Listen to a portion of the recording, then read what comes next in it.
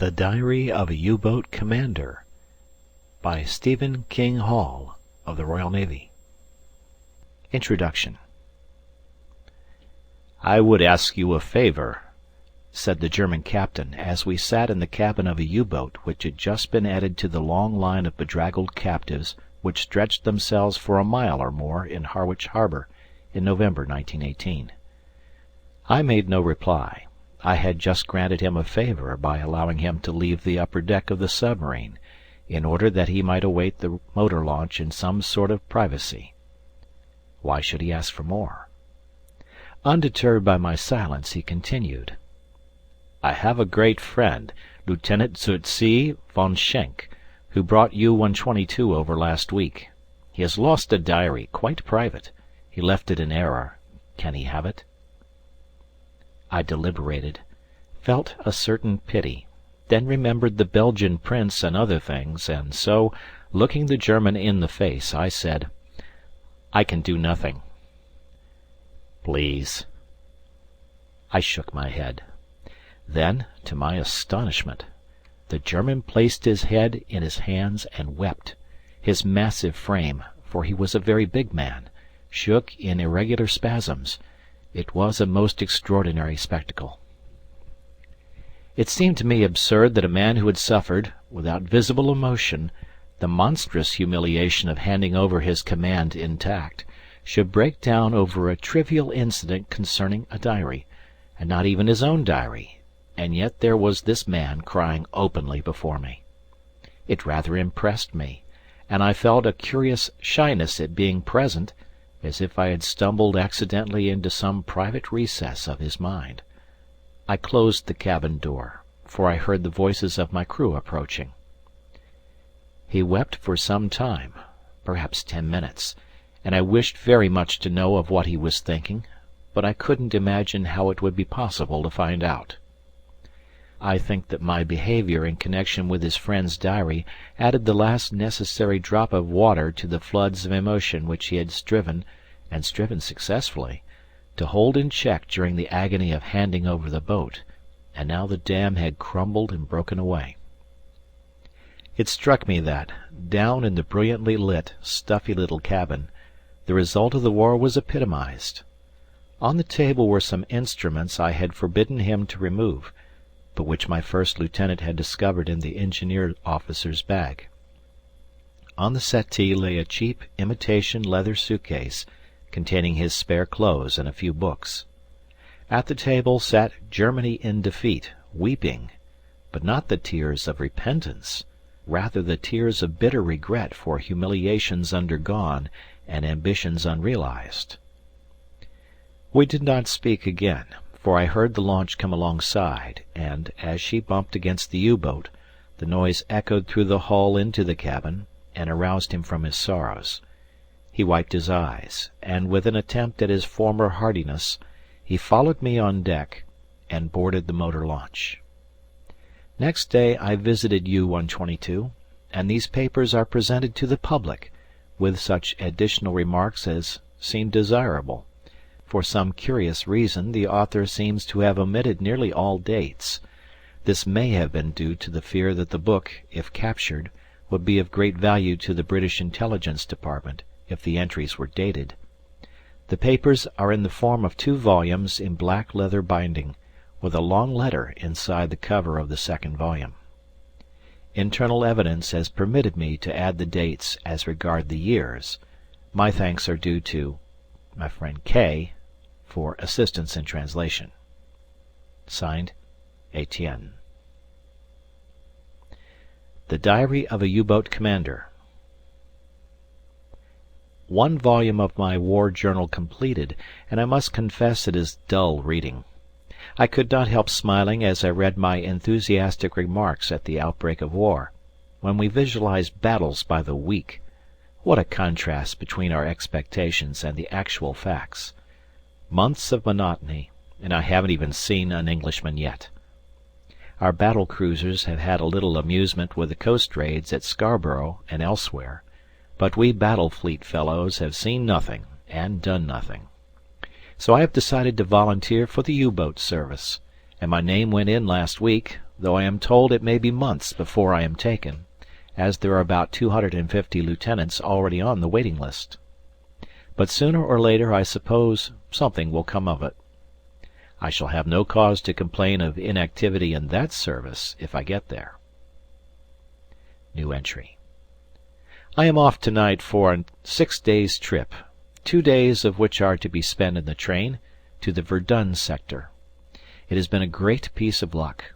The trip has been arranged by the Military and Naval Intercommunication Department, and 2 officers from this squadron were to go. There were 130 candidates, so we drew lots. As usual, I was lucky and drew one of the 2 chances. It should be intensely interesting. At place deleted. I arrived here last night after a slow and tiresome journey, which was somewhat alleviated by an excellent bottle of French wine which I purchased whilst in the Champagne district. Long before we reached the vicinity of Verdun it was obvious to the most casual observer that we were heading for a centre of unusual activity. Hospital trains travelling north-east and east were numerous, and twice our train, which was one of the ordinary military trains, was shunted on to a siding to allow troop trains to rumble past. As we approached Verdun, the noise of artillery, which I had heard distantly once or twice during the day, as the casual railway train approached the front, became more intense, and grew from a low murmur into a steady noise of a kind of growling description, punctuated at irregular intervals by very deep booms, as some especially heavy piece was discharged, or an ammunition dump went up. The country here is very different from the mud flats of Flanders, as it is hilly and well wooded. The Meuse, in the course of centuries, has cut its way through the rampart of hills which surround Verdun, and we are attacking the place from 3 directions. On the north we are slowly forcing the French back on either river bank, a very costly proceeding, as each wing must advance an equal amount, or the one that advances is enfiladed from across the river. We are also slowly creeping forward from the east and northeast in the direction of Douaumont. I am attached to a 105 centimetre battery. A young Major von Markel in command, a most charming fellow. I spent all day to-day in the advanced observing position with a young subaltern called Grabel, also a nice young fellow. I was in position at 6 a.m. and, as apparently is common here, mist hides everything from view until the sun attains a certain strength. Our battery was supporting the attack on the north side of the river, though the battery itself was on the south side and firing over a hill called L'Homme Mort. Von Markel told me that the fighting here had not been previously equalled in the war, such is the intensity of the combat and the price each side is paying.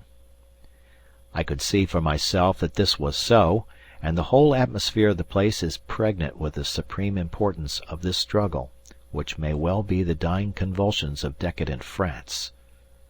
His Imperial Majesty himself has arrived on the scene to witness the final triumph of our arms, and all agree that the end is imminent.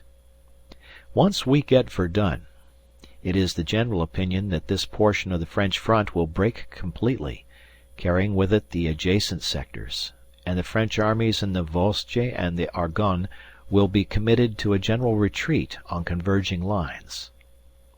But, favourable as this would be to us, it is generally considered here that the fall of Verdun will break the moral resistance of the French nation.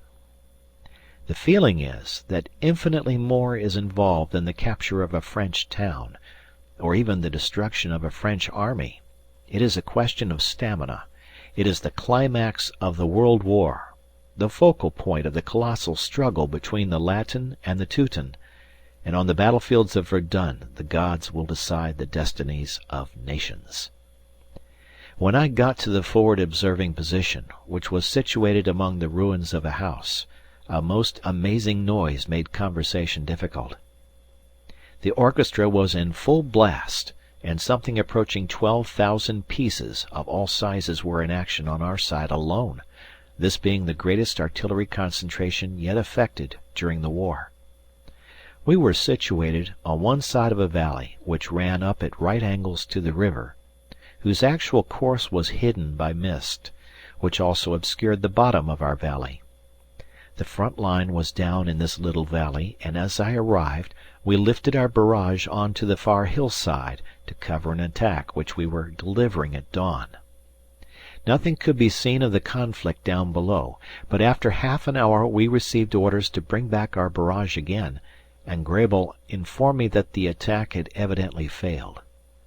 This afternoon I heard that it was indeed so, and that one division, the 58th, which had tried to work along the river bank and outflank the hill, had been caught by a concentration of 6 batteries of French 75's, which were situated across the river.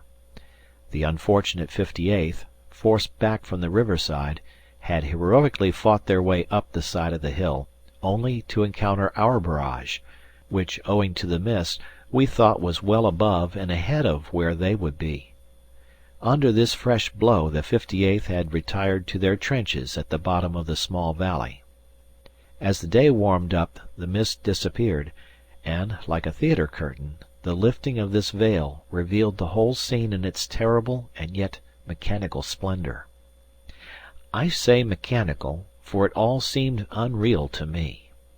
I knew I should not see cavalry charges, guns in the open, and all the old-world panoply of war, but I was not prepared for this barren and shell-torn circle of hills, continually being freshly, and, to an uninformed observer, aimlessly lashed by shell fire. Not a man in sight, though below us the ground was thickly strewn with corpses. Overhead a few aeroplanes circled round amidst balls of white shell bursts. During the day the slow circling aeroplanes, which were artillery observing machines, were galvanized into frightful activity by the sudden appearance of a fighting machine on one side or the other. This happened several times. It reminded me of a pike amongst young trout. After lunch I saw a Spad shot down in flames. It was like Lucifer falling down from high heavens. The whole scene was enframed by a sluggish line of observation balloons. Sometimes groups of these would hastily sink to earth, to rise again when the menace of the aeroplane had passed. These balloons seemed more like phlegmatic spectators at some athletic contest than actual participants in the events. I wish my pen could convey to paper the varied impressions created within my mind in the course of the past day, but it cannot. I have the consolation that, though I think that I have considerable ability as a writer, yet abler pens than mine have abandoned in despair the task of describing a modern battle. I can but reiterate that the dominant impression that remains is of the mechanical nature of this business of modern war, and yet such an impression is a false one, for as in the past so today, and so in the future, it is the human element which is, has been, and will be the foundation of all things. Once only in the course of the day did I see men in any numbers, and that was when at 3 p.m. the French were detected massing for a counter-attack on the south side of the river. It was doomed to be stillborn. As they left their trenches, distant pygmy figures in horizon blue, apparently plodding slowly across the ground, they were lashed by an intensive barrage, and the little figures were obliterated in a series of spouting shell bursts. 5 minutes later the barrage ceased, the smoke drifted away, and not a man was to be seen. Grabel told me that it had probably cost them 750 casualties. What an amazing and efficient destruction of living organisms! New entry. Another most interesting day, though of a different nature. Today was spent witnessing the arrangements for dealing with the wounded. I spent the morning at an advanced dressing station on the south bank of the river. It was in a cellar, beneath the ruins of a house, about 400 yards from the front line and under heavy shell fire. As close at hand was the remains of what had been a wood, which was being used as a concentration point for reserves. The cover afforded by this so-called wood was extremely slight, and the troops were concentrating for the innumerable attacks and counter-attacks which were taking place under shell fire. This caused the surgeon in charge of the cellar to describe the wood as our main supply station. I entered the cellar at 8 a.m., taking advantage of a partial lull in the shelling, but a machine gun bullet viciously flipped into a wooden beam at the entrance as I ducked to go in. I was not sorry to get underground. A sloping path brought me into the cellar, on one side of which sappers were digging away the earth to increase the accommodation. The illumination consisted of candles set in bottles, and some electric hand lamps. The centre of the cellar was occupied by 2 portable operating tables, rarely untenanted during the 3 hours I spent in this hell. The atmosphere, for there was no ventilation, stank of sweat, blood, and chloroform. By a powerful effort I countered my natural tendency to vomit, and looked around me. The sides of the cellar were lined with figures on stretchers. Some lay still and silent, others writhed and groaned. At intervals one of the attendants would call the doctor's attention to one of the still forms. A hasty examination ensued, and the stretcher and its contents were removed. A few minutes later the stretcher, empty, returned. The surgeon explained to me that there was no room for corpses in the cellar. Business, he genially remarked, was too brisk at the present crucial stage of the great battle. The first feelings of revulsion having been mastered, I determined to make the most of my opportunities, as I have always felt that the naval officer is at a great disadvantage in war as compared with his military brother, in that he but rarely has a chance of accustoming himself to the unpleasant spectacle of torn flesh and bones. This morning there was no lack of material, and many of the intestinal wounds were peculiarly revolting, so that at lunch time, when another convenient lull in the torrent of shell fire enabled me to leave the cellar, I felt thoroughly hardened. In fact, I had assisted in a humble degree at 1 or 2 operations. I had lunch at the 11th Army Medical Headquarters Mess, and it was a sumptuous meal to which I did full justice. After lunch, whilst waiting to be motored to a field hospital, I happened to see a battalion of Silesian troops about to go up to the front line. It was rather curious feeling that one was looking at men, each in himself a unit of civilization, and yet many of whom were about to die in the interest thereof. Their faces were an interesting study. Some looked careless and debonair, and seemed to swing past with a touch of recklessness in their stride. Others were grave and serious, and seemed almost to plod forward to the dictates of an inevitable fatalism. The field hospital, where we met some very charming nurses, on one of whom I think I created a distinct impression, was not particularly interesting.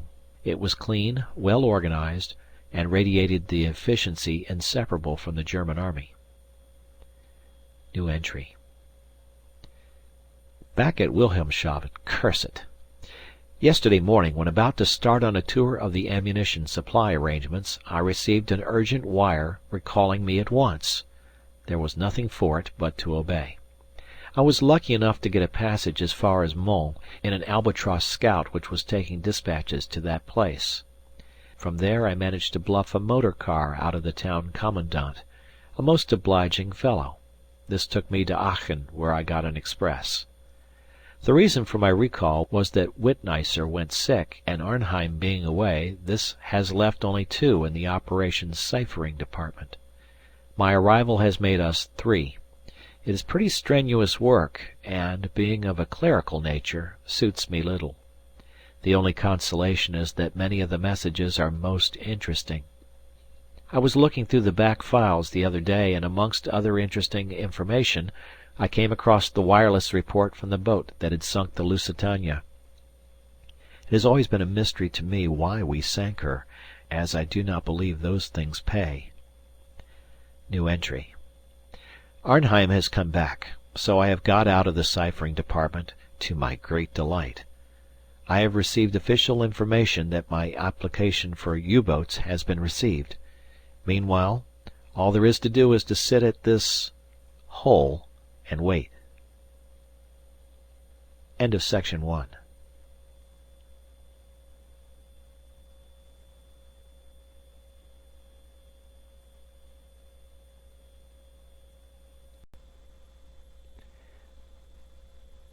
The Diary of a U-Boat Commander by Stephen King Hall.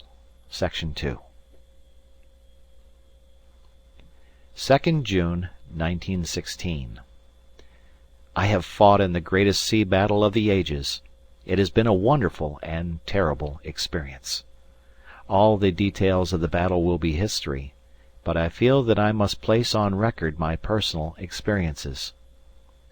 We have not escaped without marks, and the good old König brought 67 dead and 125 wounded into port as the price of the victory off Skagerrak.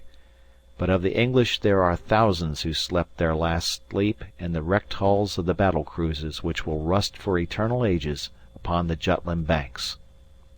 Sad as our losses are, and the gallant Lutzow has sunk in sight of home, I am filled with pride. We have met that great armada, the British fleet. We have struck them with a hammer blow, and we have returned. I was asleep in my cabin when the news came that Hipper was coming south with the British battle cruisers on his beam. In 5 minutes we were at our action stations. We made contact with Hipper at 5:30 p.m. Footnote 1. This is 4:30 GMT. ATN. End of footnote. And Beatty turned north with his cruisers and fast battleships, and we pursued.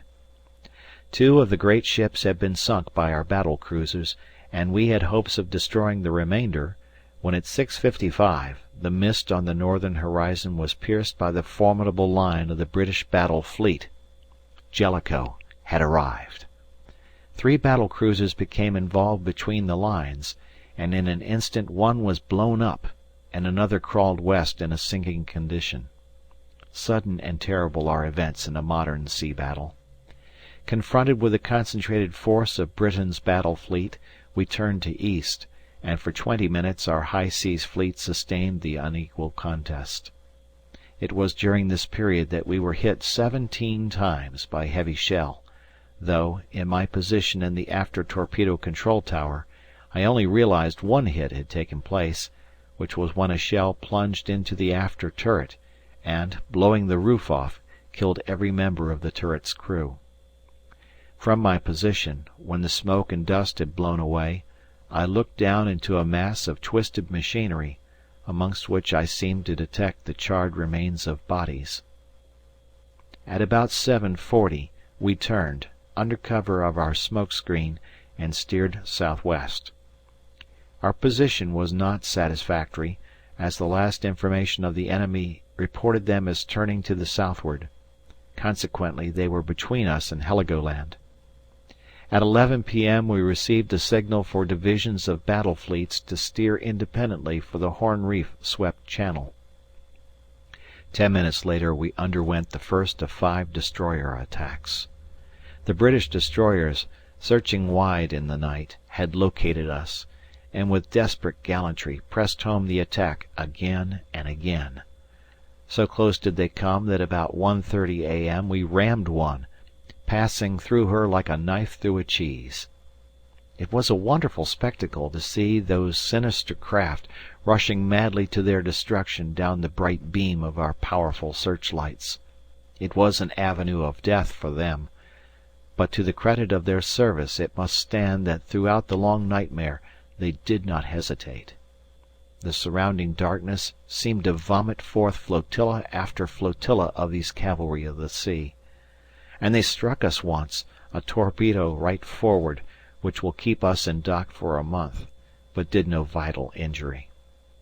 When morning dawned, misty and soft, as is its way in June in the Bight, we were to the eastward of the British, and so we came honourably home to Wilhelmshaven, feeling that the young navy had laid worthy foundations for its tradition to grow upon. We are to report at Kiel, and shall be 6 weeks upon the job. New entry. Frankfurt. Back on 17 days' leave, and everyone here very anxious to hear details of the Battle of Skagerrak. It is very pleasant to have something to talk to the women about. Usually the gallant field greys hold the drawing-room floor, with their startling tales from their Western Front, of how they nearly took Verdun, and would have if the British hadn't insisted on being slaughtered on the Somme. It is quite impossible in many ways to tell that there is a war on as far as social life in this place is concerned. There is a shortage of good coffee, and that is about all. Arrived back on board last night. They have made a fine job of us, and we go through the canal to the Schillig roads early next week. We are to do 3 weeks' gunnery practices from there, to train the new drafts. 1916, about August. At last! Thank heavens, my application has been granted. Schmidt, the secretary, told me this morning that a letter had come from the Admiralty to say that I am to present myself for medical examination at the board at Wilhelmshaven tomorrow. What joy! To strike a blow at last, finish for ever the cursed monotony of inactivity of this high seas fleet life. But the U-boat war, ah, that goes well. We shall bring those stubborn, blood-sucking islanders to their knees by striking at them through their bellies. When I think of London and no food, and Glasgow and no food, then who can say what may happen? Revolt! Rebellion in England, and our brave field greys on the west will smash them to atoms in the spring of 1917, and I, Karl Schenk, will have helped directly in this. Great thought! But calm. I am not there yet. There is still this confounded medical board. I almost wish I had not drunk so much last night. Not that it makes any difference, but still one must run no risks, for I hear that the medical is terribly strict for the U-boat service. Only the cream is skimmed. Well, tomorrow we shall see. Passed! And with flying colours. It seemed absurdly easy and only took 10 minutes, but then my physique is magnificent, thanks to the physical training I have always done. I am now due to get 3 weeks' leave, and then to Zeebrugge. I have wired to the little mother at Frankfurt. At Zeebrugge, or rather Bruges. I spent 3 weeks at home. All the family are pleased except mother. She has a woman's dread of danger. It is a pleasing characteristic in peace time, but a cloy on pleasure in days of war. To her, with the narrowness of a female's intellect, I really believe I am of more importance than the fatherland. How absurd! Whilst at Frankfurt I saw a good deal of Rosa. She seems better looking each time I meet her. Doubtless she is still developing to full womanhood. Moritz was home from Flanders.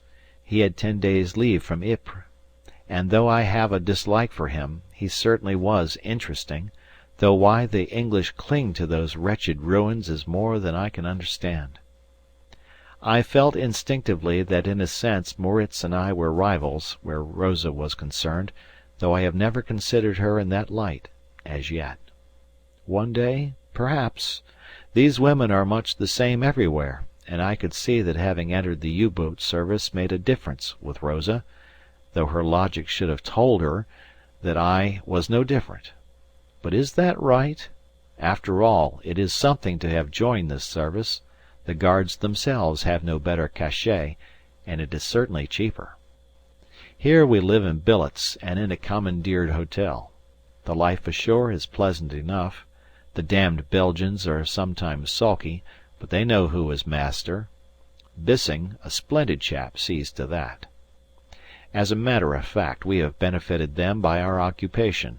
The shops do a roaring trade at preposterous prices, and shamefully enough the German shopkeepers are most guilty.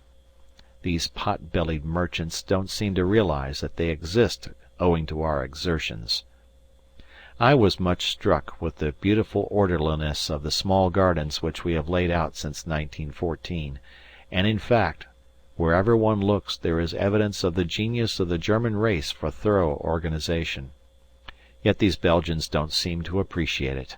I can't understand it. I find here that social life is very much gayer than at that mad town at Wilhelmshaven.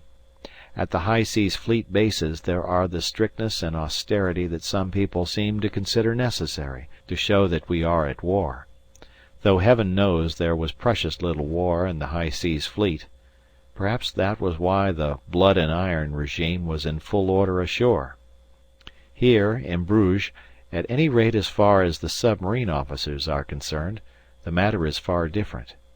When the boats are in, one seems to do as one likes, with a perfunctory visit to the ship in the course of the day. Wittnitz, the Commodore, favours complete relaxation when in from a trip. In the evenings there are parties, for which there are always ladies, and I find it is necessary to have a smoking. (1) A dinner jacket.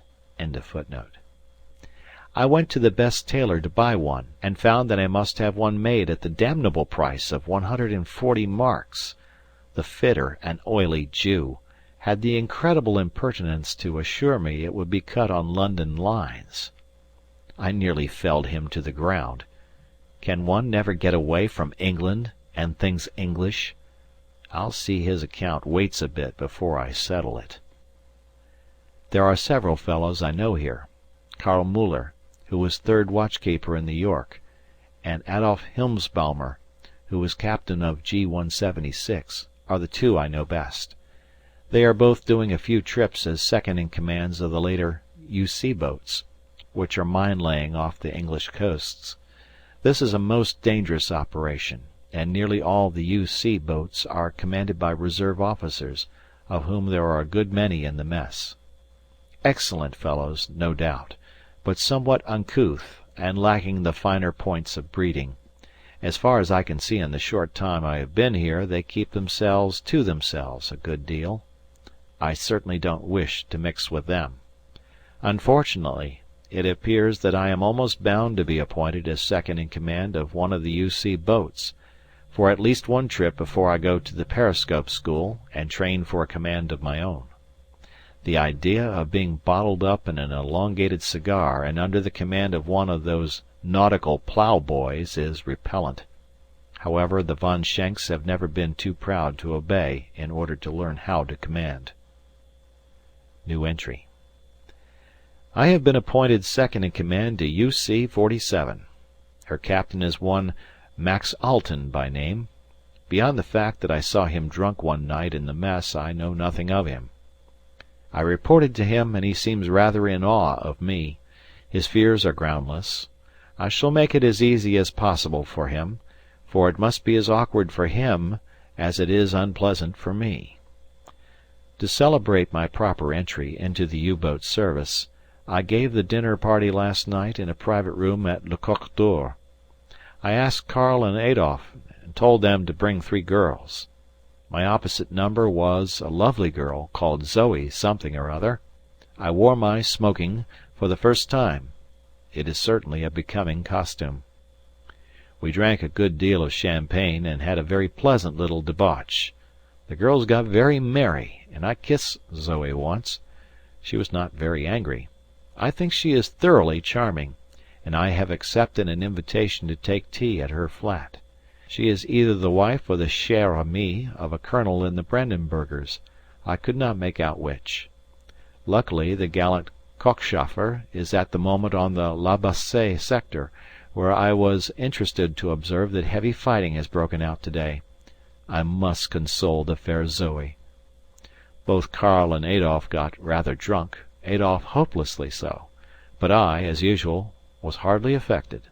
I have a head of iron, provided the liquor is good, and I saw to that point. We were sailing, or rather going down the canal to Zeebrugge on Friday, but the starting resistance of the port main motor burnt out and we were delayed till Sunday, as they will fit a new one. I must confess the organization for repair work here is admirable, as very little is done by the crews in the U-boats, all work being carried out by the permanent staff, who are quartered at Bruges docks. Taking advantage of the delay, I called on Zoe Stein, as I find she is named. It appears she is not married to Colonel Stein.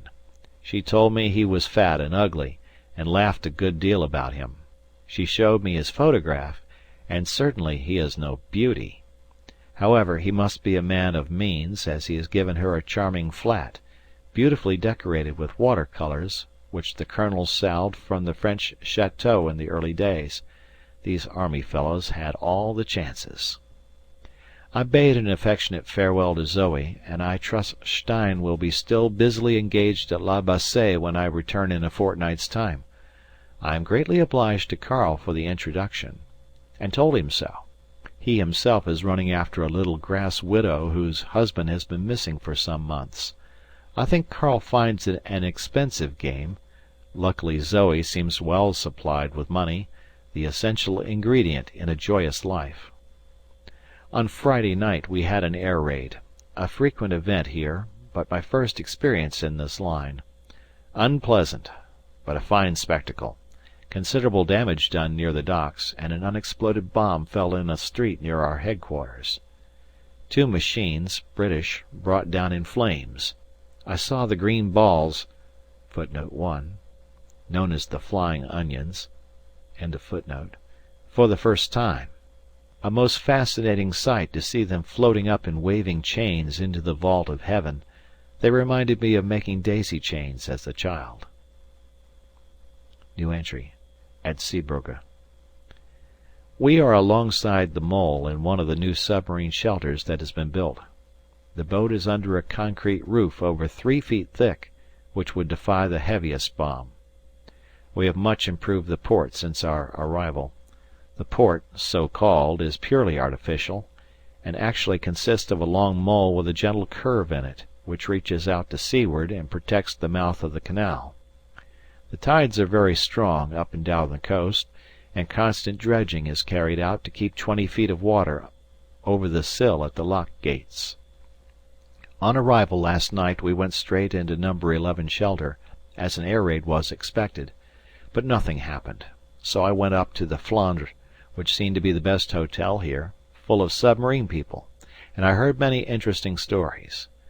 There seems no doubt this U-boat war is dangerous work. I find the U.C. boats are beginning to be called the Suicide Club, after the famous English story of that name, which, curiously enough, I saw on the kinematograph at Frankfurt last leave. We Germans are extraordinarily broad-minded. I doubt if the works of German authors are seen on the screens in England or France. The news from the West is good. The English are hurling themselves to destruction against our steel front. We are now to load up with mines. I must stop writing to superintend this work. At sea, near the South Dogger Light. We loaded up the 10 mines we carry in an hour and 5 minutes. They were lifted from a railway truck by a big crane and delicately lowered into the mine tubes, of which we have 5 in the bows. The tubes extend from the upper deck of the ship to her keel, and slope aft to facilitate release. Having completed with fuel at Bruges, we took in a store of provisions, and Alten went up to the Commodore's office to get our sailing orders.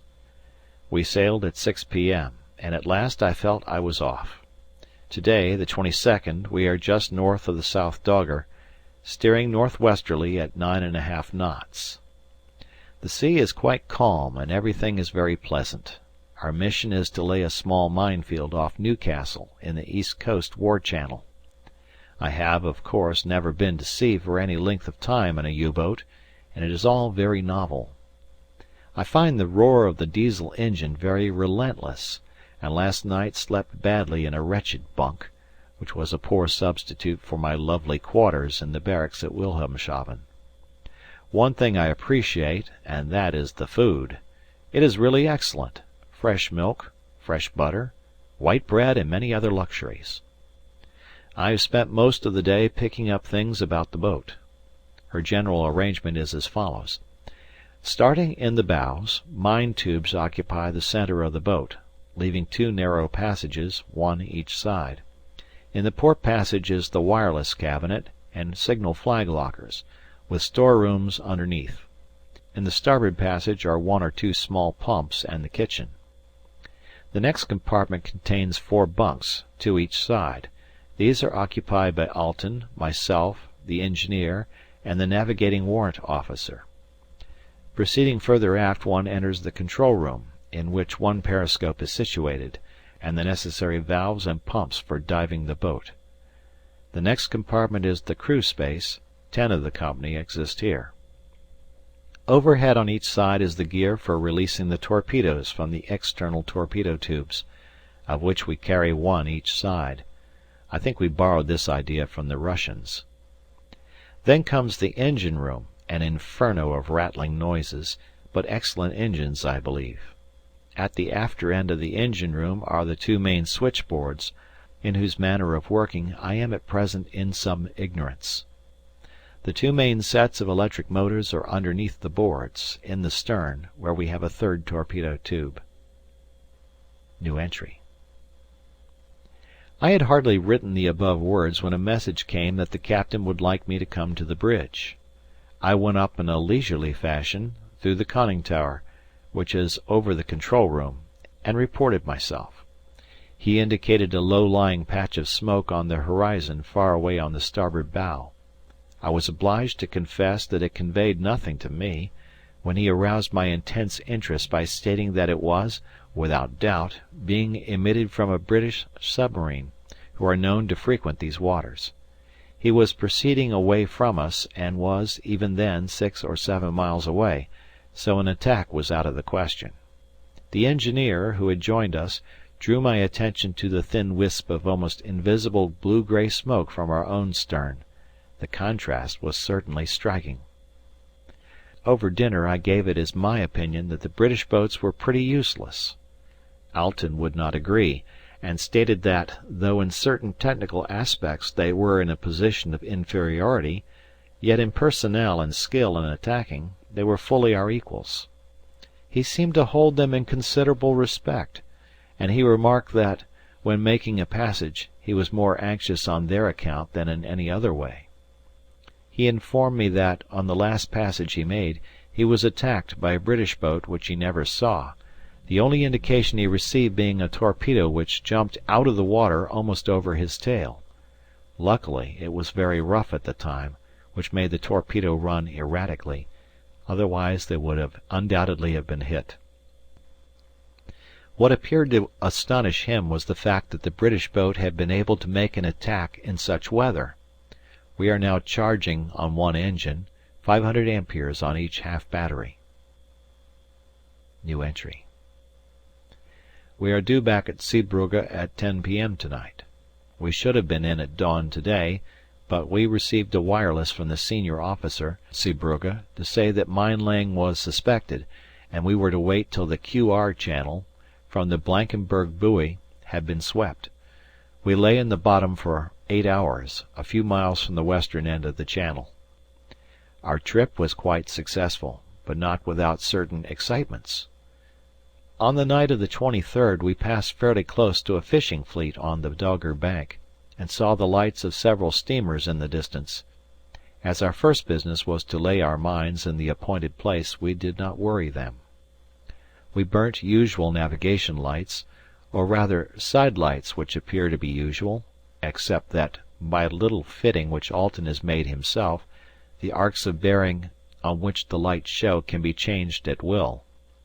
His idea is that, should we appear to be approaching a steamer which he wishes to avoid, in many cases by shining a little more or less red or green light, we can make her think that we are a steamer on such a course that it is her duty by the rules of the road to keep clear of us. He tells me it has worked on several occasions, and he has also found it useful to have two small auxiliary side lights fitted, which are the wrong colours for the sides they are on. It is, of course, only neutral shipping which carry lights nowadays, though Alten says that many British ships are still incredibly careless in the matter of lights. However, to resume my account of what happened. We reached our position at dawn, or slightly after. The weather was beautifully calm, and the sea like glass. As we were only 3 miles from the English coast, and close to the mouth of the Tyne, we were extraordinarily lucky to have nothing in sight, if one excepts a long smudge of smoke which trailed across the horizon to the southward. The land itself was obscured by early morning banks of mist, yet everything was so still that we actually faintly heard the whistle of a train. I could hardly restrain from suggesting to Alten that we should elevate the 10 cm gun to 15 degrees and fire a few rounds on to prowled Albion's virgin shores, but I did not do so, as I felt fairly certain that he would not approve, and I do not wish to lay myself open to rebuffs from him after his behaviour concerning the smoking incident. I boil with rage at the thought, but again I digress.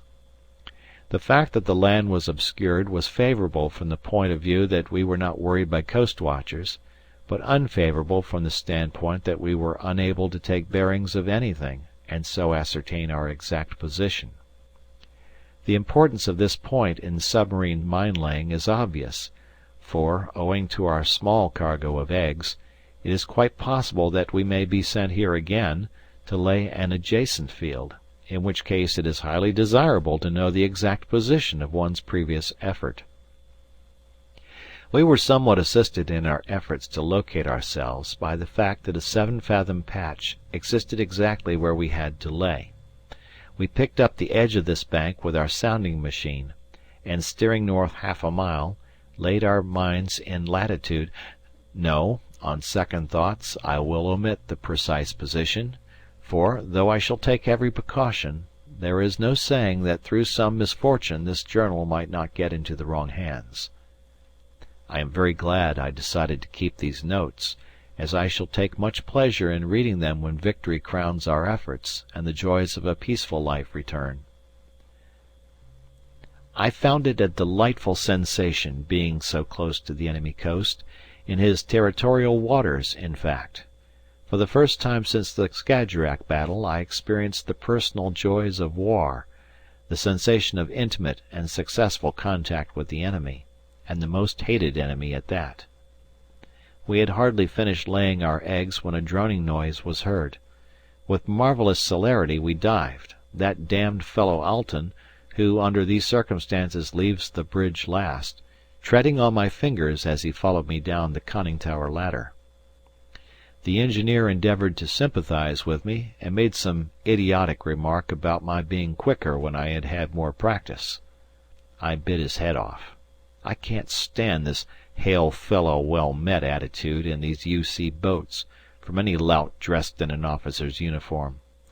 They wouldn't be holding commissions if it wasn't for the war, and they should remember that fact. I suppose they think I'm standoffish. Well, if they had my family tree behind them, they would understand. We dived to 60 feet, and then came up to 20. Alten looked through the periscope and then invited me to look. Curiosity impelled me to accept this favour, and, putting the focusing lever to skyscrape, I swept round the sky. At last I saw him. He was a small gas bag of diminutive size, beneath which was suspended a little car, the most ridiculous little travesty of an airship I have ever seen. He was nosing along at about 800 feet and making about 40 knots. Suddenly he must have seen the wake of our periscope, for he turned towards us. Simultaneously Alten, from the conning tower (I was using the other periscope in the control room), ordered the boat to 60 feet and put the helm hard over. We had turned 16 points (180 degrees), and in about 2 minutes heard a series of reports right astern of us. It was evident that our ruse had succeeded, and that he had overshot the mark. Inside the boat one felt a slight jar as each bomb went off. We gradually came round to our proper course, and cruised all day submerged at dead slow speed. Every time we lifted our periscope he was still hanging about sufficiently close to make it foolish for us to come to the surface. Towards noon a group of trawlers, doubtless summoned by wireless, appeared, and proceeded to wander about. These seemed to concern Alten far more than the airship, and he informed me that from their, to me, aimless movements he deduced they were hunting for us by hydroplanes. Occasionally we lay on the bottom in 19 fathoms. By 4 p.m. the atmosphere was becoming rather unpleasant and hot, and gradually we took off more clothes. Curiously enough, I longed for a smoke, but wild horses would not have made me ask Alten for permission. At 8 p.m. it was sufficiently dark to enable us to rise, which gave me great pleasure, though the first rush of fresh air down the hatch made me vomit after hours of breathing the vitiated muck. On coming to the surface we saw nothing in sight, but a breeze had sprung up which caused spray to break over the bridge as we chugged along at 9 knots.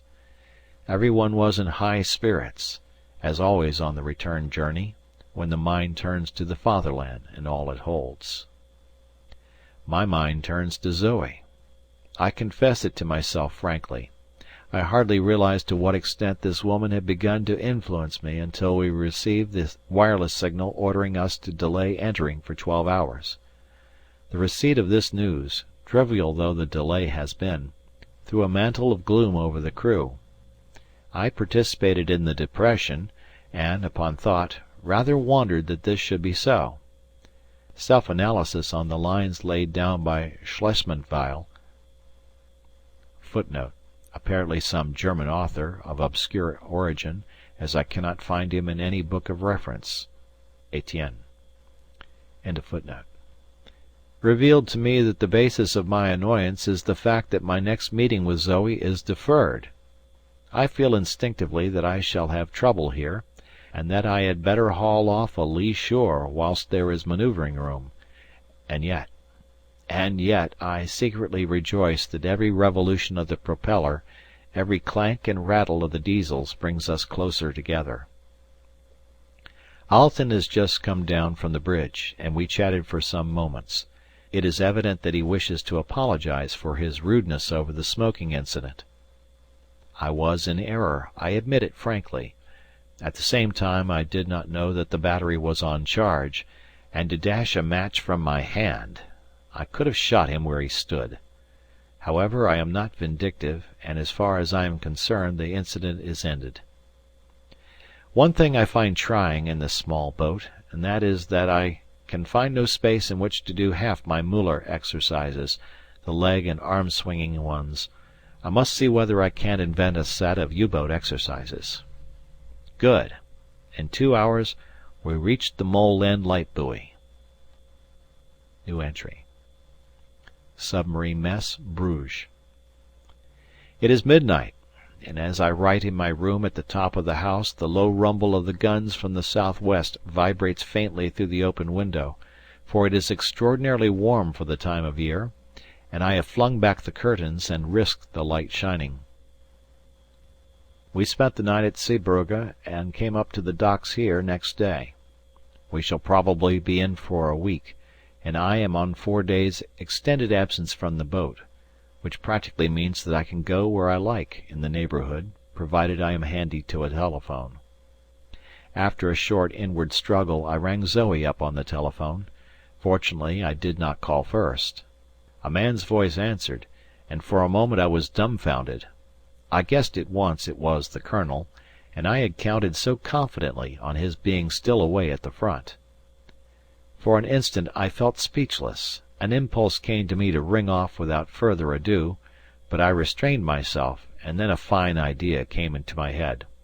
"Who was that?" I said.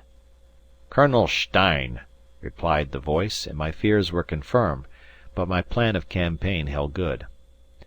"I am speaking," I continued, "on behalf of Lieutenant von Schenk."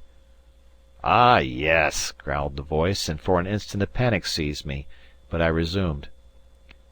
"He met Madame Stein at dinner some days ago, and she kindly asked him to call. He has asked me to ring up and inquire when it would be convenient, as he would like to meet you, sir, as well. He has been unable to ring up himself, as he was sent away from Bruges on duty early this morning." I smiled to myself at this little lie, and listened. "Your friend had better call tomorrow then, for I leave tomorrow evening for the Somme front. Will you tell him?" I replied that I would, and left the telephone well satisfied, but cursing the fates that made it advisable to keep clear of No. 10 Kafelistrasse for 36 hours. Needless to say, next day I rang up again in order to tell the Colonel that Lieutenant Schenk had apparently been detained, as he was not yet back in Bruges, and how I felt sure that he would be sorry at missing the Colonel, etc., etc. But all this camouflage was unnecessary, as she herself came to the phone. I could have kissed the instrument when I told her of my stratagem and heard her silvery laughter in my ear. "It is arranged that tomorrow, starting at 10:30, we motor for the day to the forest of Meten, taking our lunch and tea with us. Pray heaven the weather holds.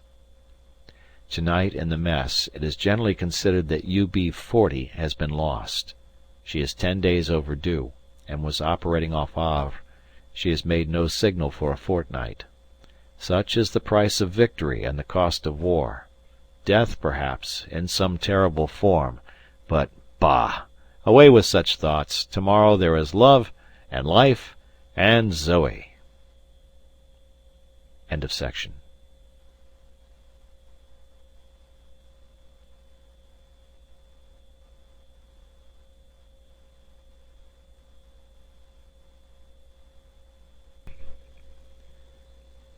The Diary of a U-Boat Commander by Stephen King Hall. Section 3. Once more it is night. Still the guns rumble on the same old dismal tones, and as it is raining now it must be getting bad up at the front.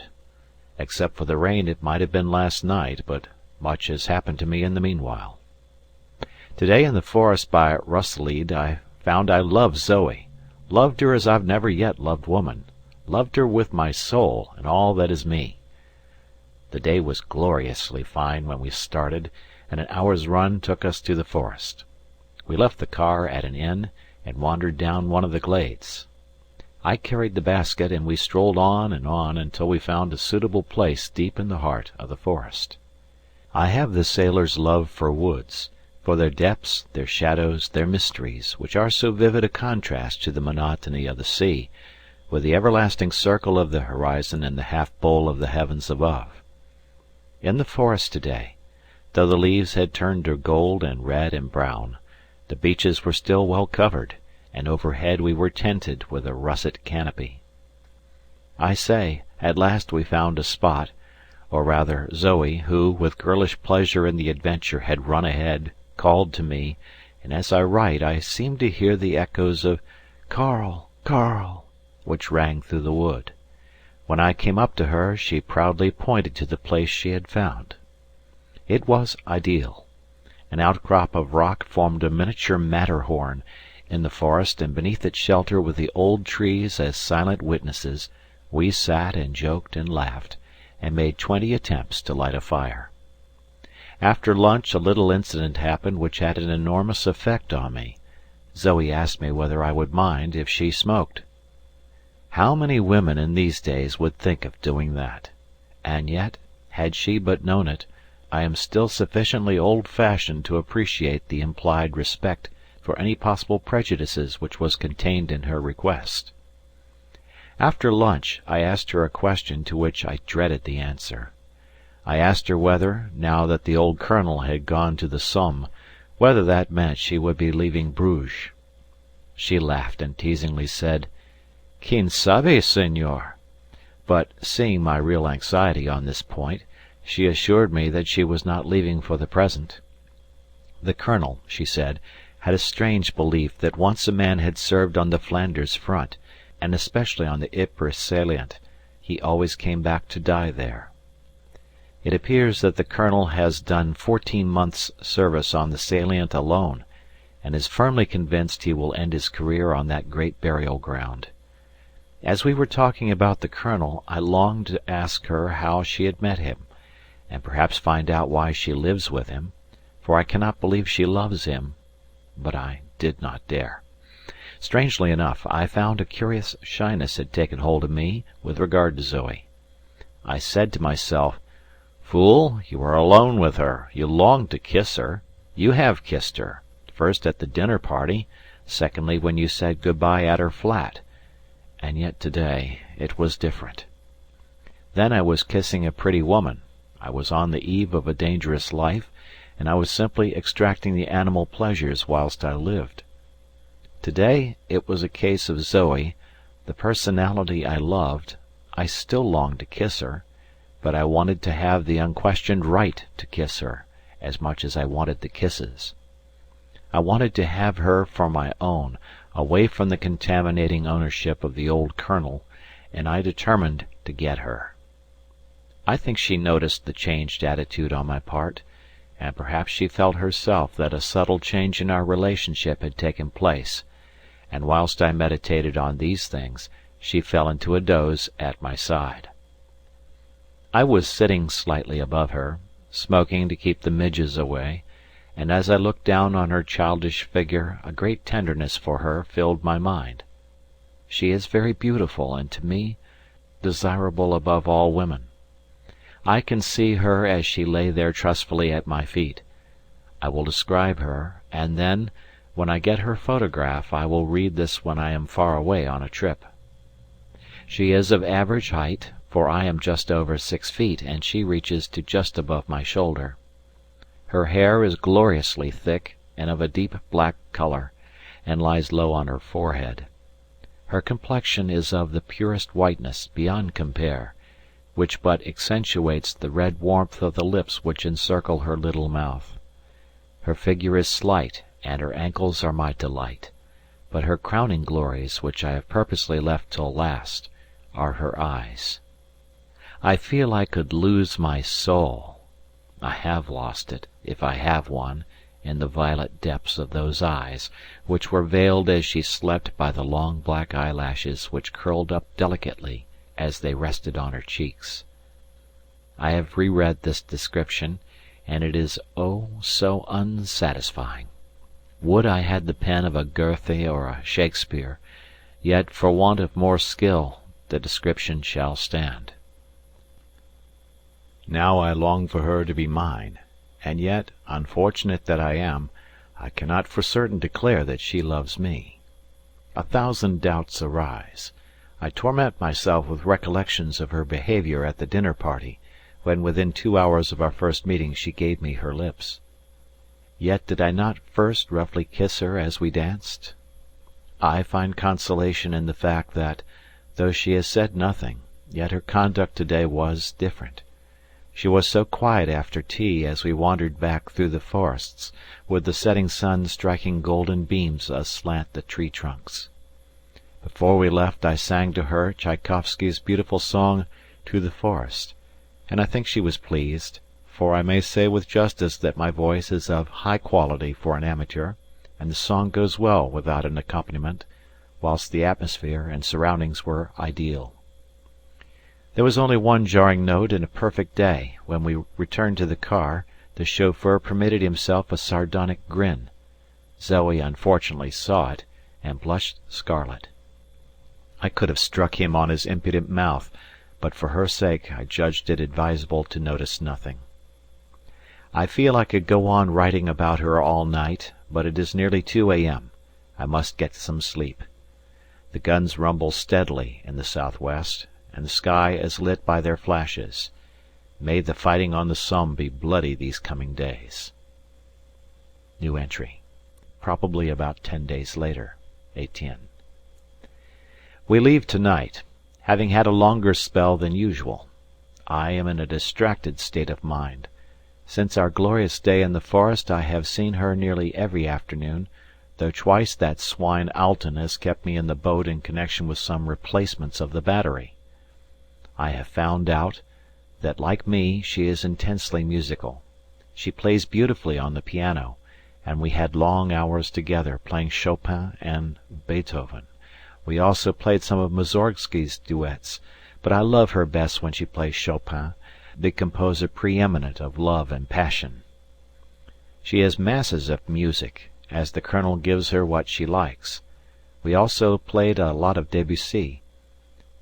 At first I demurred at playing a living French composer's works, but she pouted and looked so adorable that all my scruples vanished in an instant, so we closed all the doors, and she played it for hours very softly, while I forgot the war and all its horrors, and remembered only that I was with the well-beloved girl.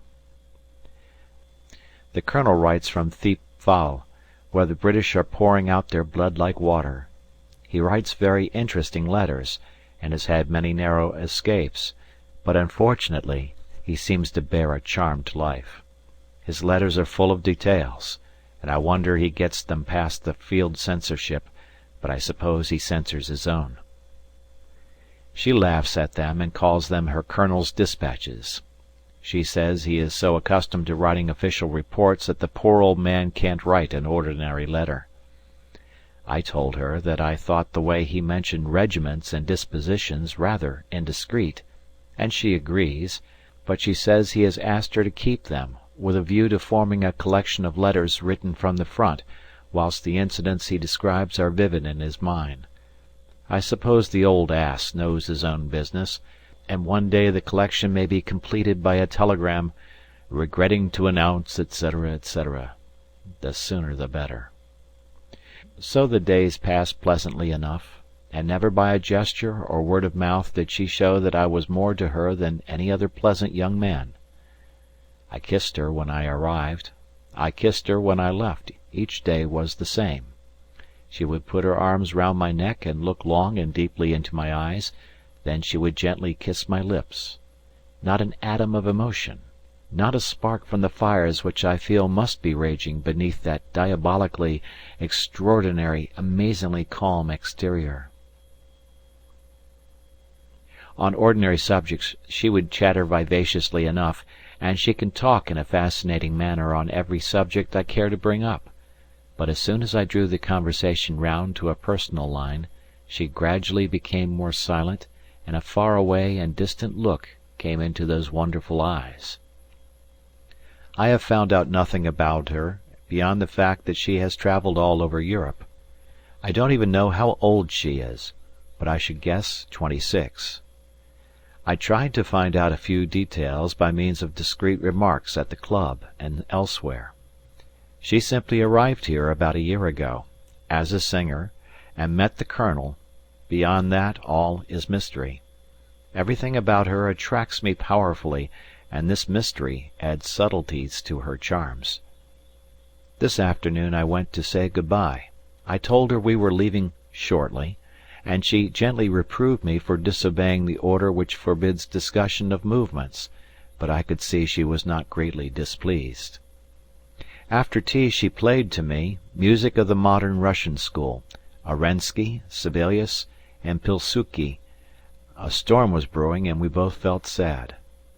She played for an hour or so, and then came and sat by me on a low divan by the fire. We were silent for a long while in the gathering gloom, whilst 1,000 thoughts chased each other swiftly through my brain, as I endeavoured to summon up courage to say what I had determined I must say before I left her, perhaps forever. At last, when only her profile was visible against the glow of the logs, I spoke. I told her quietly, calmly, and almost dispassionately that I had grown to love her, and that to me she was life itself. I told her that I had tried not to speak until I could endure no longer. She sat very still as I spoke, and when I had finished there was a long silence, and I gently stretched out my hand and stroked her lovely black hair. At last she rose, and with averted face walked across the room, and stood looking at the storm through the big bow windows. I watched her, but did not dare follow. At length she returned to me, and I saw what I had instinctively known the whole time, that she had been crying. I could not think why. She put her arms round my neck, kissed me on the forehead, and murmured, "Poor Karl." I felt crushed. I dared not move, for fear of breaking the magic of the moment, yet I longed to know more. I felt overwhelmed by some colossal mystery that seemed to be enveloping me in its folds. Why did she pity me? Why did she weep? Why didn't she answer my avowal? Why didn't she tell me something? Such were some of the problems that perplexed me. It was thus when the clock chimed 7. I told her that my leave was up at 7 o'clock, and that at 7:15 I had to be back on board the boat. She remembered this, and in an instant the past quarter of an hour might never have existed. She was all agitation and nervousness lest I should be late on board, though at the moment I would have cheerfully missed the boat to hear her say she loved me. I tried to protest, but in vain. With feminine quickness she utilized the incident to avoid a situation she evidently found full of difficulty, and at 7:10, with the memory of a light kiss on my lips and her Godspeed in my ears, I was in a taxi driving to the docks in a blinding rainstorm, and we sailed tonight. For 5, 6, 7, perhaps 10 days at the least, and at the most forever, I am doomed to be away from her and without news of her, and I don't even know whether she loves me. I think I can say she cares for me up to a certain point, but I want more. O Zoe of the violet eyes, and hair of blackest night, thy lips are brightest crimson, thy skin is dazzling white. O lay your head upon my breast, and lift your lips to mine, then murmur in soft breathings, drink deep from what is thine. Then let the war rage onward, let kingdoms rise and fall. To each shall be the other, their life, their hope, their all. Footnote: I am indebted to Commander C.C. for the above rough translation of Karl's effusion. Signed, Etienne. End of footnote. New entry. At sea. We are bound for the same old spot as last time. Alten must have been drinking like a fish lately. His breath smells like a distillery. He is apparently partial to schnapps, which he gets easily in Bruges. I can't help admiring the man, as he is a rigid teetotaler at sea, though he must find the strain well nigh intolerable, judging from the condition he was in when he came on board last night. He was really totally unfit to take charge of the boat, and I virtually took her down the canal, though with sottish obstinacy he insisted on remaining on the bridge. This morning, though his complexion was a hideous yellow colour, he seems quite all right. I shall play a little trick on him at dinner tonight. I have begun to get to know some of the crew by now. They are a fine lot of youngsters with a seasoning of half a dozen older men. The coxswain, Schmidt by name, is a splendid old petty officer who has been in the U-boat service since 1911. His favourite enjoyment is to spin yarns to the younger members of the crew, who know of his weakness and play up to it. He has a favourite expression which runs thus: His Majesty the Kaiser said Germany's future lies on the sea. I say Germany's future lies under the sea. He is inordinately fond of this statement, and the youngsters continually say, "What made you take to U-boat work, Schmidt?" And the invariable reply is as above. When he has been asked the question about half a dozen times in the course of a day, he is liable to become suspicious, and if his questioner is within range, Schmidt stares at him for a few seconds in an absent-minded way. Then an arm like that of a gorilla shoots out, and the quizzer in original translation, Untersucher, receives a resounding box on the ears, to the huge delight of his companions. The old man then permits his iron-lipped mouth to relax into a caustic smile, after which he is left in peace for some time. At the wheel he is an artist, for he seems to divine what the next order is going to be, or if he is steering her on a course he predicts the direction of the next wave, even as a skilful chess player works out the moves ahead. New entry. I am rather weak and ought to go to bed, but before I lose the savour I must record the splendid fun I had with Alten at dinner. We were dining alone, as the navigator was on the bridge, and the engineer was busy with a slight leak in the cooking water service. I have said that, though a heavy drinker by nature, Alten is a strict abstainer at sea. Accordingly I produced a small flask of rum, half-way through dinner, and helped myself to a liberal tot, placing the liquor between us on the table. As the sight met his eyes and the aroma greeted his nostrils, a gleam of joy flashed across his face, to be succeeded by a frown. With an amiable smile I proffered the flask to him, remarking at the same time, "You don't drink at sea, do you?" In a thick voice he muttered, "No. Yes. No, thank you." With an air of having noticed nothing, I resumed my meal, but out of the corner of my eye I watched his left hand on the table near the flask. It was most interesting. All the veins stood out like ropes, and his knuckles almost burst through the skin. This went on for about 30 seconds, then he choked out something about needing a breath of fresh air. As he got up his face was brick red, and I almost thought he'd have a fit. Whether by accident or design, he pulled the cloth as he got out from between the settee and the table and upset the flask. He was apparently incapable of apologizing, for he rushed up on deck. A few minutes later the navigating officer came down and asked me what was up. I said, "What do you mean?" He said, "Well, the captain came up just now, swearing like a trooper, and told me to get to the devil out of it. It didn't seem advisable to question him, so I got out of it and came down." I expressed my opinion that the captain must be feeling seasick and was ashamed to say so. I also suggested to the navigator that he should take the captain a little brandy in case he was not feeling well, but the navigator declared he was going to stay down in the warmth till he was sent for. Alten is a great coarse brute. Fancy allowing a material substance such as alcohol to grip one's mentality. Thank heaven I have nerves of iron, nothing would affect me. And now to bed, though I must just read my account of our day in the forest. Darling girl, may I dream of thee. End of section.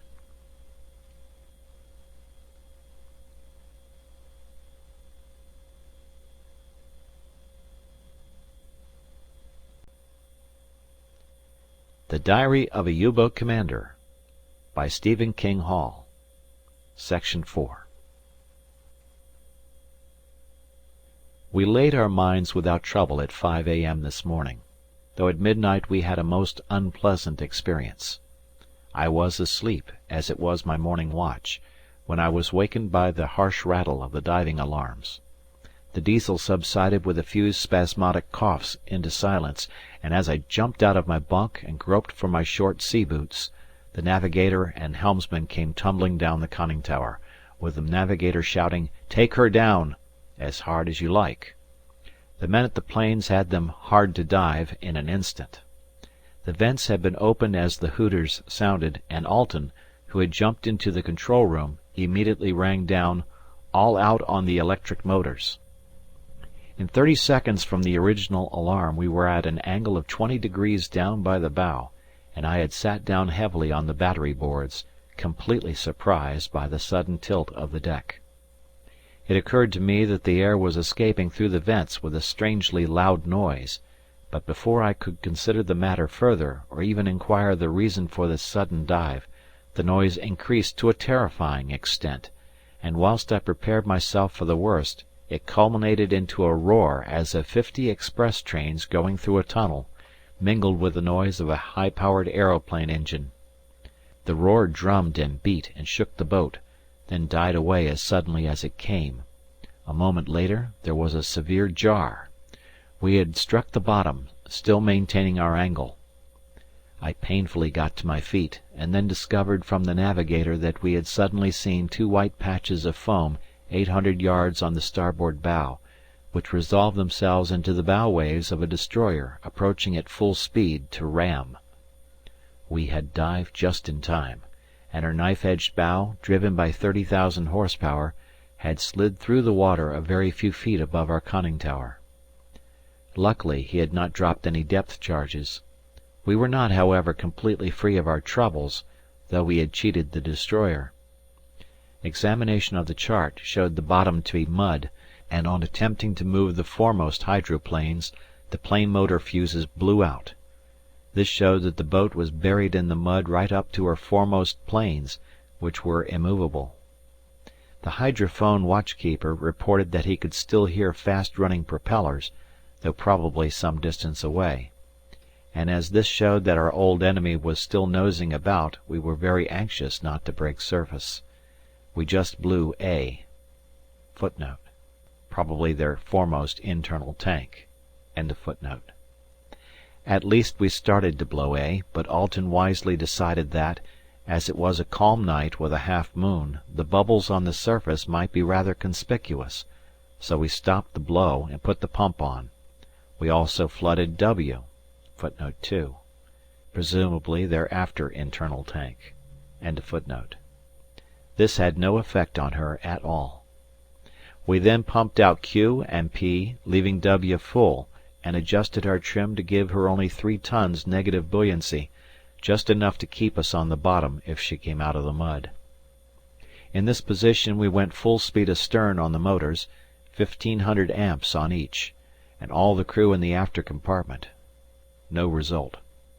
We then pumped the outer diving tanks on the port side to give her a list to starboard. Still she remained fixed. So at 2 a.m. we decided to risk it, and we put a slow blow on all tanks. When she had about 50 tons positive buoyancy, she suddenly bucketed up, and as the motors were running full speed astern at the time, we came up and broke surface stern first. In a few seconds we were trimmed down again, and as a precautionary measure we proceeded for a couple of miles at 20 metres, when, coming up to periscope depth, we surfaced. In finding all clear, we proceeded. We were put down by a trawler at dawn, though she never saw us. After half an hour's hanging about she moved off, which was lucky, as she was right on our billet. We are now proceeding to a spot somewhat to the eastward of Cape St. Abbs, (Footnote 3: St. Abbs Head), as we have instructions to do a 2 days' patrol here and sink shipping. We ought to start business to-morrow morning.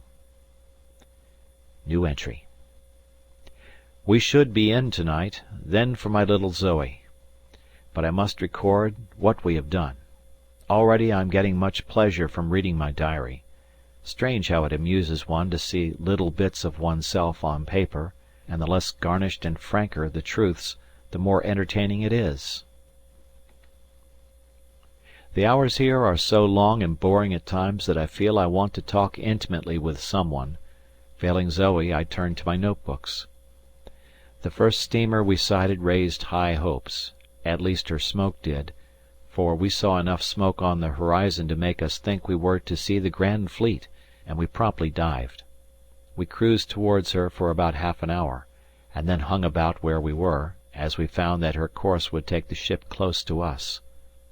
As the situation developed, Alten, who was up in the conning tower at the A periscope, gave us a certain amount of information, and we gathered that all this smoke was pouring out of the pipe-stem funnel of a wretched little English tramp. I found it most irritating, standing in the control room, my action station, and not knowing what was going on. There is only one good job in a submarine, and that is the captain's. He knows and decides everything. The rest of us are in his hands, and take things on trust.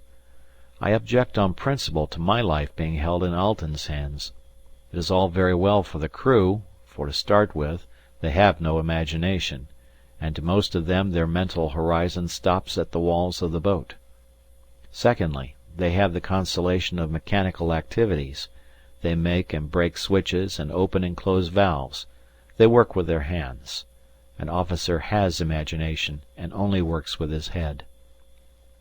As we attacked the steamer, all one heard was murmurs from Alten, such as "Raise," "Lower," "Take her down to 10 metres," "Half speed," "Slow," "Bring her up to 5 metres," "Raise," "Lower." I endeavoured to simulate an air of unconcern which I was far from feeling. Not that I was a prey to physical fear. I flatter myself that it is so far unknown to me, and there was no great danger, but simply that I longed to know what was happening. At length I heard the welcome order, "Starboard tube, stand by," which was followed almost immediately by the order, "Fire." There was a kind of coughing grunt, and the starboard torpedo proceeded on its errand of destruction. Every ear was strained for the sound of the explosion, but all we were vouchsafed was a torrent of blasphemy from Alten. The torpedo had jumped clean out of the water 100 yards short of the steamer, and had then evidently dived under the ship. So I gathered later when Alten had calmed down somewhat. We were about to surface and give her the gun, when luckily Alten took a good sweep round with the skyscraper and discovered one of those wretched little airships about a mile away, coming towards the steamer, which was wailing piteously on her siren. As the chart showed 40 metres, we decided to bottom and have lunch. Over lunch we discussed the misadventure. Alten was loud in his curses of Tanzerman, the torpedo lieutenant at Bruges, from whom he had got the torpedo in guaranteed good condition only 48 hours before we sailed.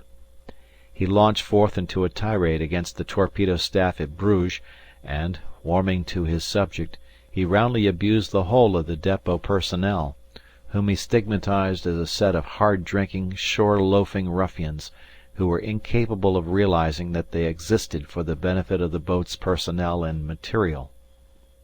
I naturally disagreed, and did so the more readily that I conscientiously disagree with him.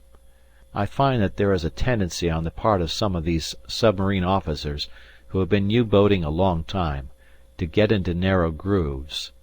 Most reserve officers are not like this, as they have only been in during the war. Alten is an exception. He left the Hamburg America on 2 years' half pay in 1912, and was, of course, kept on in 1914. After all, the depot staff are Germans, and as such labour for the Fatherland, and though their work in office and workship is not so dangerous as ours, on the other hand they have not got the stimulation before their eyes of glory to be gained.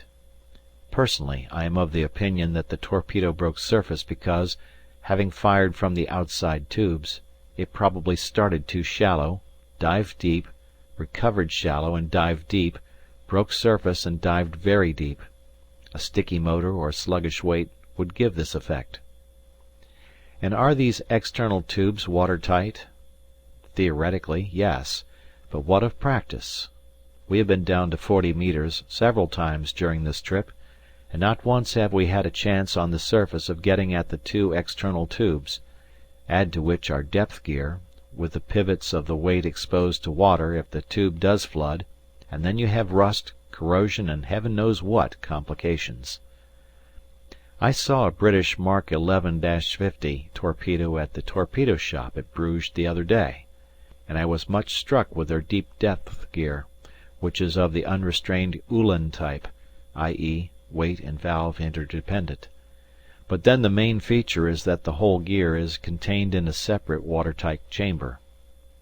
Our system is certainly a great saving in space, and is much neater in design, whilst I prefer the Uhlan principle of valve conjuncting with weight, but it would be interesting to know whether the British have much trouble with the depth keeping of their torpedo. I have written quite a disquisition on depth gears. I must get on with my record of events. After lunch we had a good look around, but the small airship was still hanging about, flying slowly in large circles.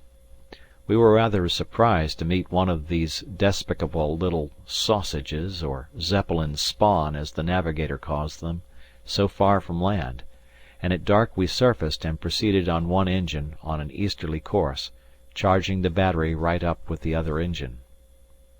Dawn revealed a blank horizon, not a vestige of mast, funnel, or smoke in sight. We ambled along in fine though cold weather, and I took advantage of the peacefulness of everything to do a really good series of Müller on the upper deck, stripped to the waist, and allowed the keen air to play its invigorating currents on my torso.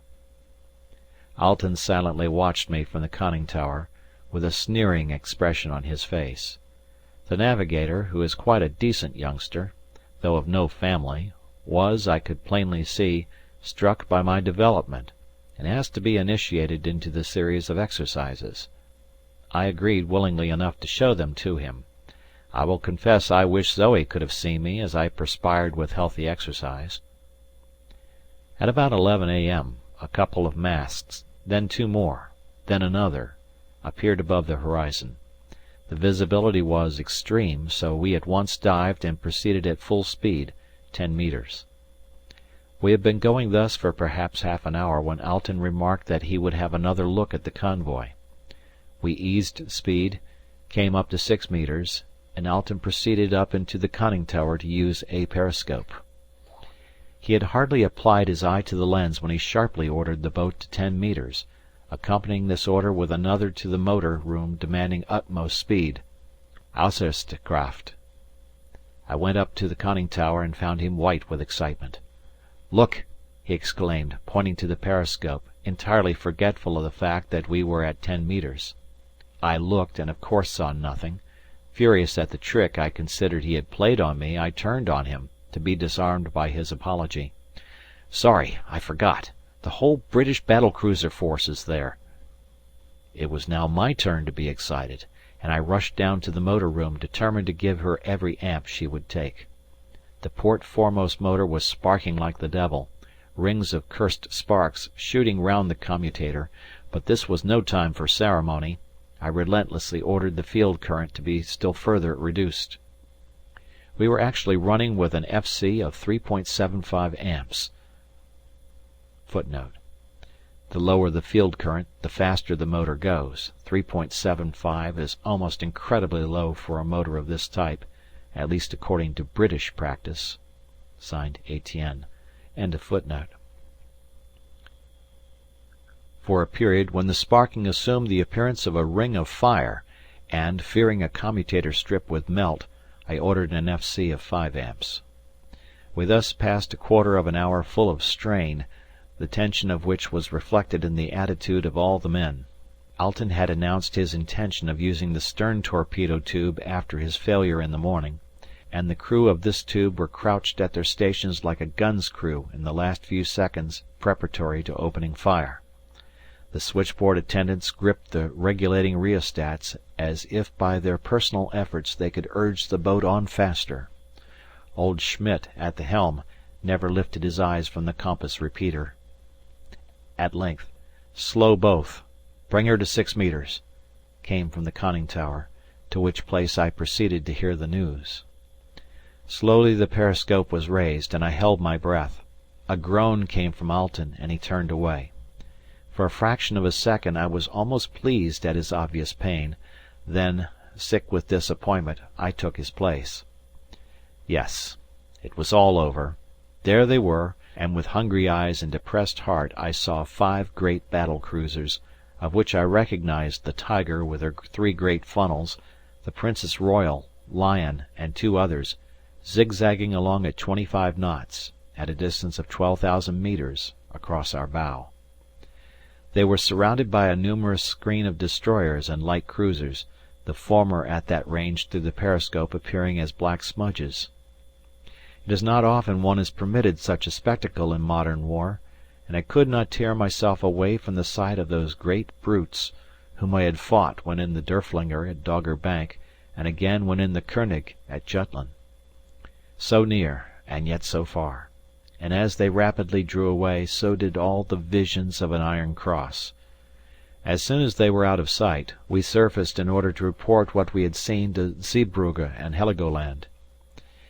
Everything seemed against us. I had gone on the bridge with the navigator. Alten, with a face as black as hell, had gone to the wardroom.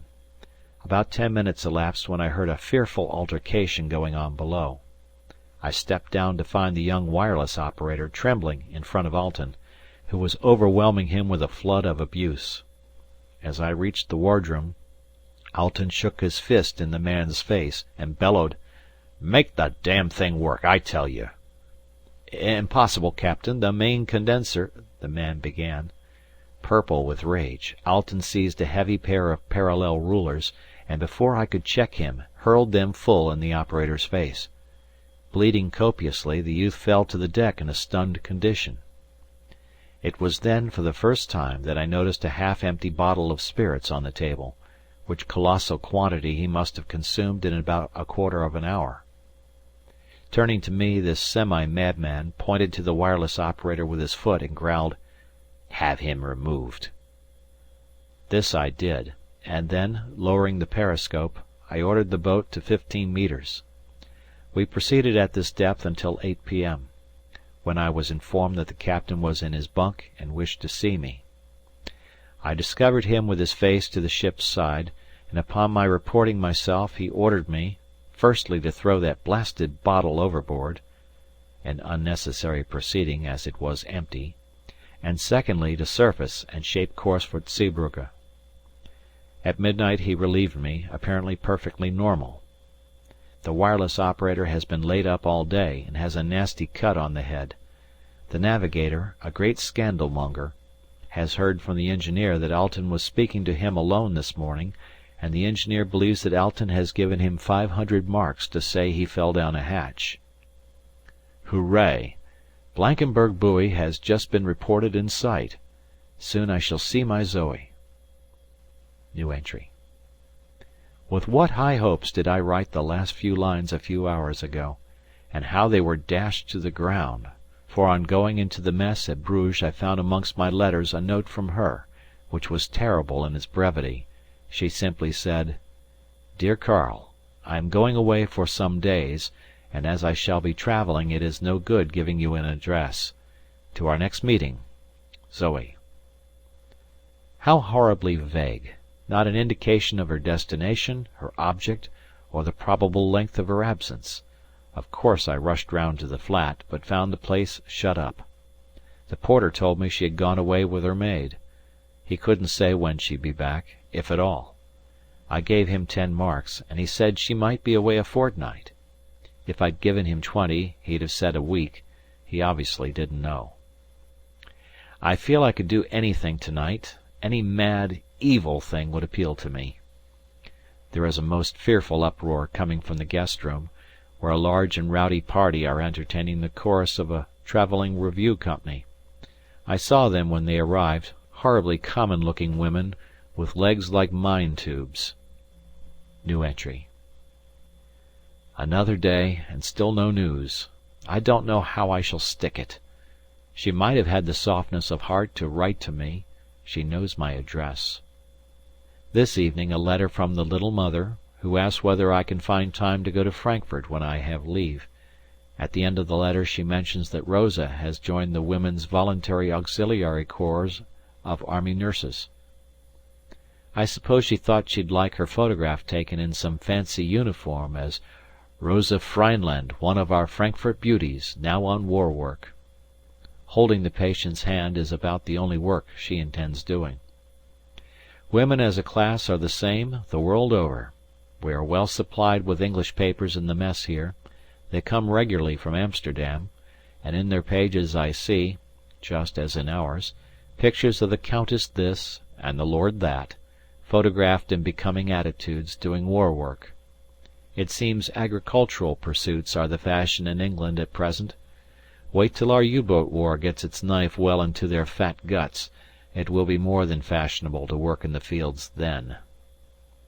The British Empire is undeniably a great creation, or rather not so much a creation as a thing arrived at accidentally, but it lacks solidarity. It sprawls, a confused mass of races and creeds, around the world. Its very immensity lays it open to attack. It has a dozen Achilles' heels from Ireland to Egypt and South Africa to India. I met a man only yesterday who was recently at the propaganda department of the Foreign Office, and without going into details he gave me a very good idea of the good work that is going on in Britain's canker spots. Ireland is considered particularly promising to those in the know. Now for an agitated night. To think that a girl should disturb me so. End of section.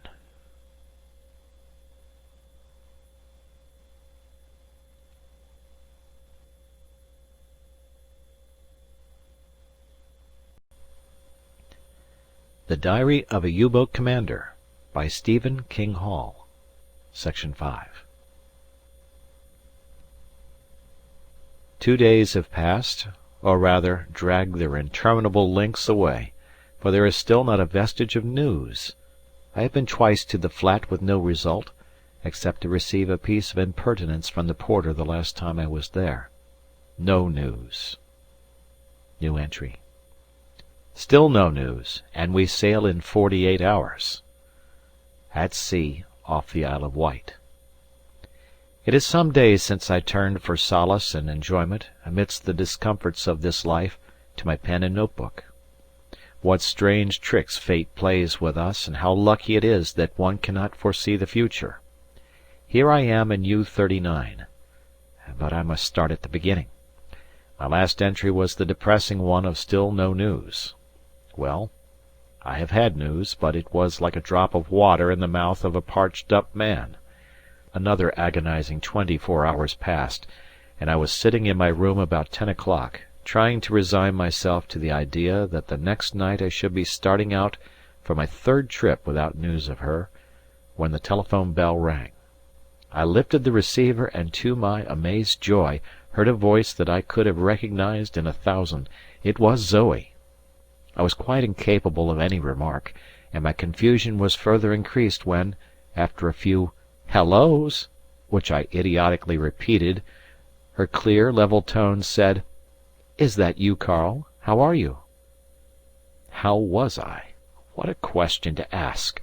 I wanted to tell her that I was bubbling with joy, that a 1,000-kilogram load had been lifted from my chest, that my blood was coursing through my veins, that I, usually so cool, was trembling with excitement, that I could have kissed the mouthpiece of the humble instrument that linked us together.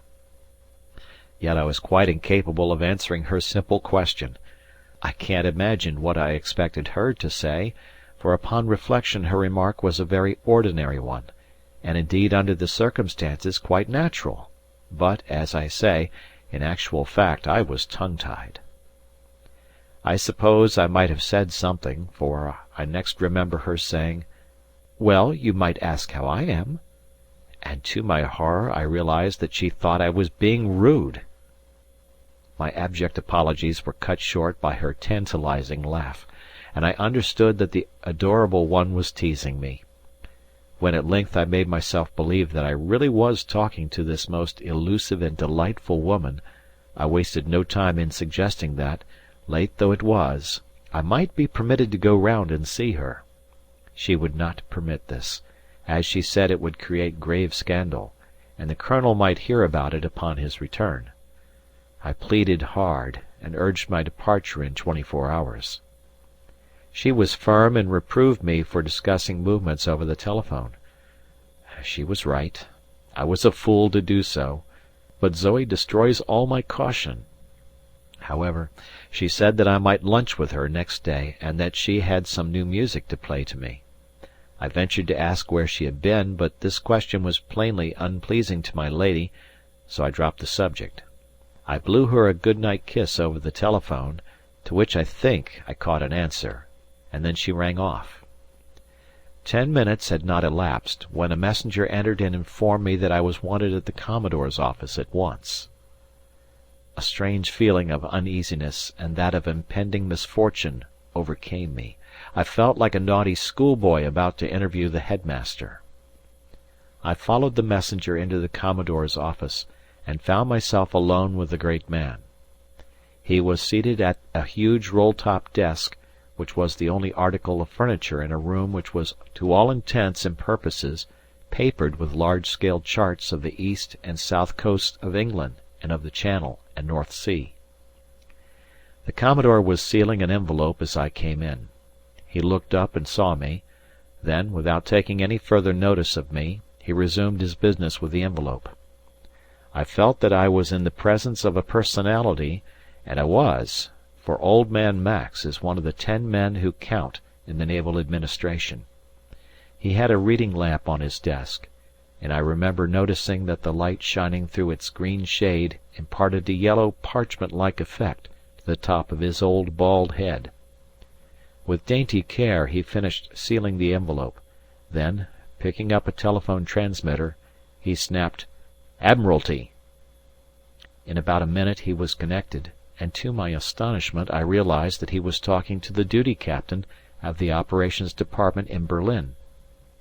His words chilled my heart, for he said, "Commodore speaking. U-39 sails at 2 a.m. for Operation FQH. Repeat."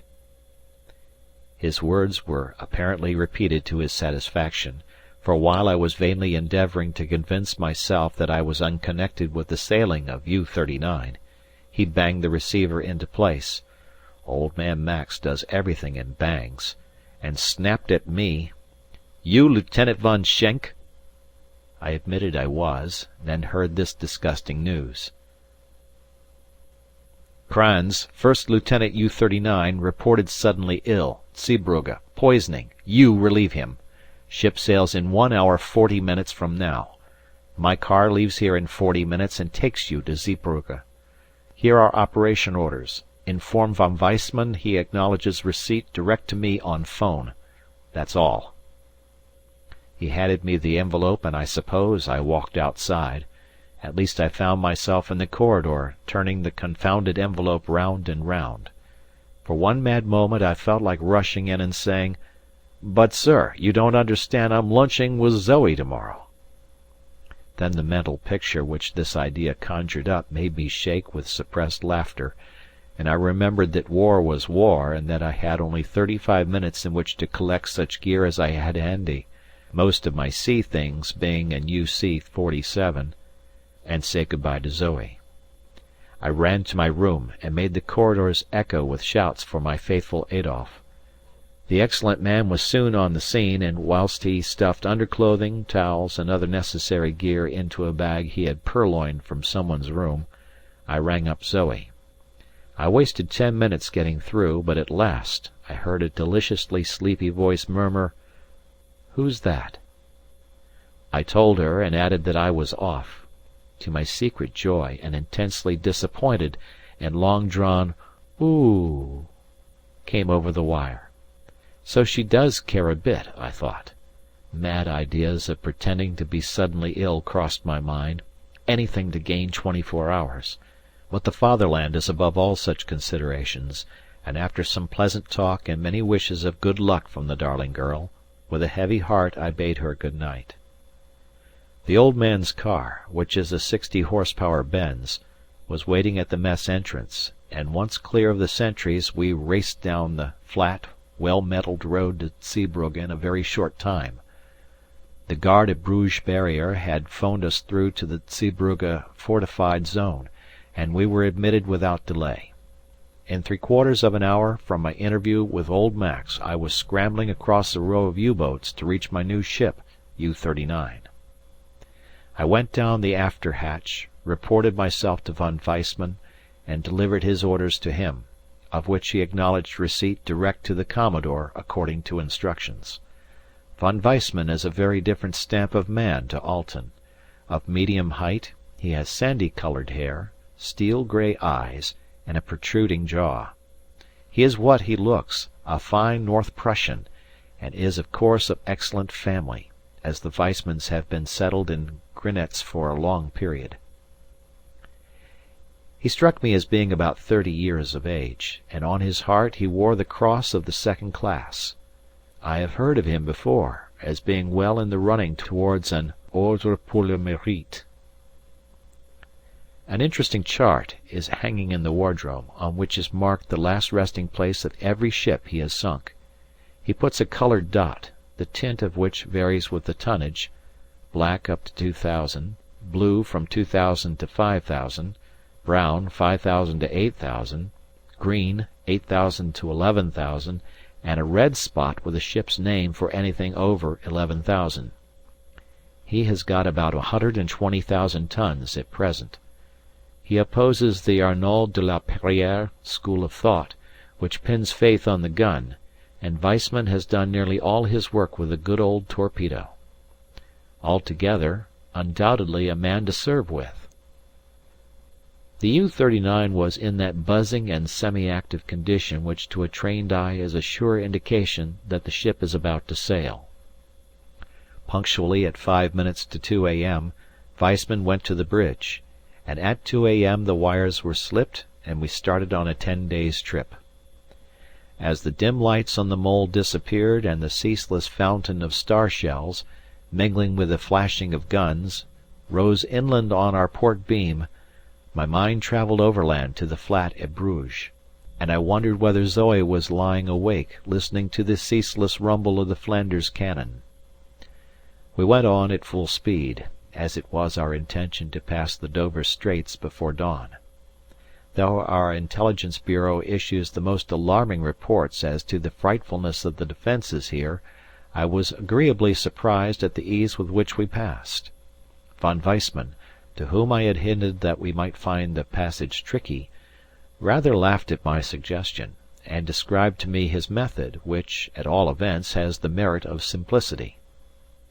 He always goes through with the tide, so as to take as short a time as possible, and he always decides on a course and steers it as closely as possible, keeping to the surface unless he sights anything, and diving as soon as anything shows up. Even if he dives he goes on as fast as possible on his course, irrespective of whether he is being bombed or not. I must say it worked very well last night. We shaped a course to pass 5 miles west of Grenay, and when that light, which for some reason the French had commodiously lit that night, was abeam, we sighted a black object, probably a trawler or destroyer, about half a dozen miles away right ahead. Weissman immediately dived and, without deviating a degree from his course, held on at 3/4 speed on the motors. Some time later the hydrophone watchkeeper reported the sound of propellers in his listeners, and that he judged them to be close at hand, so I imagine we passed very nearly directly underneath whatever it was. After an hour's submerging we rose, and found dawn breaking over a leaden and choppy sea. Nothing being in sight, we continued on the surface for an hour, charging batteries with the starboard engine, 500 amps on each. But at 9 a.m., the clouds lying low and an aerial patrol being frequent hereabouts, we dived and cruised steadily down channel at slow speed, keeping periscope depth. Several times in the course of the forenoon we sighted small destroyers and convoy craft in the distance. Footnote 1. Probably P-boats. All steering westerly. They were probably returning from escorting troop ships over to France last night. In every case we went to 60 feet long before they could have seen our stick. Footnote 2. Periscope. Weissman is evidently as cautious in this matter as he is hardy in others. The more I see of him, the more I like him. He is a man of breeding, and it is of value to serve in this boat. As I write, we are on the surface about 10 miles east of the Isle of Wight, still steering down channel. Tonight at midnight we report our position to Zeebrugge. Up till now we have maintained wireless silence for fear of the British and French directional stations picking up our signals and fixing our position. After supper this evening von Weissman explained to me the general plan of our operations for the next 8 days. Our cruising billet is about 150 miles southwest of the Scillies, at the focal point where trade for Liverpool and Bristol and the up-channel trade diverges. Von Weissman says that this is a plum billet, and we should do well. I feel this is going to be better than those piffling little mine-laying trips, and though we shall be away 10 days, it will qualify me for 4 days' leave in Belgium. New entry. There was nearly an awkward moment last night, or, rather, there was an awkward moment and nearly an awkward accident. I relieved the navigator at midnight. The pilot is an unassuming individual called Siegel, and took on the middle watch. It was blowing about force 4 from the southwest, and a nasty short, lumpy sea was running which caught us just on the port bow. About once every 10 seconds she missed her step with the waves, and, dipping her nose into it, shovelled up tons of water, which, as the bow lifted, raced aft, and breaking against the gun, flung itself in clouds of spray against the bridge.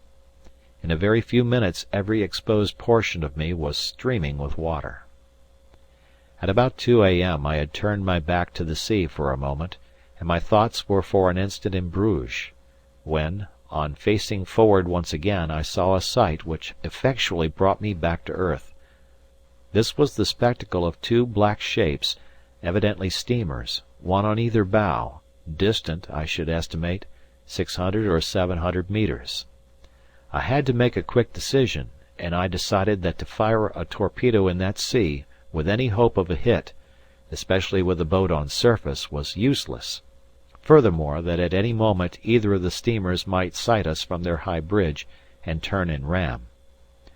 These thoughts were the work of an instant, and I at once rang the diving bell, and, pushing the lookout before me, in 5 seconds I was in the conning tower and had the hatch down. I at once proceeded down into the boat, and the first thing that struck my eye was the diving gauge with the needle practically stationary at 2 metres.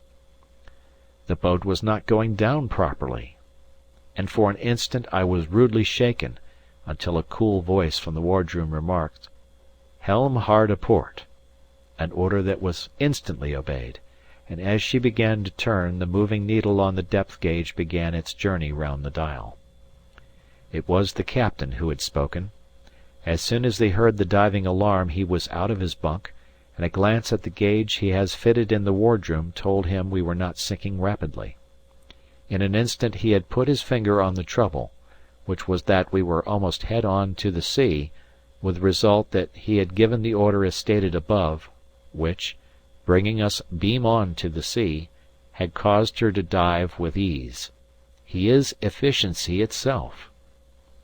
As I explained to him what had happened, the noise of propellers at varying distances from us overhead led him to state his belief that we had run into a convoy homeward bound to Southampton from the Atlantic. He approved of my actions in every particular, save only in my omission to bring the boat away from the sea as I began to dive. This morning we are beginning to get the full force of what is evidently going to be a southwesterly gale of some violence. The seas are getting larger as we debouch into the Atlantic. This looks bad for business. At the moment we are practically hove to on the surface, with the port engine just jogging to keep her head on to sea and the starboard ticking round to give her a long, slow charge of 200 amps. The wind is force 7 to 8, and a very big sea is running which makes it entirely impossible to open the conning tower hatch. The engine is getting its air through the special mushroom ventilator, which is apparently not designed to supply both the boat's requirements and those of the engine, and the whole ventilator gets covered with sea every now and then, during which period, until the baffle drains get the water away, no air can get in, so the engine has a good suck at the air in the boat, and the result of all this being a slight vacuum in the boat. It is a very unpleasant sensation, and made me very sick. This is really a form of sickness due to the rarefied air. I had a great surprise when I looked at the barograph this morning, as the needle had gone right off the paper at the bottom, and at first glance I thought we had struck a tropical depression of the first magnitude, which, flouting all the laws of meteorology, had somehow found its way to the English Channel, but the engineer explained to me that, as I have already stated, the low atmospheric pressure in the boat was due to the conning tower hatch being shut down. I have discovered that von Weissman is a martyr to seasickness. All day he has been lying down as white as a sheet and subsisting on milk tablets and sips of brandy. Yet such is the man's inflexibility of will that he forces himself to make a tour of inspection right round the boat every 6 hours, night and day. It is this will to conquer which has made Germans unconquerable, though "come the four corners of the world in arms" against us, as the great poet says. We are, of course, keeping watch from inside the conning tower. It is, at all events, dry, but as to seeing anything one might as well be looking out through a small glass window from inside a breakwater. To bed till 4 a.m. A most unprofitable day. I grudge every day away from Zoe on which we do nothing. This morning about noon the gale blew itself out, but a heavy confused sea continued to run. At 2 p.m. we saw a most tantalizing spectacle. A big tank steamer, fully 600 feet long and of probably 17,000 tons burthen, hove in sight, escorted by 2 destroyers. To attack with the gun was impossible, as we could only keep the conning tower open when stern to sea, and in any case the 2 destroyers prevented any surface work. We tried to get in for an attack, but we had not seen her in time, and the best we could do was to get within 3,000 yards, at which range it would have been absurd to have wasted a torpedo, the chances of hitting being 100 to 1 against, even if the torpedo had run properly in the sea that was on. I had a good look at her through the foremost periscope, in between the waves, and it maddened me to see all that oil, doubtless from Tampico for the Grand Fleet, going safely by. The destroyers were having a bad time of it, crashing into the sea like porpoises, their funnels white with salt, and their bridges enveloped in sheets of water and spray. They little thought that, barely a mile away, amidst the tumbling, crested waves, a German eye was watching them.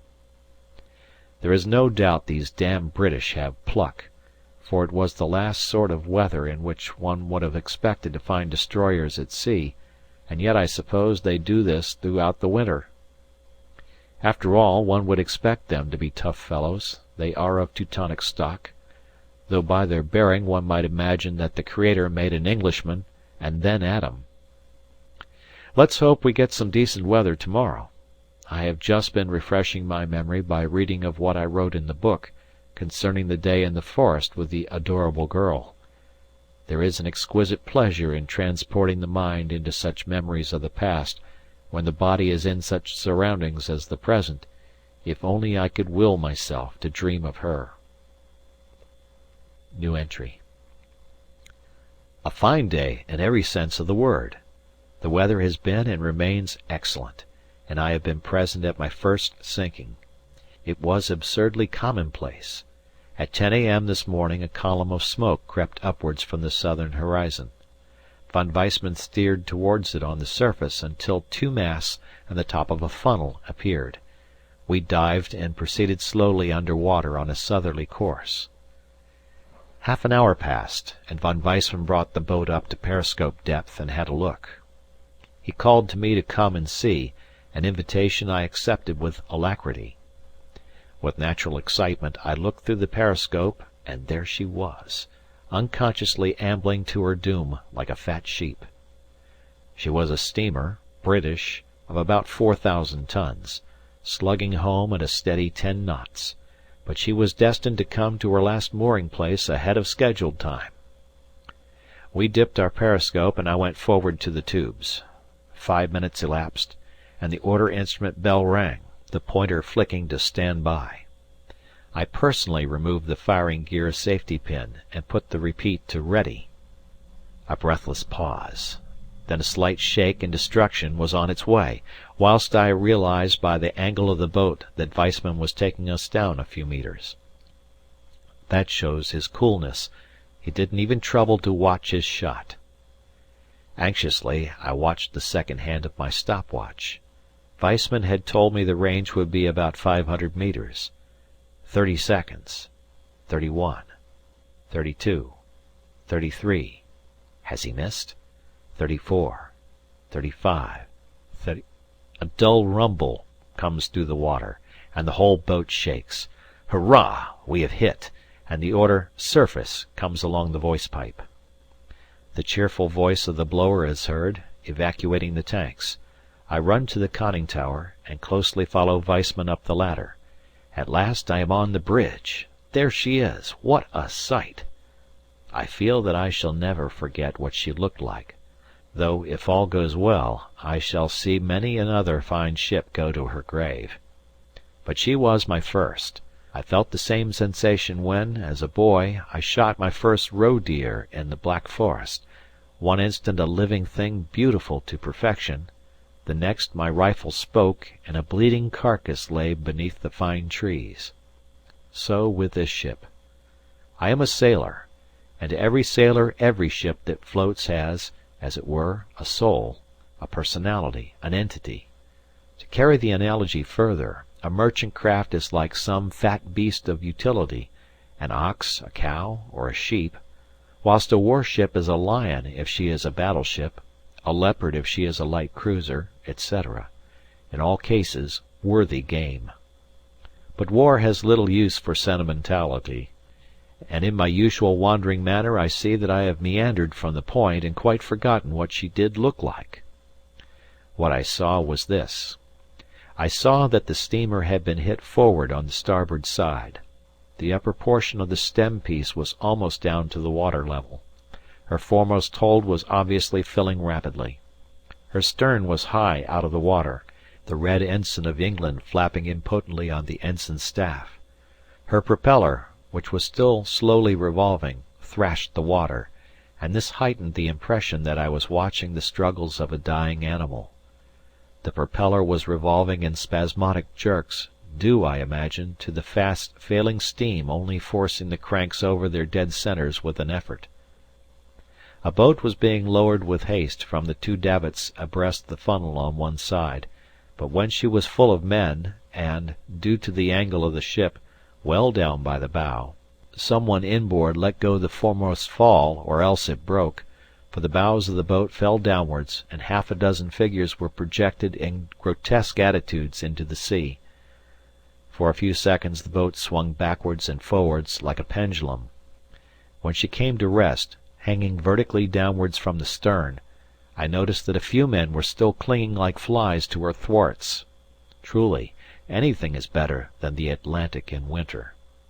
Meanwhile the ship had ceased to sink as far as outward signs went.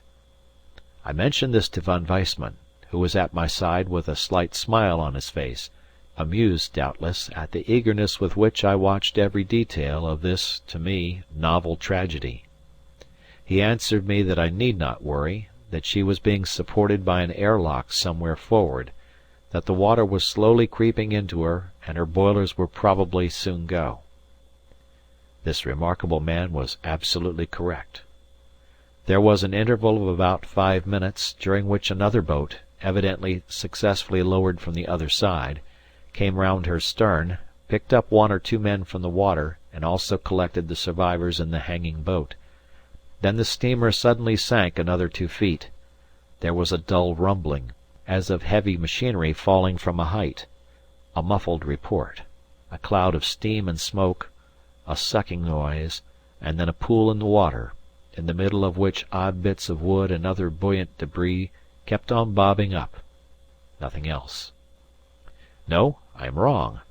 There were 2 other things, a U-boat, representing the might of Germany, and a whaler with perhaps 20 men in it, representing the plight of England. As she went I felt hushed and solemn. It was an impressive moment. A slight chuckle came from imperturbable Weissman. He had seen too many go to think much of it, and he gave an order for the helm to be put over, so that we might approach the whaler. They were horribly overcrowded, and were engaged in trying to sort themselves into some kind of order.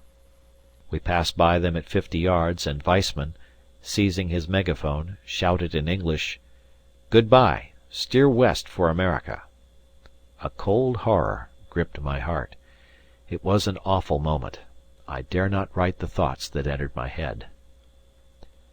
I turned away my head and faced aft, that he should not see my face. Looking back I saw the whaler rocking dangerously in our wash, and then a commotion took place in her stern, from which a huge bearded man arose and, shaking his fist in our direction, shouted something or other before his companions pulled him down. Von Weissman heard, and his lips narrowed in. I held my breath in suspense, but he evidently decided against what he had been about to do, for with the order, "Course north, 10 knots," he went below.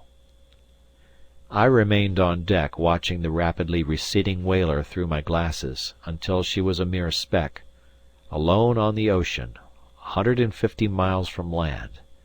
Then the navigator came up, and with strangely mixed feelings of exultant joy and depressing sorrow, I went below.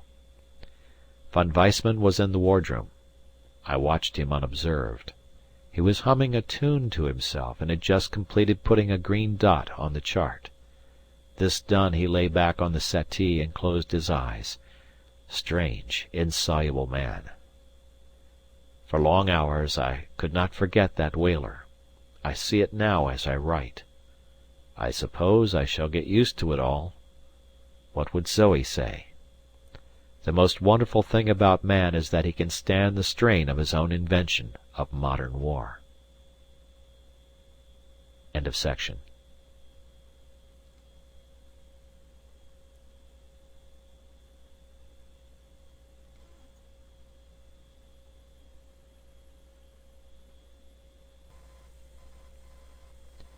The Diary of a U-Boat Commander by Stephen King Hall.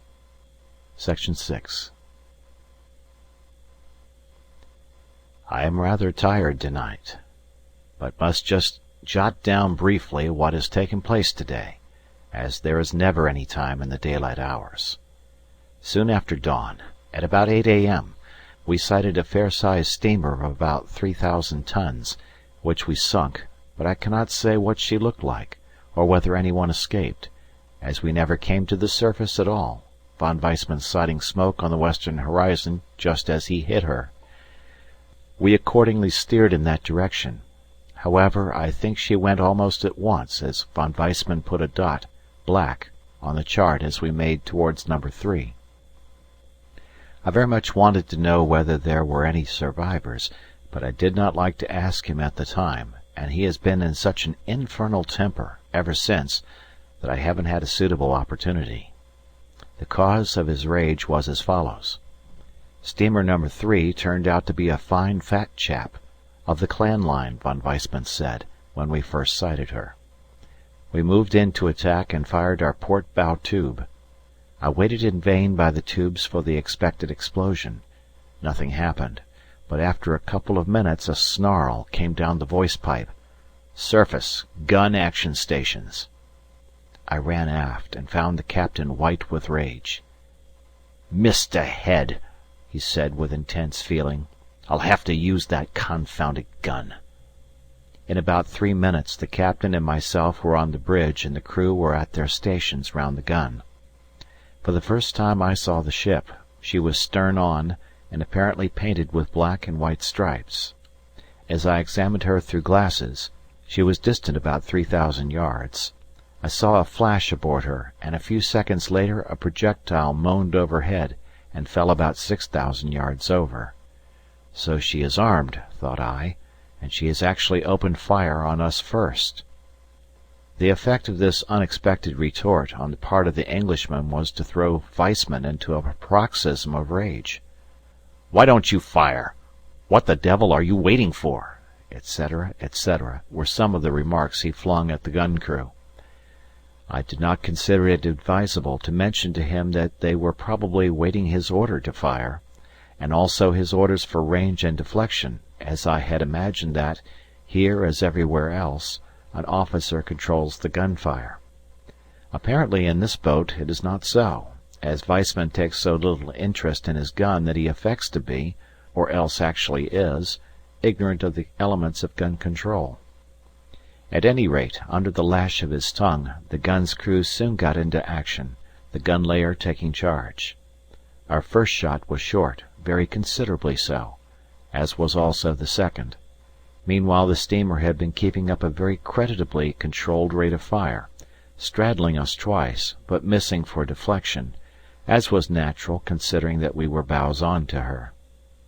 I felt thoroughly in my element listening to the significant wail of the enemy's shell, punctuated by the ear-splitting report of our own gun.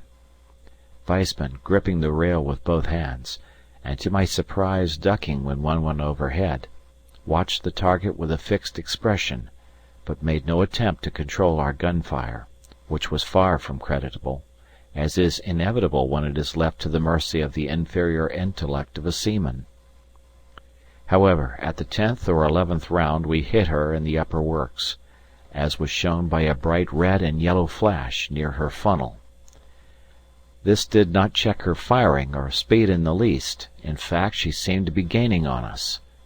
She also began to zigzag slightly and throw smoke bombs overboard, which were not so effective from her point of view as I had thought they would be.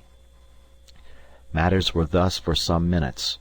We had just hit her aft for the second time, though the shooting was so disgustingly bad that I was about to ask whether I might do the duties of control officer, when there was a blinding flash, and the air seemed to fill with moaning fragments.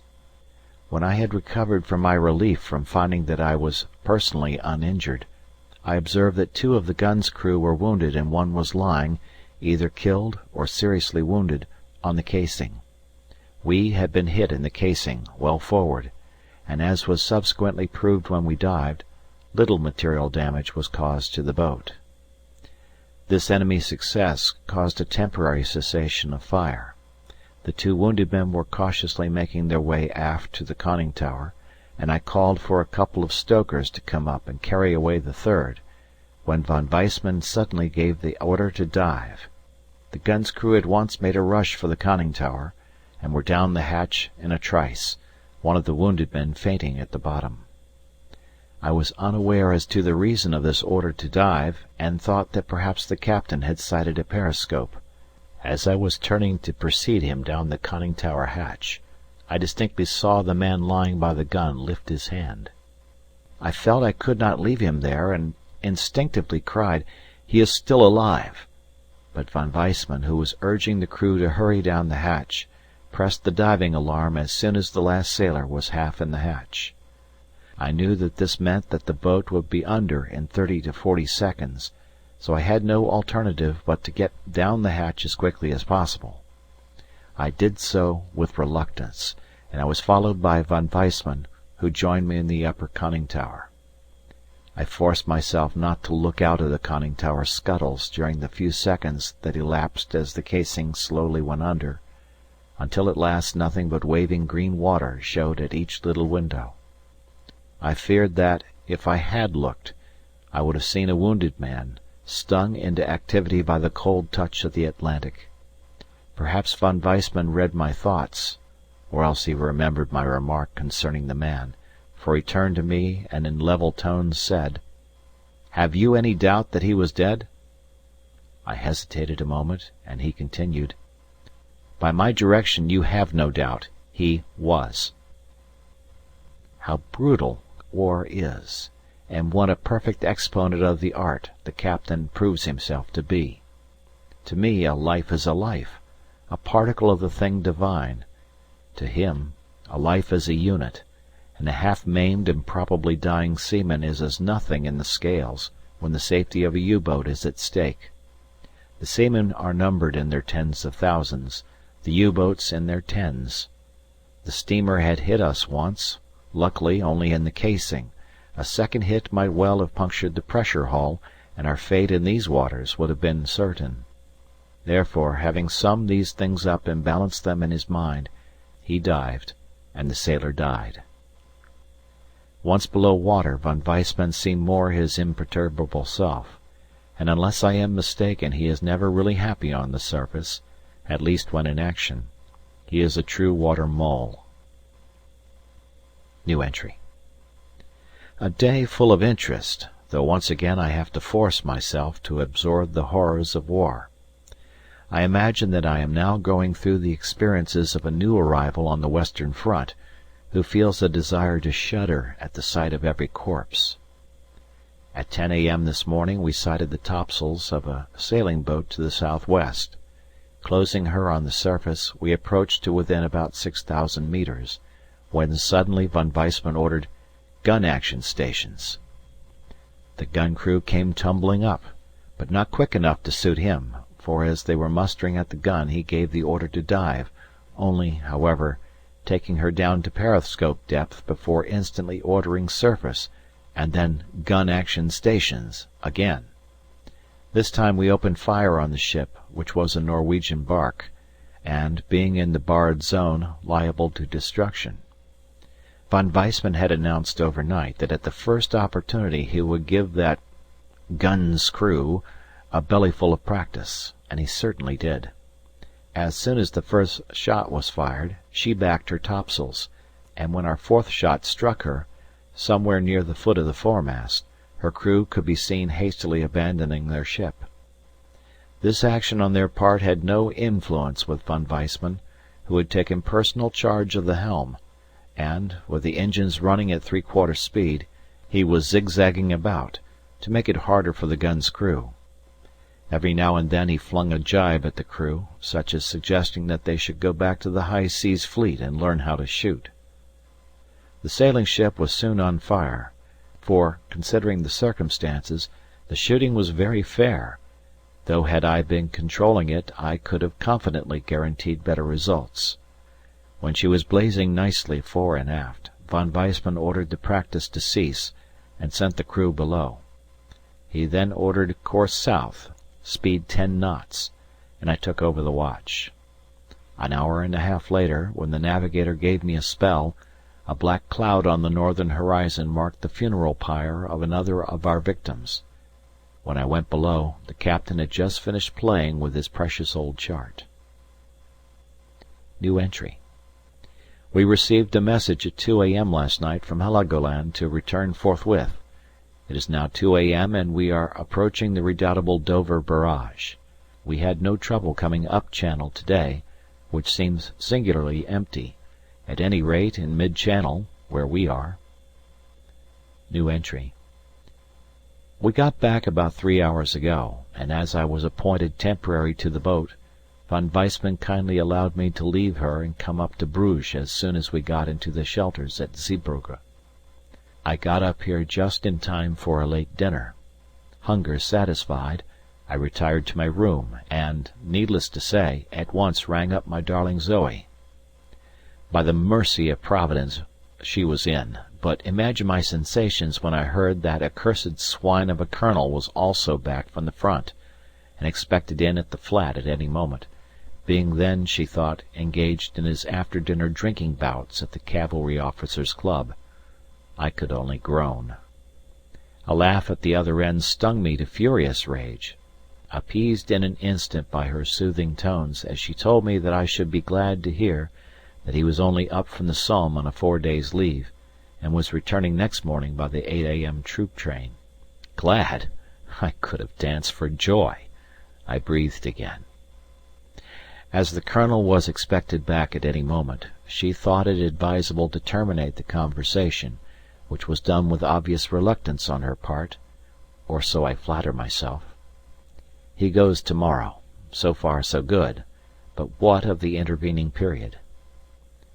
Could any more refined torture be imagined than that I, who love her as I love my own soul, should have to sit here, while scarcely a mile away, probably at this very moment as I write, that gross brute is privileged to kiss her, to look at her, to... oh, it's unbearable. When I think of that hog, for though I've never seen him, I've seen his photograph, and I know instinctively that he is gross, fresh, as she says, from a drinking bout, should at this moment be permitted to raise his pig's eyes and look into those glorious wells of violet light, when I think that his is the privilege to see those masses of black hair fall in uncontrolled splendour, then I understand to the full the deep pleasures of murder. I would give anything to destroy this man, and could shake the Englishman by the hand who fires the delivering bullet. Steady, steady. What do I write? No, I mean it, every word of it. Yet of all the mysteries, and to me Zoe is a mass of them, surely the strangest of all is contained in the question, why does she live with him? She doesn't love him, she's practically told me so. In fact, I know she doesn't. Let me reason it out by logic. She lives with him, whether voluntarily or involuntarily. Suppose it be voluntarily, then her reasons must be A. Love, B. Fascination, C. Some secret reason. If she is living with him involuntarily, it must be D. He has a hold on her, E. For financial reasons. I strike out at once A and E, for in the case of E she knows well that I would provide for her, and A I refuse to admit. B is hardly credible. I eliminate that. I am left with C and D, which might be the same thing. But what hold can he have on her? She can't have a past. She is too young and sweet for that. I must find out about this before I go to sea again. New entry. 3 days ago I was racking my brains for the solution of a problem, and as I see from what I wrote, I was somewhat outside myself. In the interval things have taken an amazing turn. I am still bewildered, but I must put it all down from the beginning. The Colonel left as she said he would, and I went round to lunch with her. We had a delightful tête-à-tête, and after lunch she played the piano. I was feeling in splendid voice, and she accompanied me to perfection in Tchaikovsky's To the Forest, always a favourite of mine. As the last chords died away, Zoe jumped up from the piano and, with eyes dancing with excitement, placed her hands on my shoulders and exclaimed, "Karl, I have an idea. I shall make a prisoner of you for 2 or 3 days." I laughed heartily, and almost told her that she had already made me a prisoner for life, only I can never get those sort of remarks out quick enough.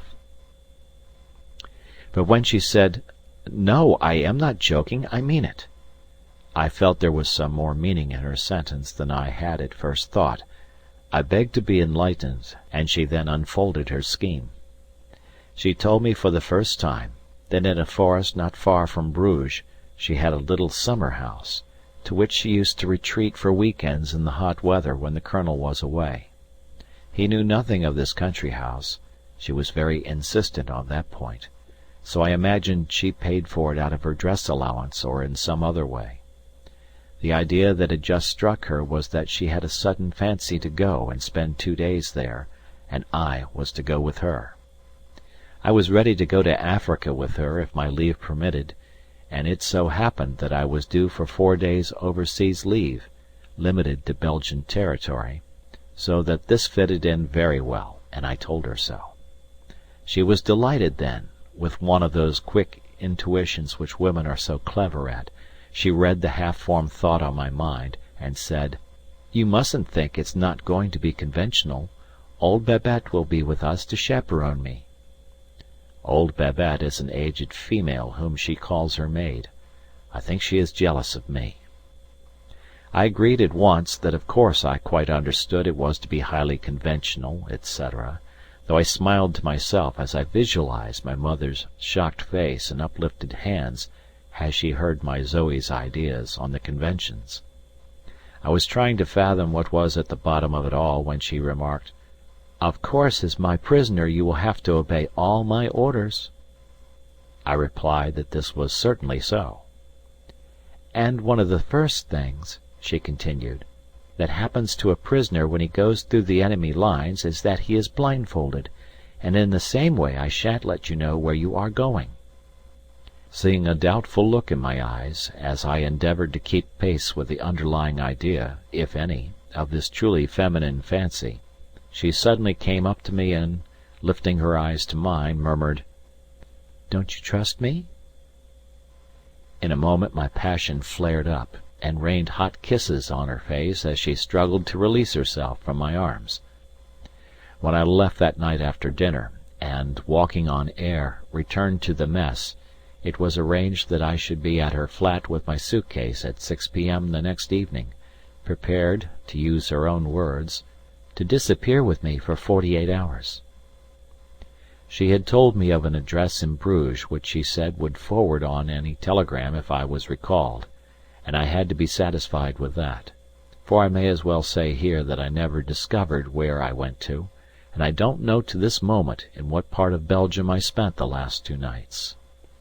I tried to find out at first, but as she obviously attached some importance to keeping the locality of her woodland retreat a secret, probably to circumvent the Colonel, I soon gave up trying to get the secret from her, and contented myself with taking things as they came. To go on with my account of what happened, which was really so remarkable that I propose writing it out in detail, to the best of my memory. At 6 p.m. next day I was naturally at her flat, feeling very much as if I were on the threshold of an adventure. Zoe was excited, and the flat was in a turmoil, as apparently she had only just begun to pack her dressing-case. Soon after 6 we went down and got into a large Mercedes car which I had noticed standing outside when I arrived.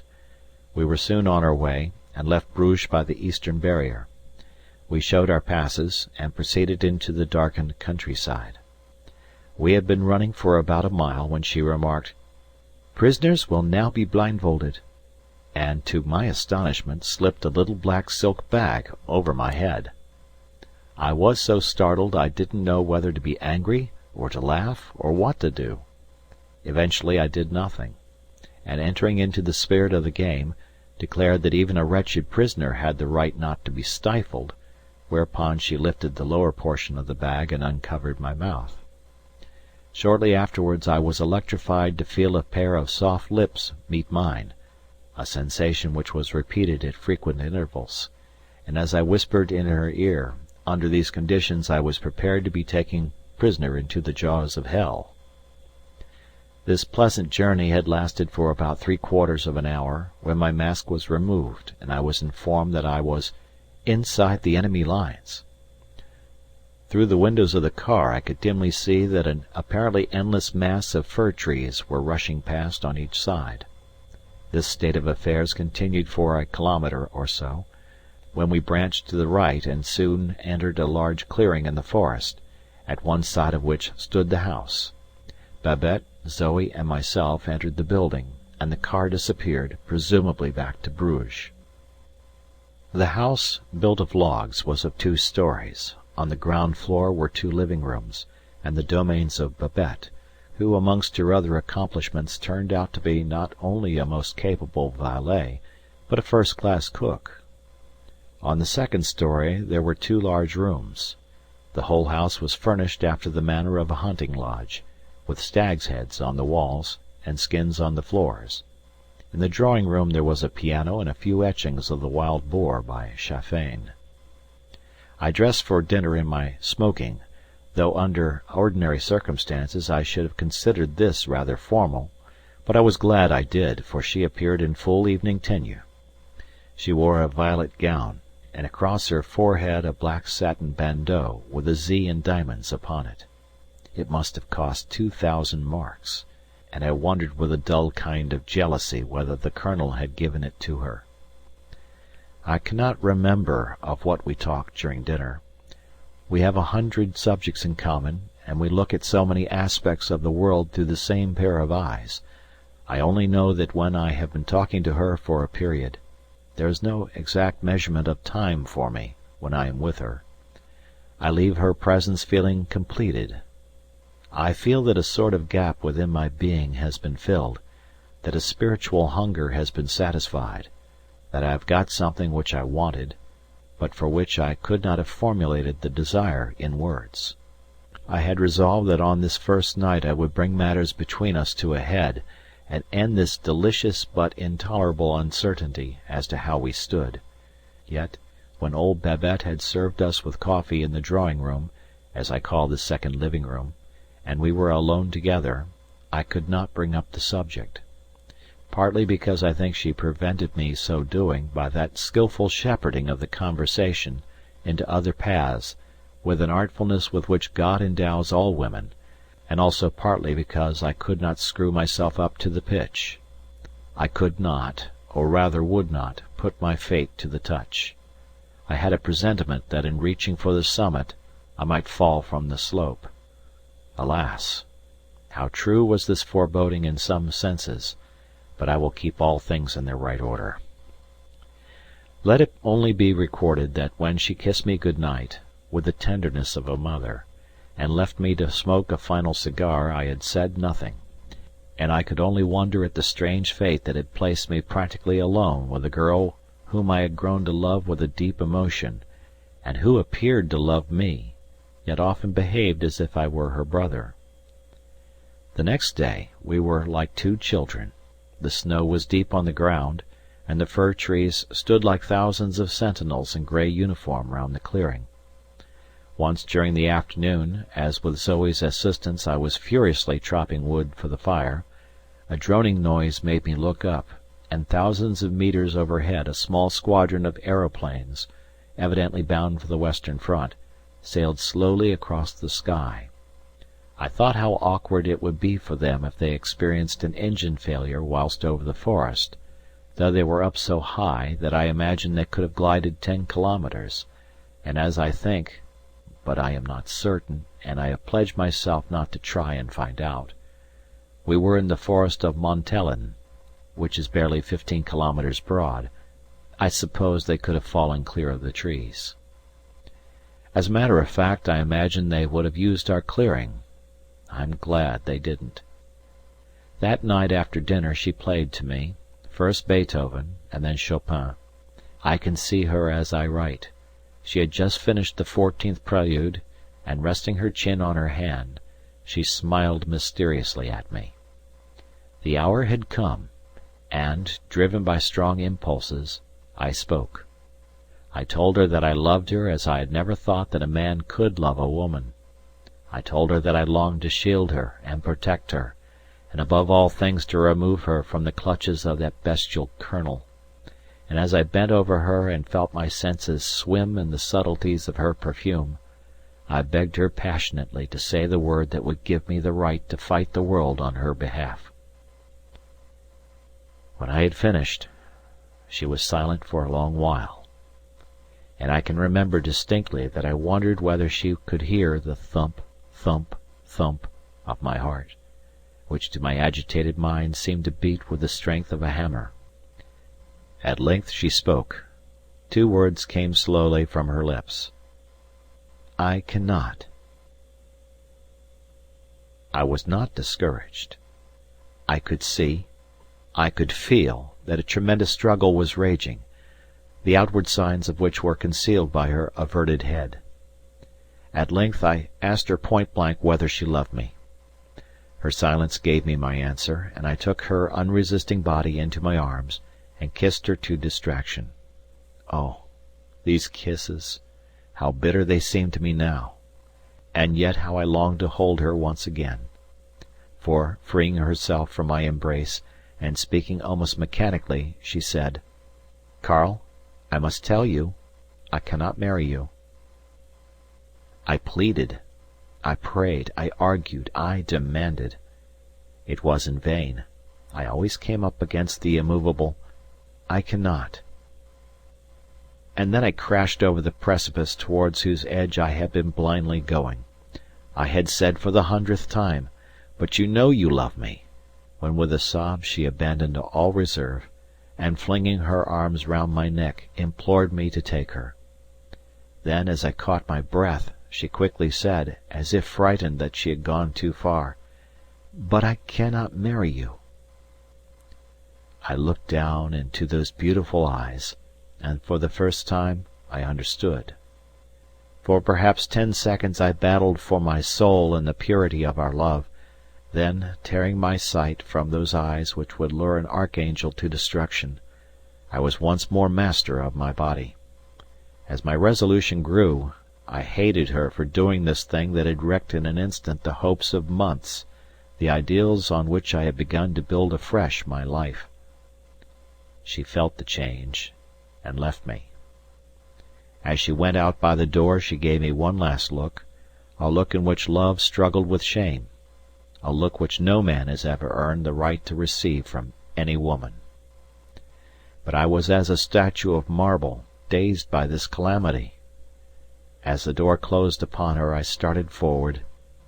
It was too late. Had she waited another instant, but there, I write of what has happened and not what might have been. I did not sleep that night, until the dawn began to separate each fir tree from the black mass of the forest. Twice in the night, with shame I confess it, I opened my door and looked down the little passageway, and twice I closed the door and threw myself upon my bed in an agony of torment.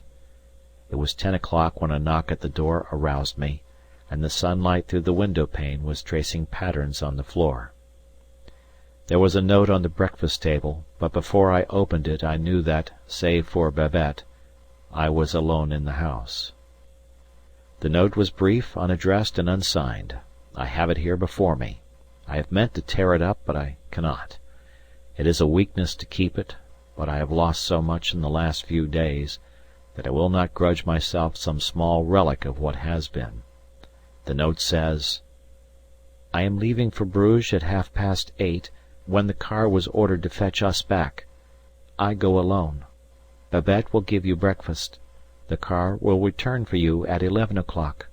I rely on your honour in that you will not observe where you have been. Come to me when you want me. Till then, farewell." It was as she said, and I honourably acceded to her request. This afternoon just before lunch I arrived in Bruges, and since tea time I have tried to write down what has happened since I left the day before yesterday. Oh, how could she do it? How can it be possible that she is a woman like that? I could have sworn that she was not like this, and yet how can I account for her life with the Colonel? There must be some reason, but in Heaven's name, what? Meanwhile I am to go to her when I want her, and that will be when I can give her my name. But oh, Zoe, I want you now so badly, oh, so badly. End of section.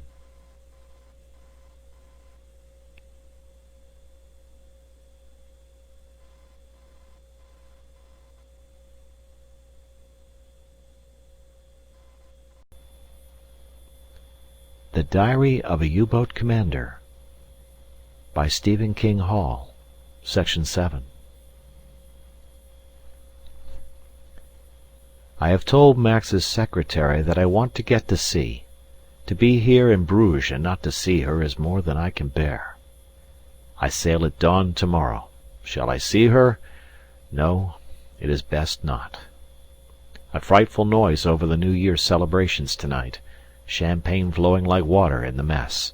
I feel the year 1917 opens badly for me. Weissman also went to sea again for a short trip in the Channel, and is not reported for 5 days.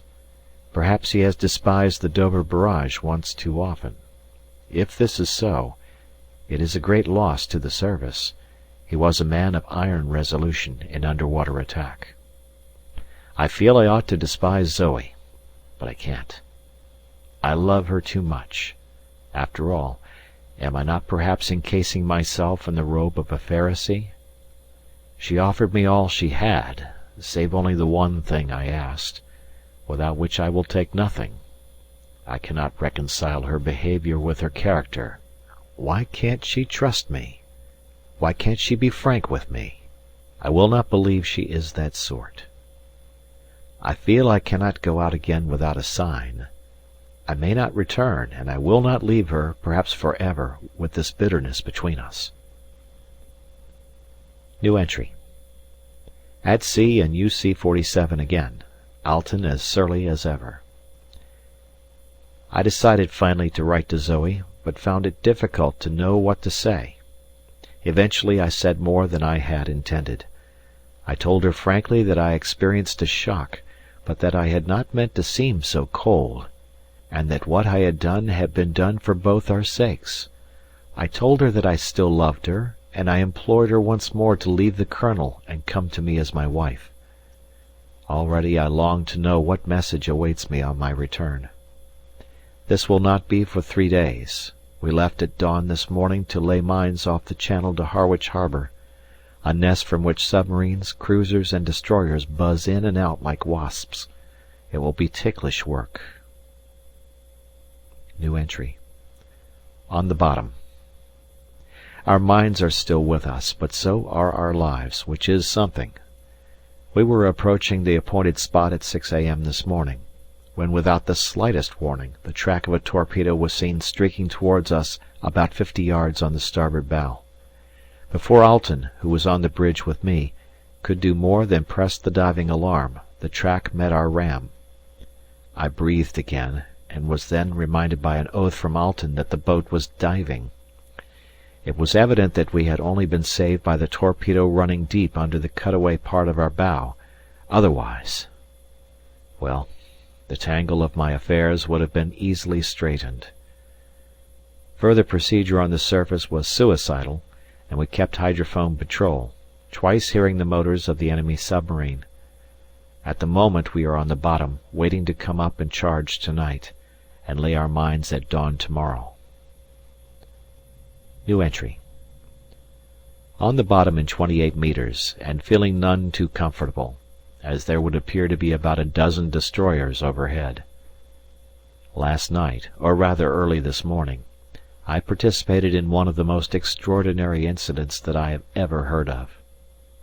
It was pitch black dark when I took over at 4 a.m., and a fresh breeze had raised a lumpy sea, which covered the bridge with spray. We were charging 400 amps on each, with the intention of laying one mine directly there was sufficient light to get a fix from some of the buoys which the English stick down all over the place here in the most convenient manner possible. If only one could believe they never shifted them. Alton says it never occurs to an Englishman to do a thing like that, but I'm not so sure. However, we were proceeding along at about 5 knots, crashing into the sea rather badly, when out of the black beastliness of the night I saw a shape close aboard on the port hand. As I hesitated for a second as to my course of action, I was astounded to see a large submarine which must have been British, on an opposite course, not more than 25 metres away. This sounds absurd, but it really wasn't further. I'm not ashamed to confess that I was completely disorganized. It did not seem possible that the enemy was literally alongside me. I don't know how it struck the officer in the British boat, but I must give him credit for doing something first, for he fired a Very's white light straight at me as the two boats passed. It impinged on the hull, and in the flash I caught a photographic glimpse of his conning tower, on which was painted the letter E followed by 2 numbers, of which one was a 2, I think, and the other a 9. By this time he was on my port quarter and rapidly disappearing. In a frenzy of rage I managed to get my revolver out, and whilst with the left hand I pressed the diving alarm, with the right hand I emptied the magazine in his direction. When we were down, Alten practically refused to believe me, which made me very pleased that in descending I had trod on a pair of hands which turned out to be his, as he had started up the ladder to the upper conning tower when he first heard the alarm. I presume our opponent dived as well, but evidently he had put 2 and 2 together and used his aerial at some period, for when at dawn we poked a periscope up, a flotilla of destroyers appeared to be looking for something, which something was us, unless I am much mistaken, so we bottomed where we have been ever since. The hydroplane operator keeps up a monotonous sing-song to the effect that fast-running propellers are either receding or approaching. The crew are collected round the mine tubes as I write, and are singing a lugubrious song, the refrain of which runs: "Death for the fatherland, glorious fate, this is the end that we gladly await." Why will the seamen always become morbid when possible? And there is not a man amongst them who is not inwardly thinking of some beer hall in Bruges, though I suppose that like their betters they have had their romances of a tenderer kind. New entry. The boat has been rolling about on the bottom in the most sickening manner the whole afternoon. We flooded P and Q to capacity, which gave her 50 tons negative, but it seems to have little effect in steadying her, and it is evident that a really heavy gale is running on top. New entry. Surfaced at 10 p.m. A very heavy sea running, and impossible to do much more than heave to. This weather has one point in its favour, and that is that the destroyers are driven in. It got steadily worse all night, and at midnight we lost our foremost wiremast overboard. We have now, 10 a.m., been 48 hours without communication. At dawn we could see nothing to fix by, not a buoy in sight, nothing but an expanse of foam-topped short steep waves of dirty neutral-tinted water. How different to the great green and white surges of the broad Atlantic. Under these circumstances Alten decided to risk it and return without laying our mines.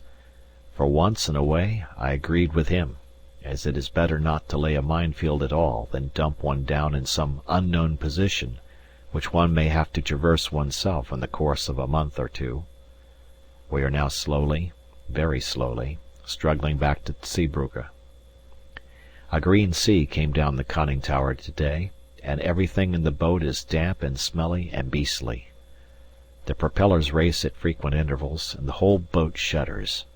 I feel miserable. Alten has started to drink spirits. He began as soon as we decided to go back. He will be incapable by tonight, and it means that I shall have to take her in. What hell this is, sitting in sodden clothes, with the stench of 4 days' living assaulting the nostrils, and a motion of the devil. The glass is very low and is slowly rising, so that I suppose it will blow harder soon, though it is about force 8 at present. I wonder what Zoe will have written in reply to my note. When I think of what I rejected, and compare it with my beast-like existence here, I can hardly believe that I behaved as I did. What would I not give now to be transported back to the forest? At this rate of progress we shall take another 24 hours.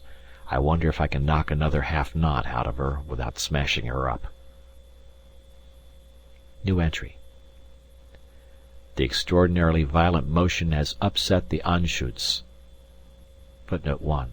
The gyroscopic compass. End of footnote. The bearing cone of the stabilizing gyro has cracked, and the master compass began to wander off in circles.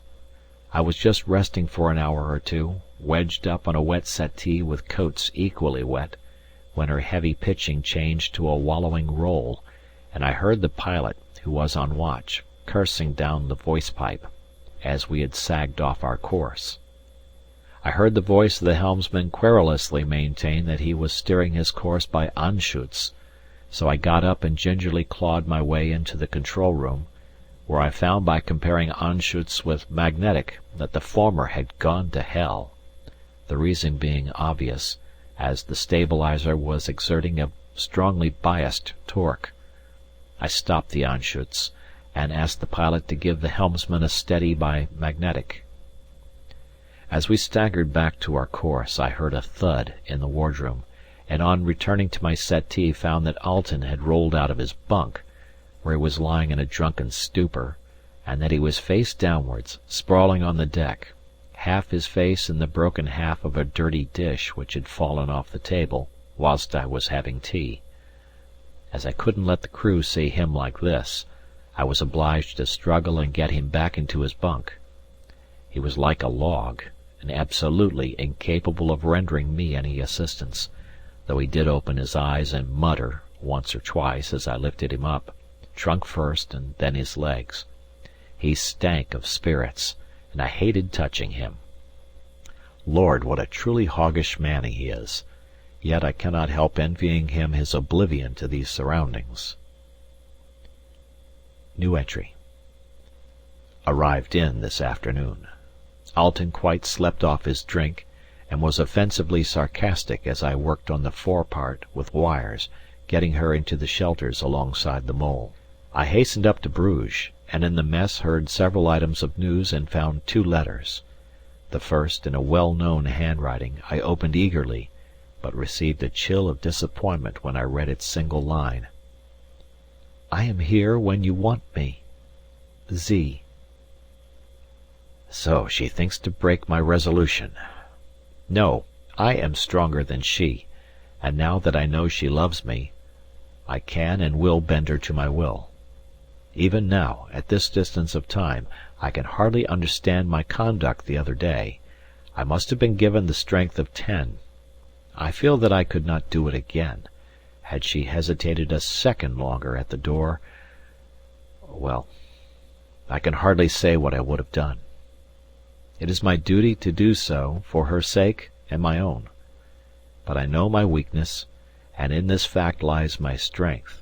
Cost what it may, I shall not permit myself to go near her until she yields. The second letter gave me a great surprise. It was from Rosa. She has passed some examination, and is coming here, of all places, as a Red Cross nurse. She says she is looking forward to going round a U-boat. She assumes a good deal, I must say. Still, I suppose I must be polite to her. But why the deuce does she sign herself Yours, Rosa? She's not mine, and I don't want her. It seems funny to me that I once thought of her vaguely in that sort of way. Now I feel rather disturbed that she is coming here, though I don't quite see why I should worry, and yet I wonder if it is a coincidence her coming to Bruges. I'm almost inclined to think it isn't. After all, every girl wants to get married, and without conceit my family, circumstances, and, in the privacy of the pages of this journal I may add, my personal appearances, are such as would appeal to most girls, except Zoe, apparently. I'll have to be on my guard against Miss Rosa. I heard today that I am likely to be appointed to the periscope school in a few weeks' time, and meanwhile I am to be attached as supernumerary to the operations division on old Max's staff. New entry. The work here is most interesting. I feel glad that I am out of the spiders weaving the web for Britain's destruction. The impasse with Zoe still continues, and my peace of mind has been still further disturbed by the actual arrival of Rosa. She rang me up within 12 hours of her arrival, and, of course, I was obliged to call. That was the day before yesterday. Rosa is at the No. 3 hospital here, and was horribly effusive. Some people would, I suppose, call her good-looking, but to me, with my mind's eye in perpetual contemplation of my darling Zoe, Rosa looked like a turnip. Her first movement after the preliminary greetings was to offer me a cigarette. I then noticed that her fingers were stained with nicotine, unpleasant in a man, disgusting in a woman. Her nose was shiny and greasy, horrible. After a little talk she volunteered the statement that yesterday was her afternoon off, and she was simply longing to have tea in the gardens. I endeavoured to make some feeble excuse on the grounds of the weather being unsuitable, but I am no good at these social lies, and I was eventually obliged to promise to take her there. I was the more annoyed in that her main object was obviously to be seen walking with the U-boat officer. Accordingly, yesterday, I found myself walking about with her at my side. My feelings can better be imagined than described when I suddenly saw Zoe, accompanied by Babette, in the distance. I hastily altered course and pray she didn't see me. In the course of the afternoon Rosa had the impertinence to say that at Frankfurt they were saying that I was interested in a beautiful widow at Bruges, and could she, Rosa, write and say I was heart whole, or else what the girl was like?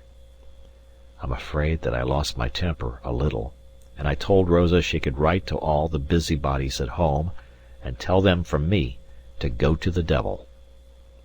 These women in the home circle, and especially aunts, are always the same.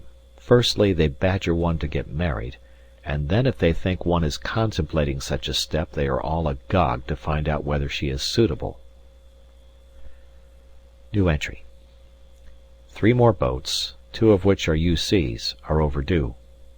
It is distinctly unpleasant not knowing how or where they go, though the UB boat, Friedrich Althofen, made her incoming position the day before yesterday as off Dungeness, so it looks as if the barrage at Dover which got Weissman has got Althofen as well. I wonder what new devilry they have put down there. How one wishes that in 1914, instead of seeking the capture of Paris, we had realized the importance of the Channel ports to England and struck for them. It would not have been necessary to strike even in September 1914. We could have walked into them. Dunkirk, at all events, should have been ours. However, we must do the best with things as they are, not that I would consider it too late even now to make a big push for the French coast.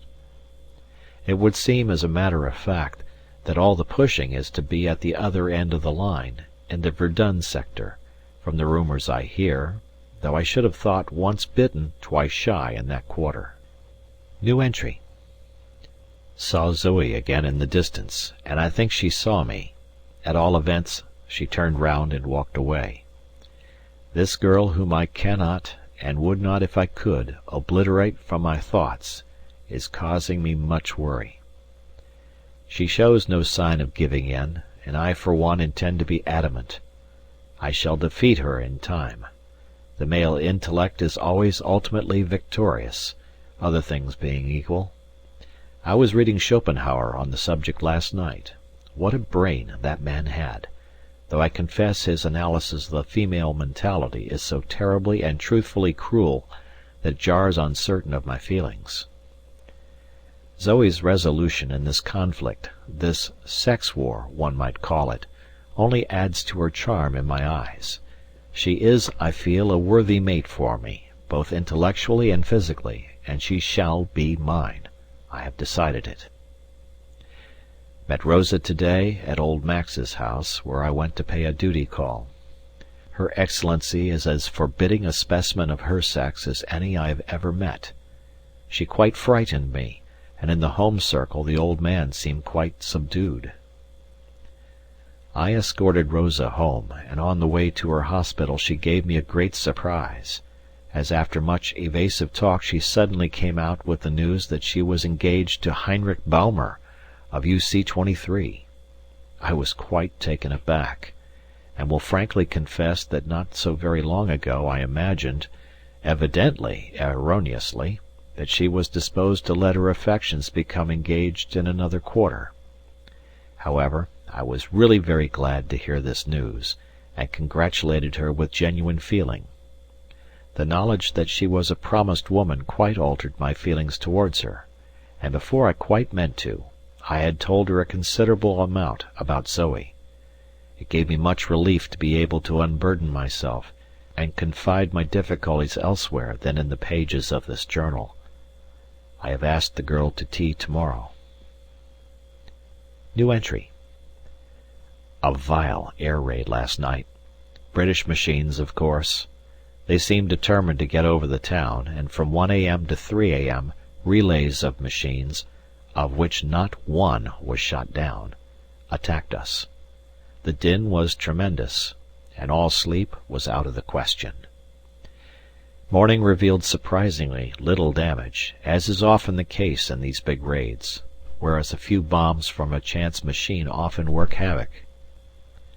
I was down at 50 BC Aerodrome this morning, and heard that as soon as the moon suits we are going to make Dunkirk sit up as retaliation for last night's efforts.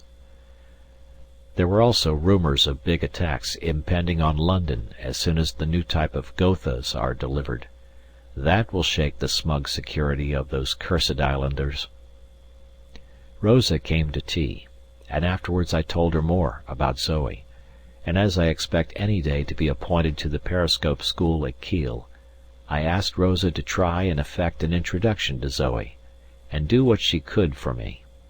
Rosa gave me the impression that she was somewhat surprised that I should have had any difficulty with Zoe. Of course I had not told her of the shooting box scene. Rosa evidently thinks any woman ought to be honoured. Perhaps I was not so far wrong in my surmises as to Rosa's previous inclinations. I wonder. At any rate, she will undoubtedly make Baumer a good wife, and she will probably be very fruitful and grow still fatter and housewifely. She is of a type of woman appointed by God in his foresight as breeders. Zoe, my adorable one, will probably not take kindly to babies. End of section.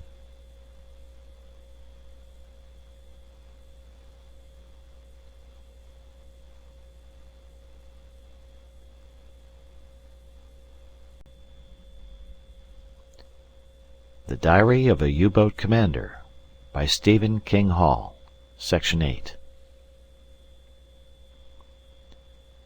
I am ordered to report myself at Kiel by next Monday. I am terribly tempted to ring up Zoe on the telephone before I leave. It seems dreadful to leave her without a word, but at the same time I feel that she would interpret this as a sign of weakness on my part, as indeed it would be. I must be firm, for strength of mind pays with women, even more than with men. At Kiel. I left Bruges without a word either to or from my obstinate darling. It is torture being away from her. I had thought that when I was here and not exposed to the temptation of going round and seeing her, that it would be easier. It is not. I long to write, and how I wonder whether she is feeling it as I do.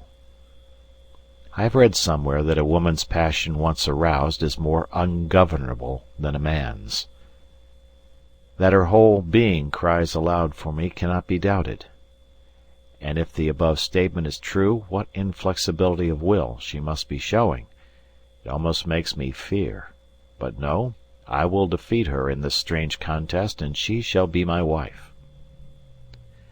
The work here is strenuous, and the grass does not grow under one's feet. The course for commanding officers lasts 4 weeks, and terminates in an exceedingly practical but rather fearsome test, i.e., they have 6 steamers here camouflaged after the English fashion with dazzle painting, and these 6 steamers, protected by launches and harbour defence craft, steam across Kiel Bay in the manner of a convoy. The officer being examined has to attack this group of ships in one of the instructional submarines, and in 3 attacks he must score at least 2 hits, or else in theory he is returned to general service in the fleet. Fortunately at the moment I hear that owing to recent losses they are distinctly on the short side where submarine officers are concerned, so they'll probably make it easy when I do my test. New entry. I see I have written nothing here for a fortnight. This is due to 2 causes. Firstly, I have been so extraordinarily busy, and secondly, I have been most depressed through a letter I received from Fritz. It contained 2 items of bad news. In the first place, I heard for the first time of the tragedy of Heinrich Baumer's boat, and to my astonishment Fritz tells me that Rosa and another girl were in her when she was lost. It appears that she was to go out for a couple of hours diving off the port as a matter of routine after her 2 months' overhaul. She went out at 10 a.m. and was sighted from the signal station at the end of the mole at 11:30, when almost immediately afterwards there was an explosion and she disappeared. Motor boats were quickly on the scene, but only debris came to the surface. Divers were sent down and reported that she was in 10 metres of water completely shattered. It is assumed, for lack of other explanation, that she struck a chance drifting mine which was moving down the coast on the tide.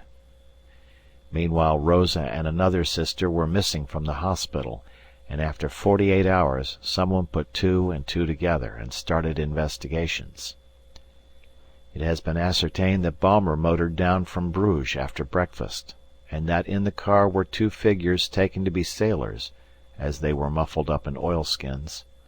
This fact was noted by the control sentries as, though the day was showery, it was not raining hard. Other scraps of evidence unite in showing that these were the 2 girls who had apparently induced Baumer to take them out for a dive as a treat. What a tragedy! However, it must have been quite instantaneous. Poor Rosa, with all her vanities about war work, to think that the war would claim her like that. Footnote.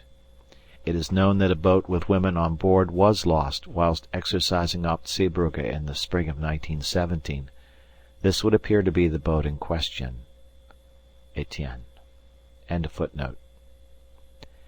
Fritz added that old Max is almost off his head with rage over the whole business, and it is difficult to say whether he is more angry over Baumer and the boat being lost, or over the fact that Baumer being dead he is unable to administer those disciplinary actions in which he delights. New entry. Great excitement here, as the day after tomorrow His Imperial Majesty the Kaiser and Hindenburg are due to pay Kiel a surprise visit. We are to be inspected and addressed. Tremendous preparations are going on. New entry.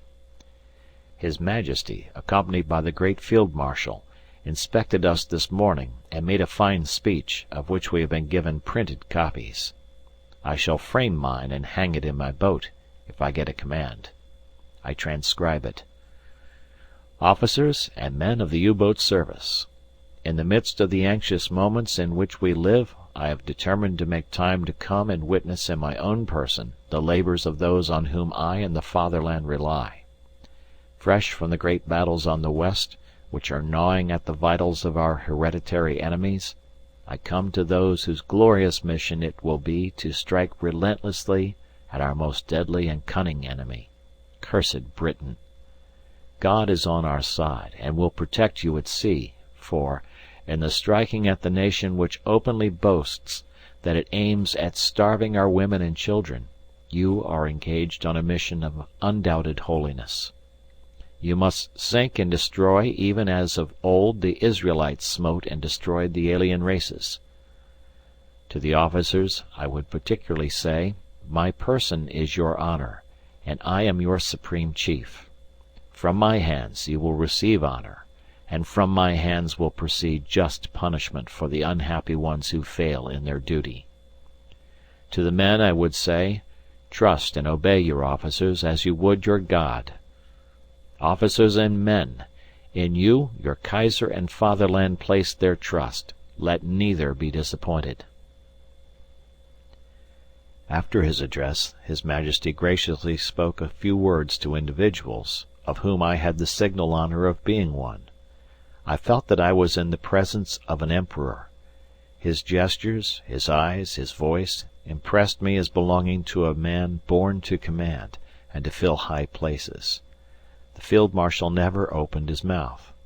I understand from his ADC that he rarely speaks in public. The Colonel is killed. When I think about it, I am so excited I can hardly write. I heard the great news last night, quite by accident.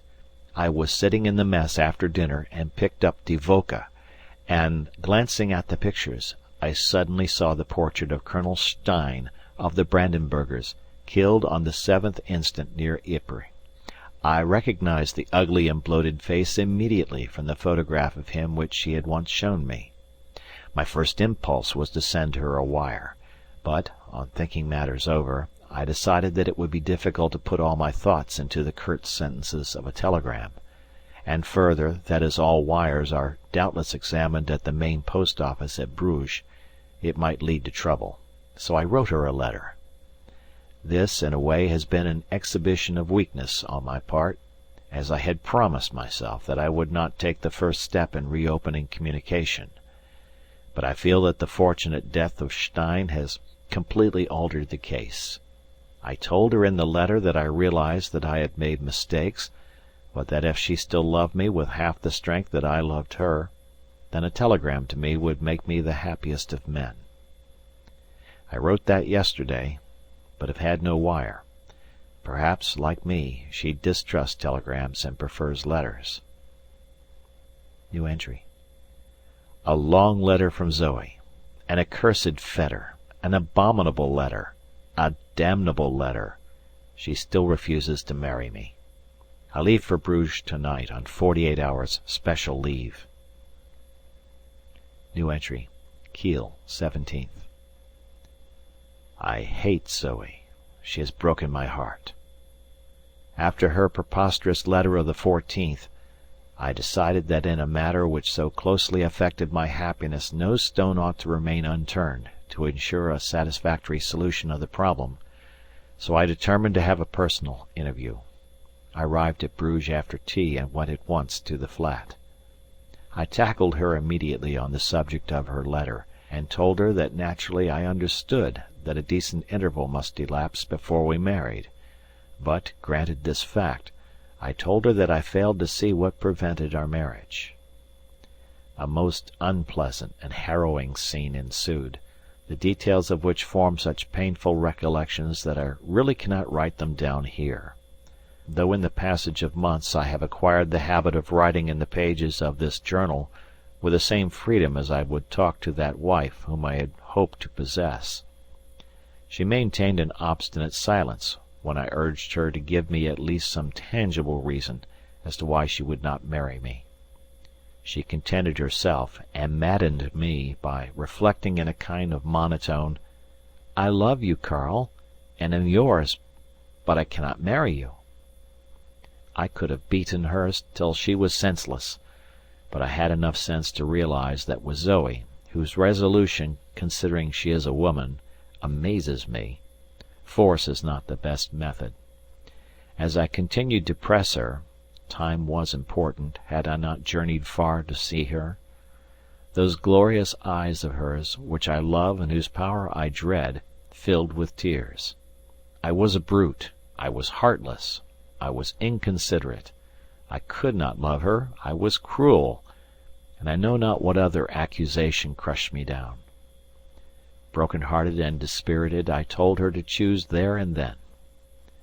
She collapsed on to a sofa in a storm of tears, and after a severe mental struggle I took the only possible course, and leaving the room, left her forever. I have resumed my service life determined to cast her out from my mind. I will not deceive myself, it will be hard. Love and logic are deadly enemies, but logic must and shall prevail. Though I have seen her for the last time, I cannot escape the net of fascination which the girl has thrown over me. Perhaps in the course of time I shall slowly emerge and free myself from its entanglements. At present I hate her for this blow she has dealt me, and yet, oh Zoe, my darling, how I long to be with you. New entry. Today I went through my final test for qualification as U-boat commander. At 9 a.m. I proceeded to sea in command of the U-11, one of the instructional boats here. We proceeded out into Kiel Bay. On board and watching my every movement was a committee consisting of a commander and 2 lieutenant commanders. On arrival at the entrance lightship, I was ordered to attack a convoy of camouflaged ships which were just visible about 15 kilometres away off the Spit Bank. I had a very shrewd idea as to the course they would steer, and on coming up from my final observation I found myself in an excellent position, 1,000 metres on the bow of the leading ship. The rest was easy. I gave the leader the 2 bow torpedoes, and, turning 16 points, fired my stern tube at the 3rd ship of the line.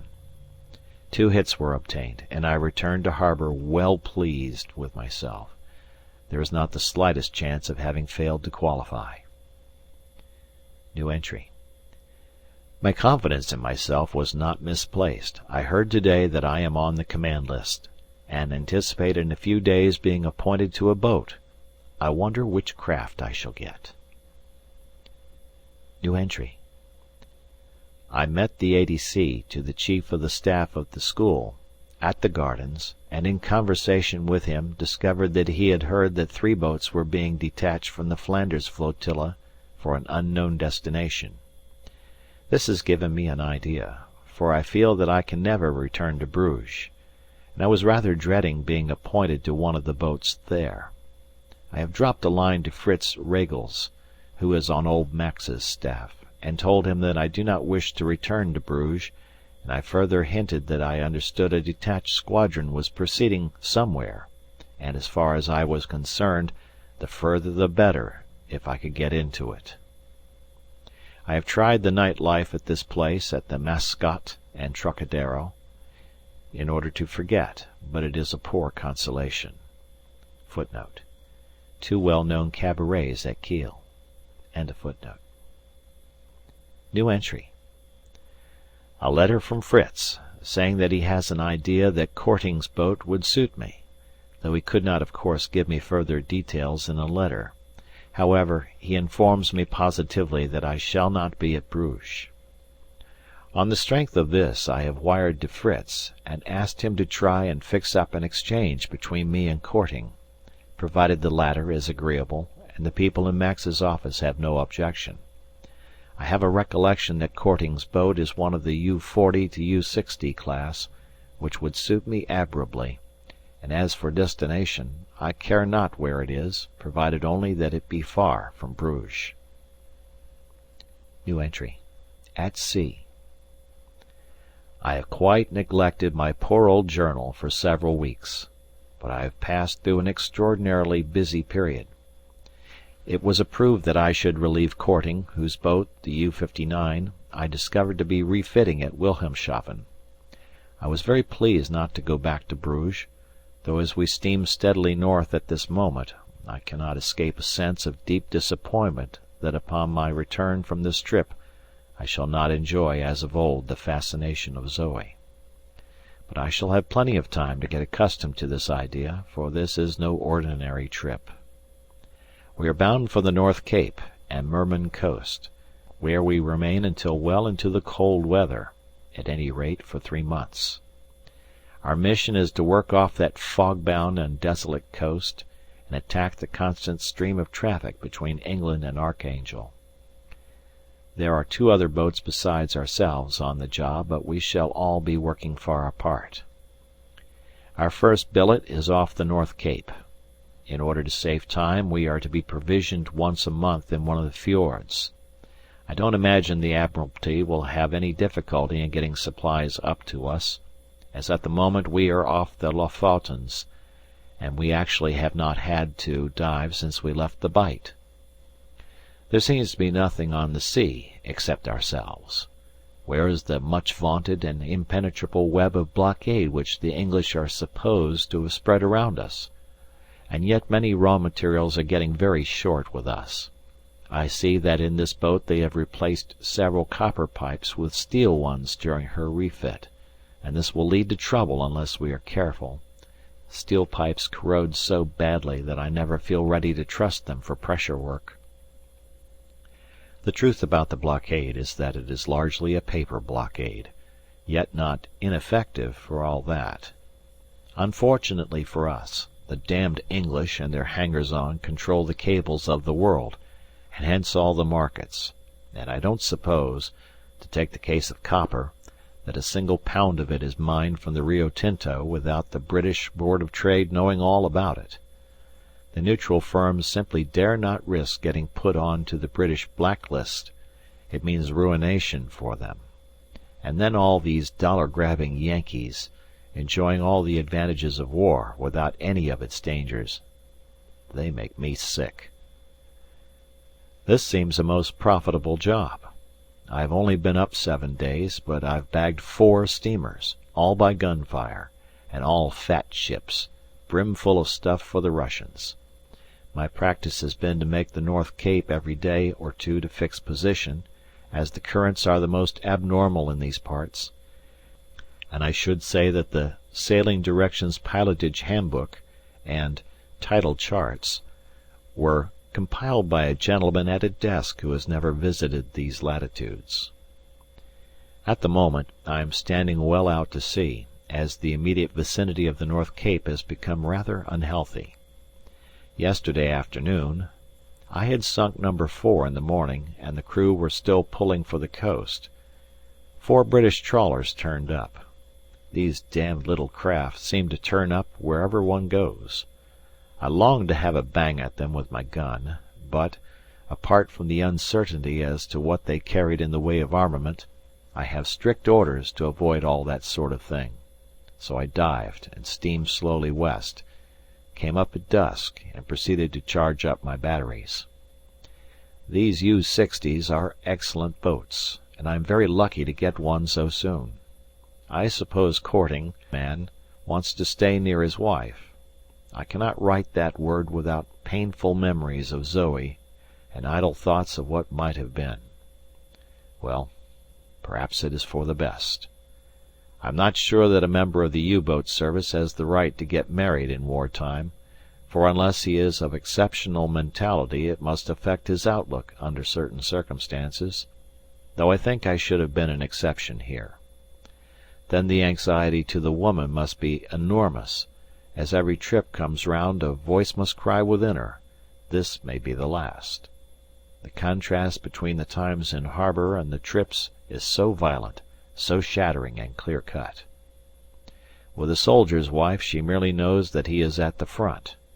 With us at 8 p.m. one may be kissing one's wife in Bruges, and at 6 a.m. creeping with nerves on edge through the unknown dangers of the Dover barrage. But I have strayed from what I meant to write about, my first command and her crew. The quarters in this class are immensely superior to the U.C. boats. Here I have a little cabin to myself, with a knee-hole table in it. My first lieutenant, the navigator, and the engineer have bunks in a room together, and then we have a small officers' mess. On this job up here, as we are not to return to Germany for supplies, and consequently I should say we may have to live on what we can get out of steamers, I don't propose to use my torpedoes unless I meet a warship or an exceptionally large steamer. The gun's the thing, as Arnauld de la Perrière has proved in the Mediterranean, but half the fellows won't follow his example, simply because they don't realize that it's no use employing the gun unless it is used accurately, and good shooting only comes after long drill. I have impressed this fact on my gun crew, and particularly the 2 gun layers, and I make Voigtman, my young first lieutenant, take the crew through their loading drill twice a day, together with practice of rapid manning of the gun after a surface, or rapid abandonment of the gun should the diving alarms sound in the middle of practice. I have also impressed on Voigtman that I consider that he is the gun control officer, and that I expect him to make the efficient working of the gun his main consideration. As regards the crew, they are the usual mixed crowd that one gets nowadays. Half of them are old sailors, the others recruits and new arrivals from the fleet. My main business at the moment is to get the youngsters into shape, and for this purpose I have been doing a number of crash dives. It also gives me an opportunity of getting used to the boat's peculiarities under water. She seems to have a tendency to become tail-heavy, but this may be due to bad trimming. Voigtman has been in UB 43 for 9 months, and seems a capable officer. Socially, I don't think he can boast of much descent, but he has no airs, and treats me with pleasing respect, apart from service considerations. End of section.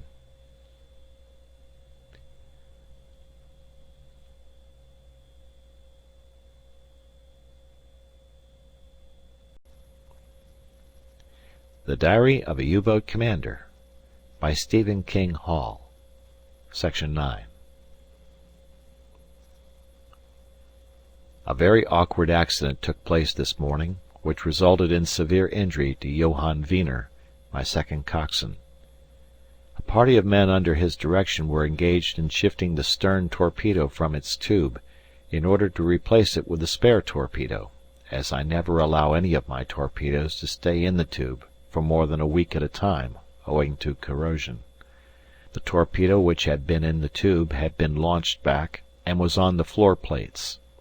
The spare torpedo, destined for the vacant tube, was hanging overhead, when without any warning the hook on the lifting band fractured, and the 1,000 kilograms mass of metal crashed down. Wonderful to relate, no one was killed, but 2 men were badly bruised, and Wiener has been very seriously injured. He was standing astride the spare torpedo, and his right leg was extremely badly crushed, mostly below the knee. Unfortunately, it took about 10 minutes to release him from his position of terrible agony. I should have expected him to faint, but he did not. His face went dead white, and he began to sweat freely, but otherwise endured his ordeal with praiseworthy fortitude. I am now confronted with a perplexing situation. I cannot take him back to Germany. I cannot even leave my station and proceed south to any of the Norwegian ports. If I could find a neutral steamer with a doctor on board, I would transship him to her. But the chances of this godsend materializing are 1,000 to 1 in these latitudes. If I sighted a hospital ship, I would close her, but as far as I know at present there are no hospital ships running up here. The chances of outside assistance may therefore be reckoned as nil. Wiener's hope of life depends on me, and I cannot make up my mind to take the step which sooner or later must be taken, that is to say, amputation. It is a curious fact, but true nevertheless, that although, as a result of the war, men's lives, considered in quantity, seem of little importance, when it comes to the individual case, a personal contact, a man's life assumes all its pre-war importance. I feel acutely my responsibility in this matter. I see from his papers that he is a married man with a family. This seems to make it worse. I feel that a whole chain of people depend on me. New entry. Since I wrote the above words this morning, Wiener has taken a decided turn for the worse. I have been reading the medical handbook, with reference to the remarks on amputation, gangrene, etc., and I have also been examining his leg.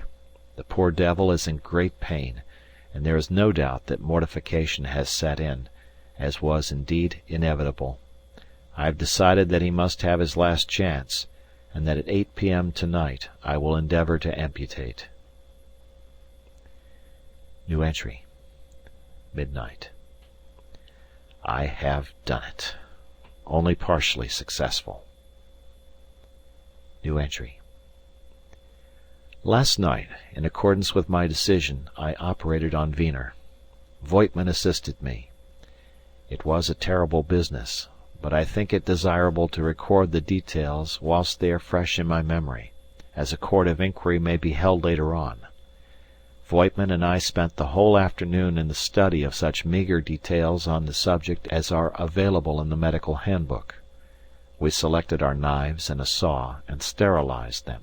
We also disinfected our hands. At 7:45 I dived the boat to 60 metres, at which depth the boat was steady. We had done our best with the wardroom table, and upon this the patient was placed. I decided to amputate about 4 inches above the knee, where the flesh still seemed sound. I considered it impracticable to administer an anaesthetic, owing to my absolute inexperience in this matter. 3 men held the patient down, as with a firm incision I began the work. The sawing through the bone was an agonizing procedure, and I needed all my resolution to complete the task. Up to this stage all had gone as well as could be expected, when I suddenly went through the last piece of bone and cut deep into the flesh on the other side. An instantaneous gush of blood took place, and I realized that I had unexpectedly severed the popliteal artery before Voigtman, who was tying the veins, was ready to deal with it. I endeavoured to staunch the deadly flow by nipping the vein between my thumb and forefinger, whilst Voigtman hastily tried to tie it. Thinking it was tied, I released it, and alas, the flow started again. Once more I seized the vein. Once again Voigtman tried to tie it. Useless. We could not stop the blood. He would undoubtedly have bled to death before our eyes, had not Voigtman cauterized the place with an electric soldering iron which was handy. Much shaken, I completed the amputation, and we dressed the stump as well as we could. At the moment of writing, he is still alive, but as white as snow.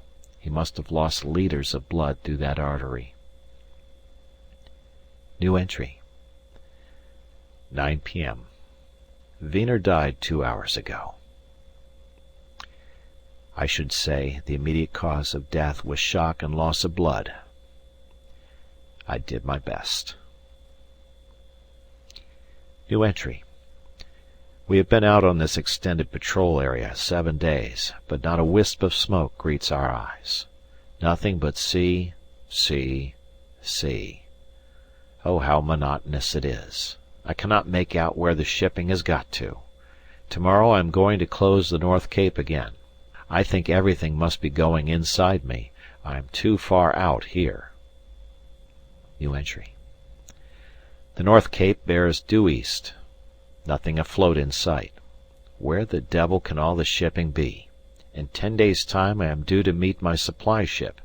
Meanwhile I think I'll have to take another cast out of 300 miles or so. Nothing in sight. Nothing, nothing. The barometer falling fast, and we are in for a gale.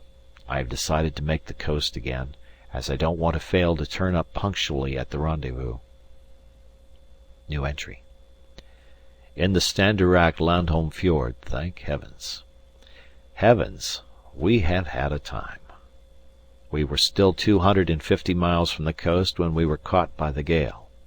And a gale up here is a gale, and no second thoughts about it. To say it blew with the force of 10,000 devils is to understate the case. The sea came on to us in huge foaming rollers like waves of attacking infantry intent on overwhelming us. We struggled east at about 3 knots, but she stuck it magnificently. Low scudding clouds obscured the sky and came like a procession of ghosts from the northeast. Sun observations were impossible for 2 reasons. Firstly, no one could get on deck. Secondly, there was no visible sun. This lasted for 3 days, at the end of which time we had only the vaguest idea as to where we were. The gale then blew out, but, contrary to all expectations, was succeeded by a most abominable fog, thick and white like cotton wool. These were hardly ideal conditions under which to close a rocky and unknown coast, but it had to be done. The trouble was that it was entirely useless taking soundings, as the 20-metre depth line on the chart went right up to the land. We crept slowly eastwards till, when by dead reckoning we were 10 miles inside the coast, the navigator accidentally leant on the whistle lever. This action on his part probably saved the ship, as an immediate echo answered the blast. In an instant we were going full speed astern. We altered course 16 points, and proceeded 10 miles westerly, where we lay on and off the coast all night, cursing the fog. Next day it lifted, and we spent the whole time trying to find the entrance to the S. Landholm Fjord. The coast seemed to bear no resemblance to the chart whatsoever. The cliffs stand up to a height of several hundred metres, with occasional clefts where a stream runs down. There are no trees, houses, animals, or any signs of life, except seabirds, of which there are myriads. The engineer declares he saw a reindeer, but 5 other people on deck failed to see any signs of the beast.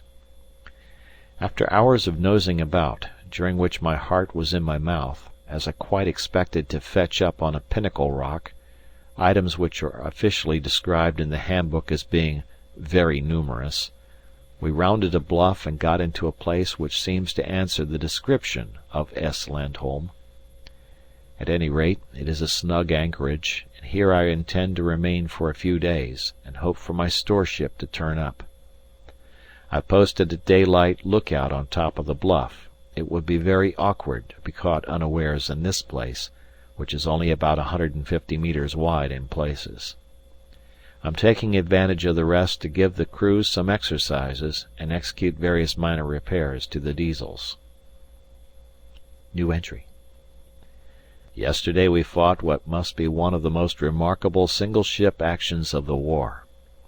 At 9 a.m. the lookout on the cliffs reported smoke to the northward. I got the anchor up and made ready to push off, but still kept the lookout ashore.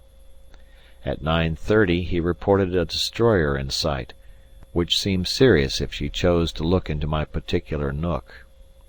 At any rate, I thought, I wouldn't be caught like a rat, so I got my lookout on board, a matter of 10 minutes, and then proceeded out, trimmed down and ready for diving. When I drew clear of the entrance I saw the enemy distant about 1,000 metres. I at once recognized her as being one of the oldest type of Russian torpedo boats afloat. When I established this fact, a devil entered into my mind and did a most foolhardy act. I decided that I would not retreat beneath the sea, but that I would fight her as one service ship to another. When I make up my mind, I do so in no uncertain manner.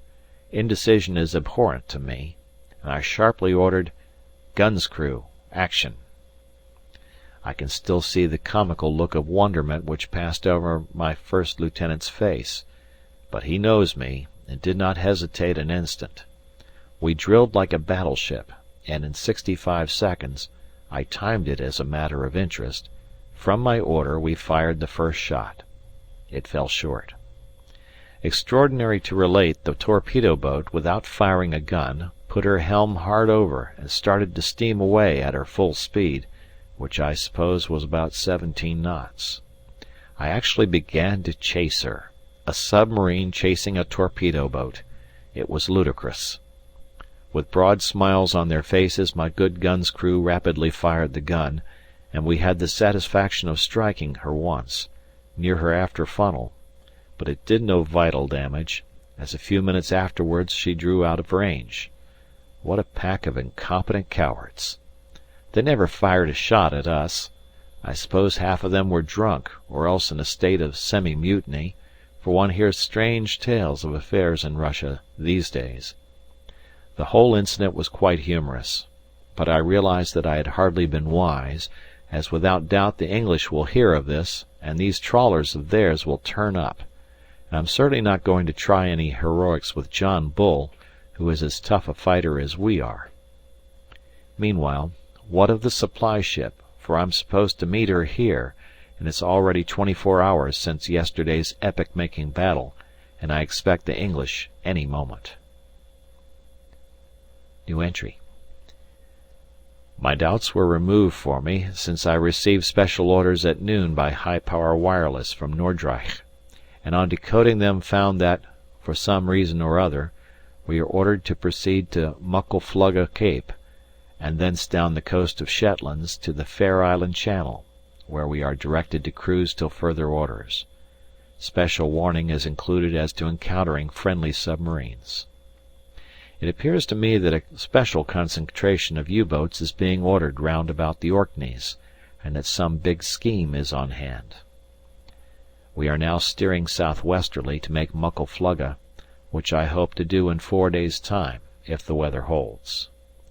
These northern waters have proved very barren of shipping in the last few weeks, and this fact, coupled with the approaching winter weather, which must be fiendish in these latitudes, makes me quite ready to exchange the Archangel billet for the work round the Orkneys and Shetlands, though this is damnable enough in the winter, in all conscience. There is only one fly in the ointment, and that is that this premature return to North Sea waters might conceivably mean a visit to Zeebrugge, though this class are not likely to be sent there. Though it is many weeks since I left Zoe, I have not been able to forget her. I continually wonder what she is doing, and often when I am not on my guard she wanders into my thoughts.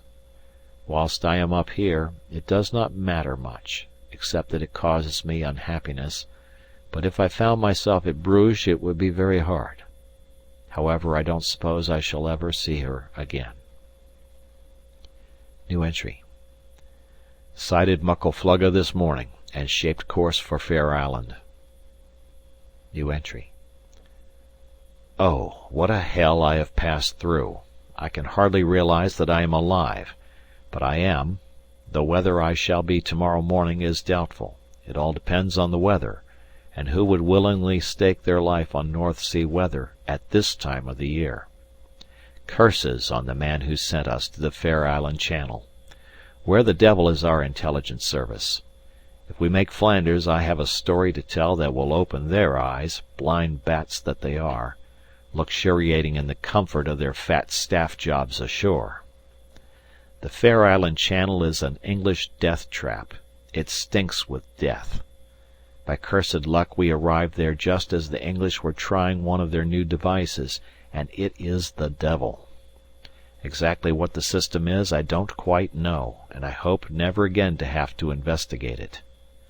For 47 hours we have been hunted like a rat, and now, with the pressure hull leaking in 3 places, and the boat half full of chlorine, we are struggling back on the surface, practically incapable of diving at least for more than 10 minutes at a time. Even on the surface, with all the fans working, one must wear a gas mask to penetrate the fore compartment. Oh, these English, what devils they are! Here is what happened. Fair Island was away on our port beam when we sighted a large English trawler, which I suspected of being a patrol. To be on the safe side, I dived and proceeded at 20 metres for about an hour. At 5 p.m. approximately, I came up to periscope depth to have a look around, but quickly dived again as I discovered a trawler, steering on the same course as myself, about 1,000 metres astern of me. This was the more disconcerting, as in the short time at my disposal it seemed to me that she was remarkably similar to the craft I had seen in the afternoon, and yet this hardly seemed likely, as I did not think she could have sighted me then. On diving, I altered course 90 degrees, and proceeded for half an hour at full speed, then altered another 90 degrees, in the same direction as the previous alteration, and diving to 30 metres I proceeded at dead slow. By midnight I had been diving so much that I decided to get a charge on the batteries before dawn. I also wanted to be up at 1 a.m. to make my position report. I surfaced after a good look round through the right periscope, which as usual revealed nothing. I had hardly got on the bridge when a flash of flame stabbed the night on the starboard beam and a shell moaned just overhead.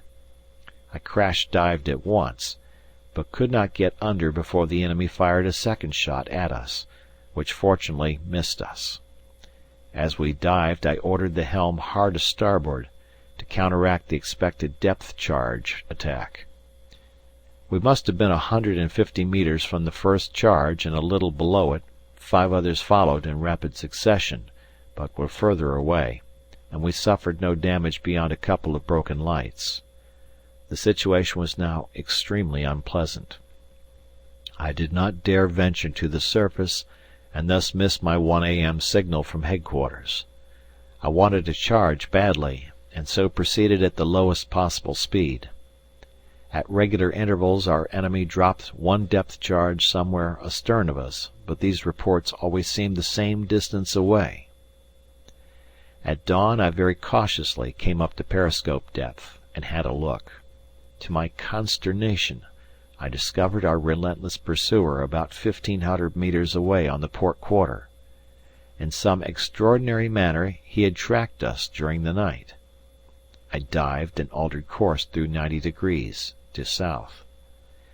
At 9 a.m. a tremendous explosion shook the boat from stem to stern, smashing several lights, and giving her a big inclination up by the bow. As I was only at 20 metres, I feared the boat would break surface, and our enemy was evidently very nearly right over us. I at once ordered hard to dive, and went down to the great depth of 95 metres. A series of shattering explosions somewhere above us showed that we were marked down, and we were only saved from destruction by our great depth, the English charges being set apparently to about 30 metres. At noon the situation was critical in the extreme. My battery density was down to 1150. The few lamps that I had burning were glowing with a faint dull red appearance, which eloquently told of the falling voltage and the dying struggles of the battery. The motors with all fields out were just going round. The faces of the crew, pallid with exhaustion, seemed of an ivory whiteness in the dusky gloom of the boat, which never resembled a gigantic and fantastically ornamental coffin so closely as she did at that time. The air was fetid. I struck a match. It went out in my fingers. The slightest effort was an agony. I bent down to take off my sea boots, and cold sweat dropped off my forehead, and my pulse rose with a kind of jerk to a rapid beating, like a hammer. I left one sea boot on. At 1 p.m. a deputation of the crew came aft, and in whispered voices implored me to surface the boat and make a last effort on the surface. A muffled report, as our implacable enemy dropped the depth charge somewhere astern of us, added point to the conversation, and showed me that our appearance on the surface could have but one end. At 3 p.m. the second coxswain, who was working the hydroplanes, fell off his stool in a dead faint. At 3:30 p.m. the supreme crisis was reached. 2 more men fainted, and I realized that if I did not surface at once I might find the crew incapable of starting the Diesels. At the order "Surface," a feeble cheer came from the men. We surfaced, and I dragged myself up to the conning tower. Luckily we started the Diesels with ease, and in a few minutes gusts of beautiful air were circulating through the boat. Meanwhile, what of the enemy? I had half expected a shell as soon as we came up, and it was with great anxiety that I looked round. We had been slightly favoured by fortune in that the only thing in sight was a trawler away on the port beam. It was our hunter. I trimmed right down, hoping to avoid being seen, as it was essential to stay on the surface and get some amperes into the battery. I also altered course away from him. It was about 5 p.m. that I saw 2 trawlers ahead, one on each bow. By this time the boat's crew had quite recovered, but I did not wish to dive, as the battery was still pitiably low.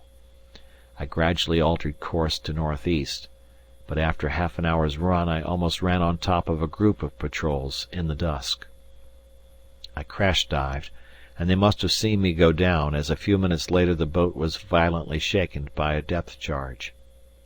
We were at 20 metres, still diving at the time. I consulted the chart, but could find no bottoming ground within 50 miles, a distance which was quite beyond my powers. At 11 p.m. I simply had to come up again and get a charge on the batteries. From 7 p.m. to 10 p.m., at regular half-hourly intervals, a depth charge had gone off somewhere within a radius of 2 miles of me. Needless to say, I was only crawling along at about 1 knot and altering course frequently.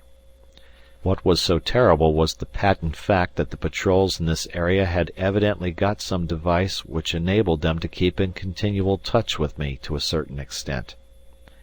These monotonous and regular depth charges seemed to say, "We know, O U-boat, that we are somewhere near you, and here is a depth charge just to tell you that we haven't lost you yet." Footnote. Karl was quite right. It is evident that he had the misfortune to encounter one of our new hydrophone hunting groups, just started in the Fair Island Channel. The incident of the depth charges every half hour was known as "tickling up." Probably the patrol only heard faint noises from him. Etienne.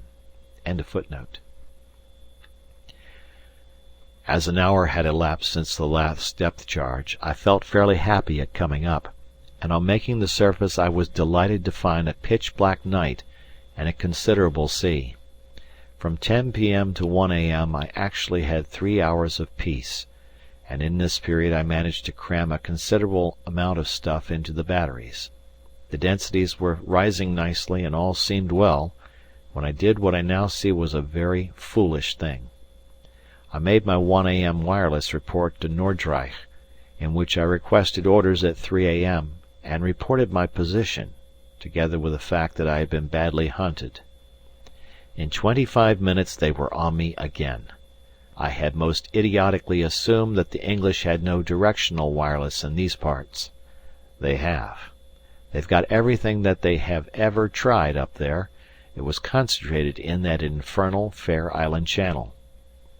I was only saved by seeing a destroyer coming straight at me, silhouetted against the low-lying crescent of a new moon. When I dived, she was about 600 metres away.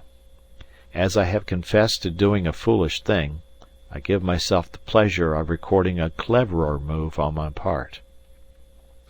I anticipated depth charge attack as a matter of course, but instead of going down to 25 metres, I kept her at 12. The depth charges came all right, 7 smashing explosions, but, as I had calculated, they were all set to go off at about 30 metres, and so were well below me. The boat was thrown bodily up by one, and I think the top of the conning tower must have broken surface, but there was little danger of this being seen in the prevailing water conditions. End of section.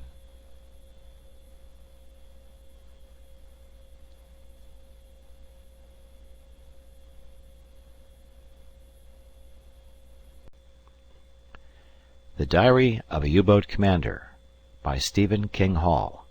Section 10.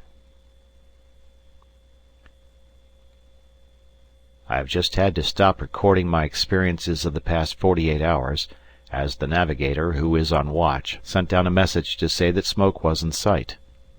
The next hour was full of anxiety, but by hauling off to port we managed to lose it. I then had a little food, and I will now conclude my account before trying again to get some sleep. New entry. The account continued. All my hopes of getting up again that night, both for the purpose of charging and getting the 3 a.m. signal, were doomed to be disappointed, as the hydrophone operator kept on reporting the noise of destroyers overhead. Occasional distant thuds seemed to indicate a never-ending supply of depth charges, but they were about 4 or 5 miles from me. Perhaps some other unfortunate devil was going through the fires of hell. At daylight on the second day my position was still miserable. The battery was getting low again, the sea had gone down, and when I put my periscope up at 9 a.m., the horizon seemed to be ringed with patrols. I felt as if I was in an invisible net, and though I endeavoured to conceal my apprehension from the crew, I could see from the listless way they went about their duties that they realized that once again we were near the end of our resources. All the forenoon we crept along at 30 metres, until the tension was broken at 1 p.m. by a furious depth-charge attack. In some extraordinary way they had located me again, and closed in upon me. The first charges were some little distance off, and as they got closer a feeling of desperation overcame me, and I seriously contemplated ending the agony by surfacing and fighting to the last with my gun. Curiously enough, the procedure that I adopted was the exact opposite. I decided to dive deep. I went down to 114 metres. At this exceptional depth 3 rivets in the pressure hole began to leak, and jets of water with the rigidity of bars of iron shot into the boat. I held on for 5 minutes, which was sufficient to save me from the depth-charge attack, though 2 which went off almost above me broke some lamps. I then came up to 20 metres and slowly crawled on. Throughout the long afternoon, though we were not directly attacked again, I heard depth charges on several occasions, sufficiently close to me to demonstrate that these implacable and tireless devils had an idea of the area I was in. By a supreme effort, working one motor at the only speed it would go, dead slow, I managed to squeeze out the battery until I estimated it must be dusk. There was only one thing to do. I surfaced. It was not as dark as I had hoped, and I saw a fairly large sloop-like vessel about 8,000 metres away on the port beam.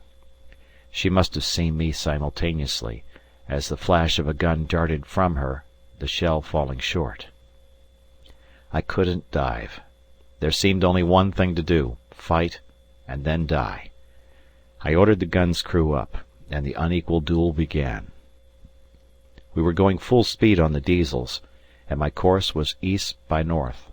A good deal of water and spray was flying over the gun, and my crew had little hope of doing much accurate shooting, but I have often found that when one is being fired at there is nothing so comforting as the sound of one's own gun. Our enemy was armed with 2 large guns, 15 centimetres or over, but had no speed, a discovery which raised my hopes again. It was soon evident that, provided we were not heading for another patrol, if we could survive 10 minutes' shelling, we should be saved for the time being by the fading light, which was evidently causing our enemy increasing difficulties, as his shots alternated between very short and very much over. I was actually congratulating the navigator on our escape, and I had just told the gun's crew to cease firing at the blurred outlines on the port quarter from which the random shells still came, when there was a sheet of yellow flame and a jar which threw me against the signalman. The latter had been standing near the conning tower hatch, and unfortunately I knocked him off his balance, and he fell with a thud into the upper conning tower. He had the good fortune to escape with a couple of ribs broken, but when I recovered myself and got to my feet, far worse consequences met my eyes. By the worst of ill luck, a shell which must have been fired practically at random had hit the gun just below the port trunnion. The result of the explosion was very severe. 4 of the 7 men at the gun had been blown overboard. The breech worker was uninjured, though from the way he swayed about it was evident that he was dazed, and I expected to see him fall over the side at any moment. The remaining 2 men were as dead as horseflesh. The material damage was even more serious. The gun had been practically thrown out of its cradle, but in the main the trunnion blocks had held firm, and the whole pedestal had been carried over to starboard. The really terrible effects of this injury were not apparent at first sight, but I soon realized them, for an hour later we had shaken off the sloop. I saw a red flame on the horizon, which plainly indicated flaming at the funnel from some destroyer, doubtless looking for us at high speed. I dived, intending to surface again as soon as possible. With this intention in my head I did not go below the upper conning tower. We had barely got to 10 metres, when loud cries from below and the disquieting noise of rushing water told me that something was wrong. I blew all tanks, surfaced, left the first lieutenant on watch, and went below. There were 5 centimetres of water on the battery boards, and I understood at once that we could never dive again. For the pedestal of the gun, in being forced over, had strained the longitudinal seam of the pressure hole to which it is bolted, and a shower of water had come through as soon as we got under. It might have been hoped that this was enough, but no, our cup was not yet full. Chlorine gas suddenly began to fill the fore end. The salt water running down into the battery tanks had found acid, and though I ordered quantities of soda to be put down into the tank, it became, and still is at the moment of writing, impossible to move forward of the conning tower without putting on a gas mask and oxygen helmet. So we are helpless, and at the mercy of any little trawler or even the weather. We have no gun. We cannot dive. The English must know that they have hit us, and every hour I expect to see the hull of a destroyer climb over the horizon astern. We are fortunate in two respects, in that for the time being the weather seems to promise well, and our diesels are thoroughly sound. We are ordered to Zeebrugge. I could have wished elsewhere for many reasons, but it does not matter, as I cannot believe we are intended to escape. I feel I would almost welcome an enemy ship. It would soon be over. But this uncertainty and anxiety drags on for hour after hour, and now I cannot sleep, though I haven't slept properly for over 70 hours. I am so worn out that my body screams for sleep, but it is denied to me, and so, lest I go mad, I write. It is better to do this, though my eyes ache and the letters seem to wriggle, than to stand up on the bridge looking for the smoke of our enemies, or to lie in my bunk and count the revolutions of the diesels, thousands of thudding beats, one after the other, relentless hammer strokes. I have endured much. Note by Etienne. A break occurs in Karl von Schenk's diary at this juncture. Fortunately, the main outlines of the story are preserved owing to Zoe's long letter, which was in a small packet inside the cover of the second notebook. Zoe's letter will be reproduced in this book in its proper chronological position, but in order to save the reader the trouble of reading the book from the letter back to this point, a brief summary of what took place is given here. The entries in his diary which follow the words, "I have endured much," are very meagre for a period which seems to have been about a month in length. There was no further mention of the latter stages of Karl's passage in the wrecked boat to Zeebrugge, so it is presumed that he made that port without further adventure. He was evidently on the verge of a nervous breakdown, and appears to have been suffering from very severe insomnia. He had been hunted for 2 days, during which he was perpetually on the verge of destruction, and the cumulative effect of such an experience is bound to leave its mark on the strongest man. When he got back to Zeebrugge he must have been at the end of his tether, and whether by chance or design it was when Karl was, as he would have said, at a low mental ebb, that Zoe made her last and successful attack upon his resolution not to see her again unless she consented to marry him. It is plain from her letter that when he left her after the stormy interview in which he vowed never to see her again, Zoe did not lose hope. She seems to have kept herself au courant with his movements, and actually to have known when he was expected in. We know that she had many friends amongst the officers, and it is probable that from one of these she was able to get information about Karl's movements. Bruges was probably a hotbed of U-boat gossip, and, not unlike the conditions at certain other naval ports during the war, the ladies were often too well informed. At any rate, it appears that Zoe rushed to see Karl directly he arrived at Bruges, and found him a mental and physical wreck, suffering from acute insomnia. With the impetuous vigour which evidently guided most of her actions, she took complete charge of Karl, and as he was due for 4 days' leave, she whisked him off to the forest. Karl may have protested, but was probably in no state to wish to do so. At her shooting box in the forest, Zoe achieved her desire, and the stubborn struggle between the lovers ended in victory for the woman. There is an entry in Karl's diary which may refer to this period. He simply says, "Slept at last. Oh, what a joy!" If this entry was written in the forest, it seems as if Karl had been unable to sleep until Zoe carried him off to the forest peace of her shooting box, and surrounded him with the atmosphere of her tender sympathy. There is no evidence of the light in which Karl viewed his defeat, when, having regained his strength, he was able to take stock of the changed situation. It is reasonable to suppose that his silence upon this matter in the pages of his diary is evidence that he was ashamed of what he must have considered a great act of weakness on his part. At all events, he realized that he had crossed the Rubicon and that he had better acquiesce in the fait accompli. He seems to have been in the harbour for about 6 weeks, during which he lived with Zoe, and the lovers enjoyed a brief spell of happiness before Karl set out on his next trip.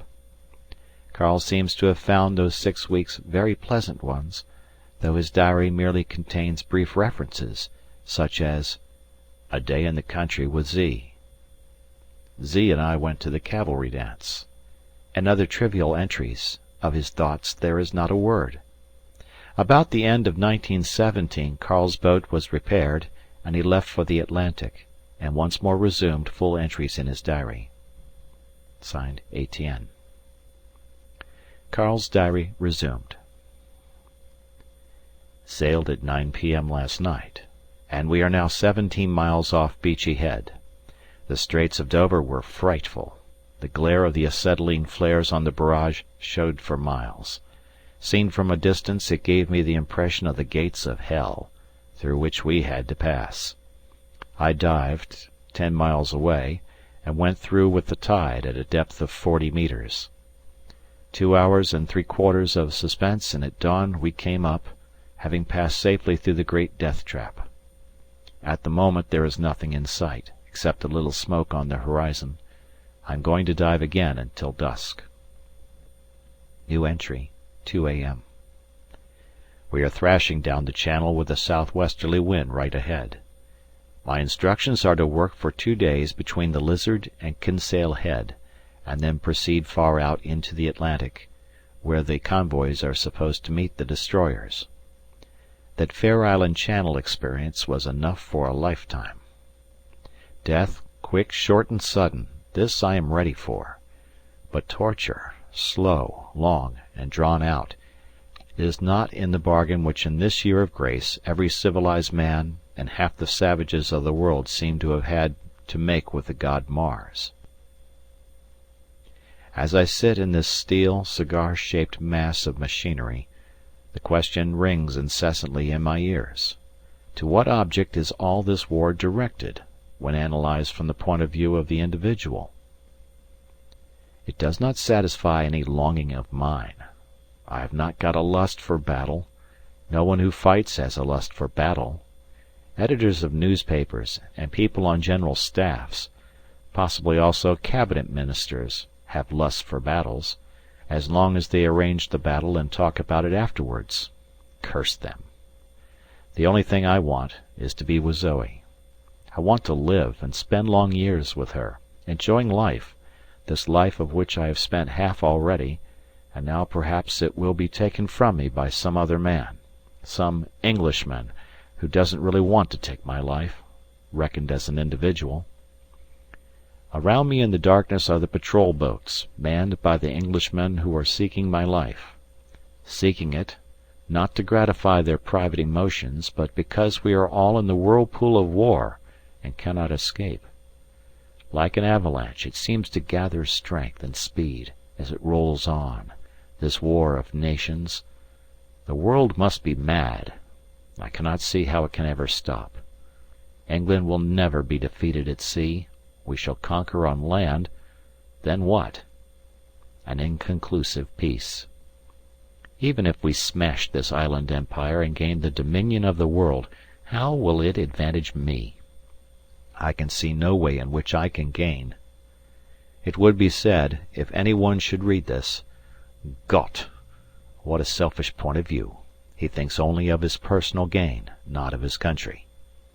But confound it all, I reply, answer me this. Do I exist for my country, or does my country exist for me? For example, does man live for the sake of the Church, or was the Church created for man? Does not my country exist for my benefit? Surely it is so. Then again, I am risking my all, my life. I live in danger, apprehension, and great discomfort. I do all these things, and yet if as a reasonable man I ponder what advantage I am to gain from all these sacrifices, I am adjudged selfish. It is all madness. I cannot fathom the meaning of these things. In position on the Bristol line of approach. The weather is bad. At 20 metres. Once again Death has stretched forth his bony fingers to catch me by the throat, and only by a chance have I wriggled free. Yesterday afternoon at 5 p.m. we sighted a small steamer flying Spanish colours and steering for Cardiff. The weather was choppy, but not too bad, and I decided to exercise the gun's crew, though I did not think there would be much doing, as the Spaniards soon give in. I opened fire at 6,000 metres, and pitched a shell ahead of her and ran up the signal to heave to. The wretched little craft paid no attention, and continued on her lumbering course. I suspected the presence of an Englishman on her bridge, and determined to hit. This we did with our 6th shot, and she stopped dead and wallowed in the trough, with clouds of steam pouring out of her engine-room. We had evidently got the engine-room. As we closed her, it was evident that a tremendous panic was taking place on board. The port sea boat was being launched, but one fall broke and the occupants fell into the water. My navigator begged me to give her another, which I did, and hit her right aft. 2 boatloads of gesticulating individuals now appeared from the shelter of her lee side, and began pulling wildly away from the ship. The navigator, whose eyes were dancing with excitement, was very keen to play with them by spraying the water with machine-gun bullets, but it seemed to me to be waste of ammunition, and I would not permit it. Meanwhile we had approached to within about 400 metres of her port bow. I was debating whether to accelerate her sinking, when I noticed that a fire had broken out aft, and I became possessed with a childish curiosity to see the fire being put out as she sank. It was a kind of contest between the elements. As I watched her, I was startled to hear 3 or 4 reports from the region of the fire. "Ammunition!" shouted the pilot with wide-opened eyes. In an instant I pressed the diving alarm, as I realized our deadly peril. Fool that I had been, she was a decoy ship. She must have realized on board that I had seen through their disguise, for as we began to move forward, under the motors, a trap-door near her bows fell down, the white ensign was broken at the fore, and a 4-inch gun opened fire from the embrasure that was revealed on her side. We were fortunate in that our conning tower was already right ahead of the enemy, and as I dropped down into the conning tower, I saw that as she could not turn we were safe. A few shells plunged harmlessly into the water near our stern, and then we were under. We came up to a periscope depth, and I surveyed her from a position off her stern. She was sinking fast, but I felt so furious at being nearly trapped that I could not resist giving her a torpedo. Detonation was complete, and a mass of wreckage shot into the air as the hull of the ship disappeared. As to the 2 boats, I left them to make the best course to land that they could. As they were 50 miles off the shore when I left them, and it blew 4-6 a few hours afterwards, I rather think they have joined the list of missing. We are now steering due west to our second position. Received orders last night to return to base forthwith on the north about route. Footnote. This means into the North Sea round Scotland. I have shaped course to pass 50 miles north of Muckleflugga. No more Fair Island Channel for me. Statlandlet in sight, with the Norwegian coast looking very lovely under the snow. We never saw a ship from north of the Shetlands to this place, when we saw a light cruiser of the Town class steaming southwest at high speed. She had probably been on patrol off this place, where the inner and outer leads join up, and ships have to leave the 3-mile limit. She was well away from me, and an attack would have been useless. I did not shed any tears. I have lost much of the fire-eating ideas which filled my mind when I first joined this service. New entry. We are due off the Mole at 8 p.m. tonight, and my heart leaps with joy at the thought of seeing my Zoe. Already I can almost imagine her lovely arms round my neck, her face raised to mine, and all the other wonderful things that make her so glorious in my eyes. End of section.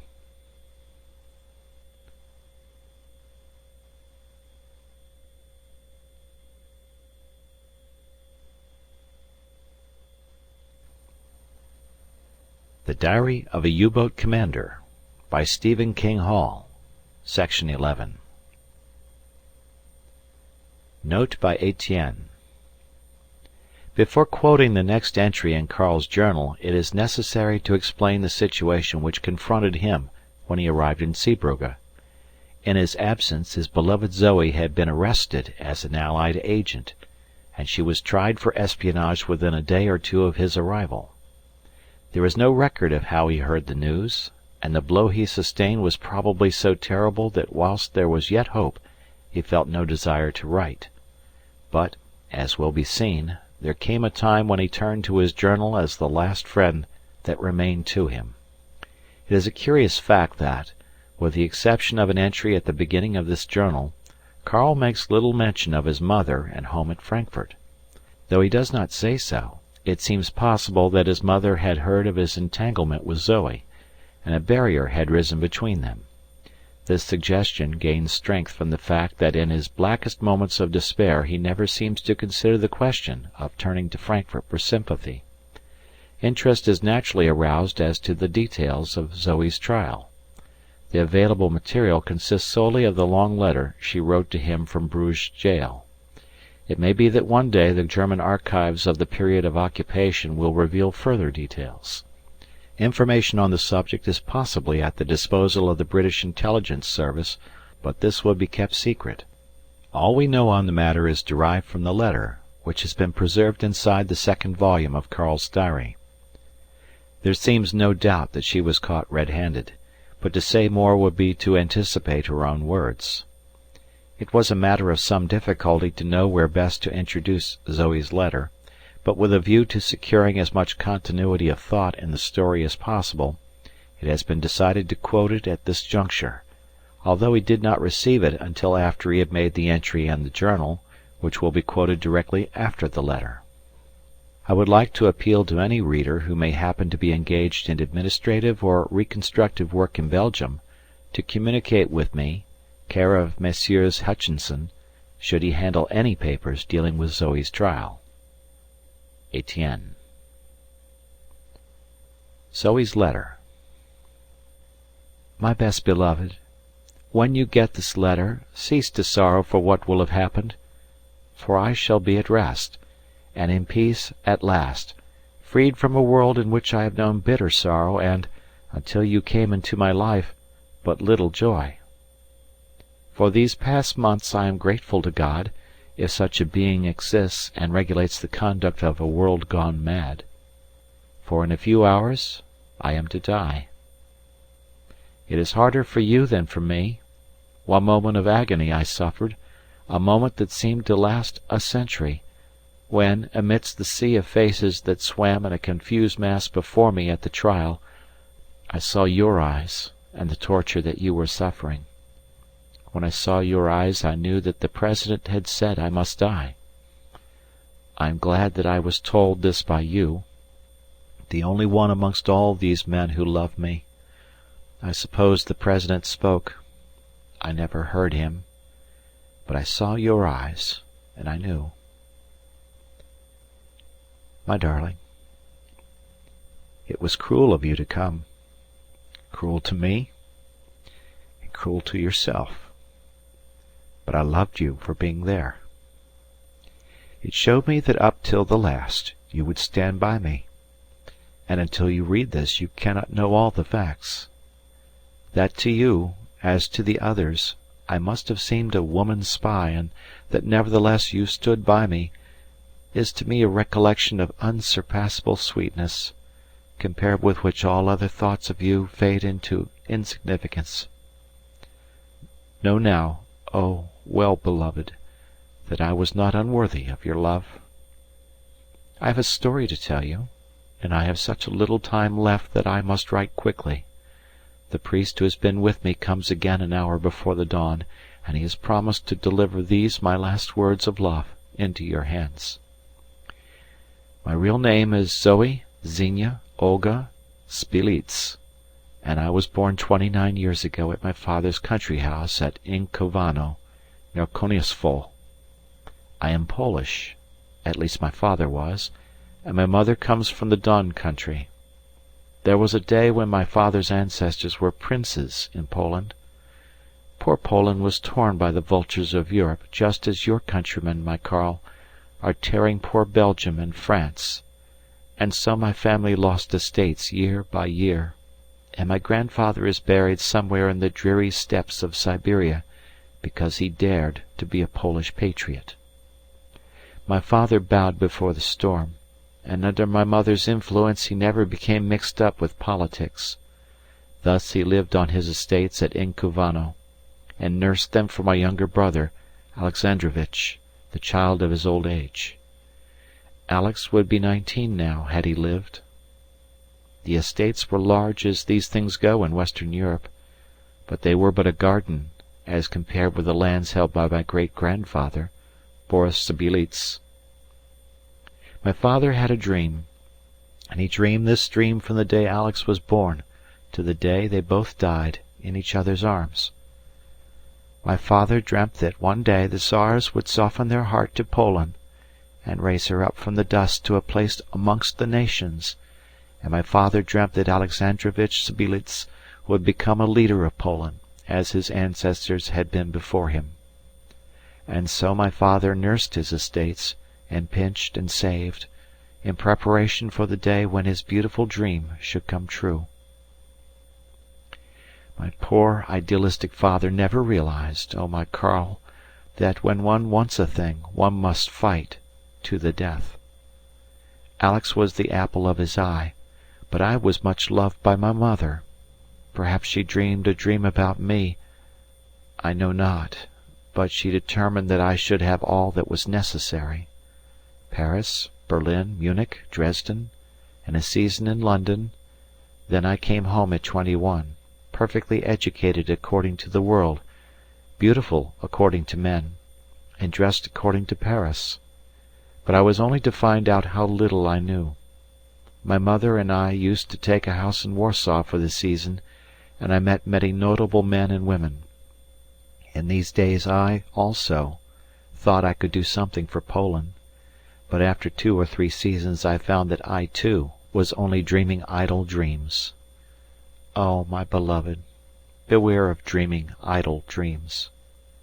Listen, I once met the Prime Minister of all Russia at a reception. I captivated him, and thought, now I shall do something.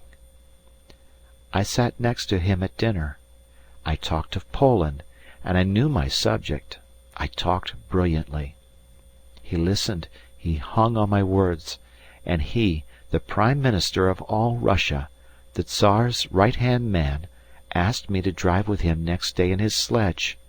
I, an almost unknown Polish girl. When I accepted, I was in the 7th heaven of delight. Next day he called and we set forth. At a deserted spot in the woods near Warsaw he tried to kiss me. I struck him in the face with the butt of his own whip. That was why he had hung on my words, and that was why he had taken me for my drive. It was my Polish body that interested him, not Poland. The Prime Minister of Russia was confined to his room for 2 days, owing to an indisposition. How I laughed when I saw the bulletin in the paper, signed by 2 doctors, but it taught me a lesson. I never dreamt idle dreams again. No, I am wrong, my beloved. I dreamt an idle dream, a lovely dream about you and I. An after-the-war dream, if this war should ever end, but like other dreams it has ended, in dreams. But I must hurry, for my little watch tells me that 1 hour of my 5 is gone, and I have much to say. I could have married, and married brilliantly, but Poland held me back. I did not know what I could do for my country. It all seemed so hopeless, and yet I felt that perhaps one day, and I felt I ought to be single when that day came. It was not easy, my Karl. Sometimes it was hard. One man there was, Sergius was his Christian name. He loved me madly, and sometimes I thought... But no matter, he is dead now, killed at Tannenberg, and well, I will tell you more of my story. When the war broke out and clouded over that last beautiful summer in 1914, I wonder will there ever be another like it in your lifetime, my Karl? No, I don't think it can ever be quite the same after all this. We were all in the country. Alex was back from his school in Petrograd, and my father kept him at home for the autumn term. How well I remember the excitement, the mobilization, the blessing of the colours, the wave of patriotism which swept over the country. Even I, under the influence of the specious proclamations that were issued broadcast by the government, with their promises of reform and redress for Poland after the war was over, felt more Russian than Polish. Lies, lies, lies, that was what the government promises were, my Karl. Under the stress of war, the rottenness of that great white sepulchre, Russia, feared the revival of the Polish spirit. It might have been awkward, and so they lied with their tongues in their cheeks, and we simple Poles believed them. The peasantry flocked to their depots, little knowing whom they fought, but the proclamations which were read to them told them they fought for Poland, and we women worked and prayed for the success of Russian arms. Then the tide of war swept westward, and all day long and every day the troops and the guns and the motor cars and the wagons rolled through the village to the west.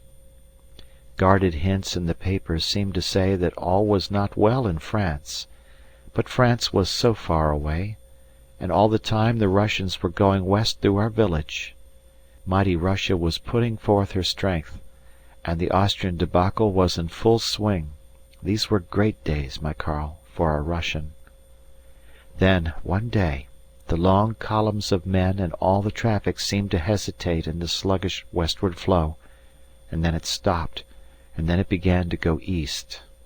The weeks went on, and one day, very, very faintly, there was a rumbling like a distant thunderstorm. It was the guns. The front was coming back. Have you ever seen forest fires, my Karl? We had them every autumn in our woods. If you have, then you know how all the small animals and the birds, the rabbits and the foxes, and perhaps a wolf or two, and the deer, and the thrushes and the linnets come out from the shelter of the trees, fleeing blindly from the great peril, anxious only to save their lives. So it was when the front came back. Herds of moujiks, the old men, the women, the children, the poor little babies, struggled blindly eastwards through the village, pushing their miserable household goods on handcarts, or staggering along with loads on their backs, and weary children dragging at their arms. The human tide flowed eastwards round our house, begged perhaps a drink of water, and then wandered feverishly onwards. They knew not, in 99 cases out of 100, where they were going. Their only destination was summed up in the words, "Away from the front," away from the ominous rumbling which began to get louder, away from that western horizon which was beginning to have a lurid glow at nights, like a sunset prolonged to dawn. Then, as the Germans advanced more and more, the character of the tide changed. The civilian element was outnumbered by the military. Companies, battalions, brigades, sometimes in good order, sometimes in no order, marched through the village. They would often halt for a short time, and the officers would come up to the house, where my mother and I gave them what we could. My father lived amongst his books and accounts, and bemoaned the extravagance of the war. Then there were the deserters, the stragglers, the walking wounded, but you know, my Karl, what an army in retreat means. I must proceed with my story, for time moves relentlessly on. One day, a desperately wounded officer, a young lieutenant of the Guard, a boy of 25, was taken out of a motor ambulance to die. The ambulance had stopped opposite our gates, and lying on his stretcher he had seen our garden, my garden. He knew he was to die, and he had begged with tears in his eyes to the doctor that he might be left in the garden. Who could refuse him? He died within 2 hours, amongst our flowers, with Alex and I at his side. Before he died he begged us, implored us, almost ordered us, to move east before it was too late. We repeated his arguments to my father, but the latter was obdurate, and he swore that a regiment of angels would not move him from his ancestral home. So we made up our minds to stay. Things got worse and worse, and one day shells fell in the grounds and we hid in the cellars. That night all our servants ran away, and my father cursed them for cowards. Next day in the early morning we heard machine guns fire outside the village, and then all was still. At 6 o'clock Alex, white-faced, came running into the house. He had been down to the gates and he had seen the enemy. They were drunk, he said, and going down the street firing the houses and shooting the people as they came out. It seemed impossible, and yet it was true. It was growing dark when we heard shouts and saw lights, and from the top of the house I saw a crowd of singing and shouting soldiers with pine torches, half running, half walking up the drive.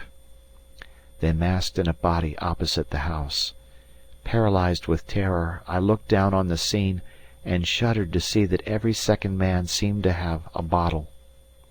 One of them fired a shot at the house, and next I remember a flood of light on the drive, and in the circle of light my father standing with hand raised. What my father intended could never be known, for, as he paused and faced the mob, a solitary shot rang out, and he fell in a huddled heap.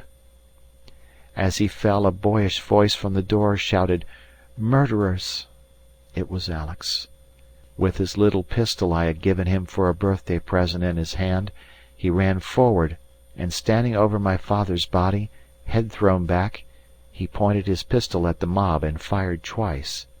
A man dropped, there was a flash of steel, the crowd surged forward, and oh, my Karl, they had murdered my beloved brother, my darling Alex. The next moment they were in the house. I escaped from my window on to the roof of the dairy, and from there down a water pipe, across the yard to an old hayloft. For a long time they ran in and out of the house, like ants, looting and pillaging. Then there was a great shout, and for some time not a soul came out of the house. I guessed they had got into the cellars. At about midnight I saw that the house was on fire. In a few minutes it was an inferno, and the drunken soldiers came pouring out, firing their rifles in all directions. I had found a piece of rope in the loft. One end I placed on a hook, and the other round my neck. I was close to the upper doors of the loft, with a drop to the courtyard, and thus I stayed, for I feared that some soldier, more sober than the rest, might explore the outhouses and find me. I was watching this unearthly spectacle, and never, my best beloved, did I conceive that man could become lower than the beasts. But before my eyes it was so, when I noticed that the great gates at the southern end of the courtyard were opening. As they opened I saw that beyond them was drawn up a line of men. An officer gave an order, and 2 machine guns were placed in position at the gate entrance. Round the guns lay their crews, and the seething mass of revellers saw nothing. I felt that a fearful tragedy was impending, and as I held my breath with anxiety, the officer gave a short, sharp movement with his hand, and a hideous rattle rose above all noises. The pandemonium that ensued was indescribable. Some ran helplessly into the burning house, others ran round and round in circles, others tried to get into the dairy, One man got upon its roof and fell back dead as soon as his head appeared above the outer wall. The place was surrounded. It was horrible. A few tried to rush for the gate. They melted away like snow before the sun, as their bodies met the pitiless stream of bullets. I suppose 200 men were killed in as many seconds. The machine guns ceased fire. Ambulance parties came into the yard, collected the dead and living, and within half an hour there was not a soul save myself in the place. Discipline had received its oblation of men's lives. As an example, it was one of the most wonderful things I have ever known in your wonderful army, my Karl, but it was terrible, terribly cruel. I never knew what became of my mother, though I feel she is dead, murdered perhaps like my father and my darling Alex, or perhaps she hid somewhere in the house and remained petrified with terror till the flames came. Next morning I left my hiding place and walked about. Not a German was to be seen, but in the wood was a huge, newly made grave. It was all open warfare then, and this flying column, which was miles in advance of the main body, had moved on. The house was a smoking mass of ruins, but the farm buildings had been spared, and I let out all the poor animals and turned them into the woods, so that they might have their chance. All day I searched for my father and brother, but not a sign was to be seen, and at dusk I stood alone, faint and broken, amongst the ruins of my ancestors' home. As I looked at this scene of desolation and I contrasted what had been my life 24 hours before and what it was then, something seemed to snap in my brain, and for the first time I cried. Oh, the blessed relief of those tears, my Karl, for I was a poor, weak, helpless girl, and alone with death and bitterness all round me. Late that night I hid once more in my hayloft, and next morning I left Inkovano for ever. Before I left I made a vow. It is because of this vow, my beloved, that I am to die. For I vowed by the body of our Saviour, and the murdered bodies of my family, that whilst life was in me and the war was maintained, for so long would I work unceasingly for the Allies against Germany. As the war ran its fiery course I have seen more and more that the Allies are the only ones who will do anything for Poland, my beloved country, so have I been strengthened in my vow.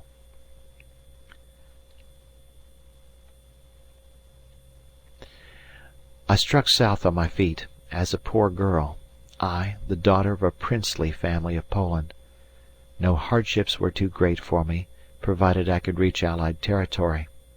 I travelled from village to village as a singing girl, and once I was driven away with stones by villagers set upon me by a fanatical priest.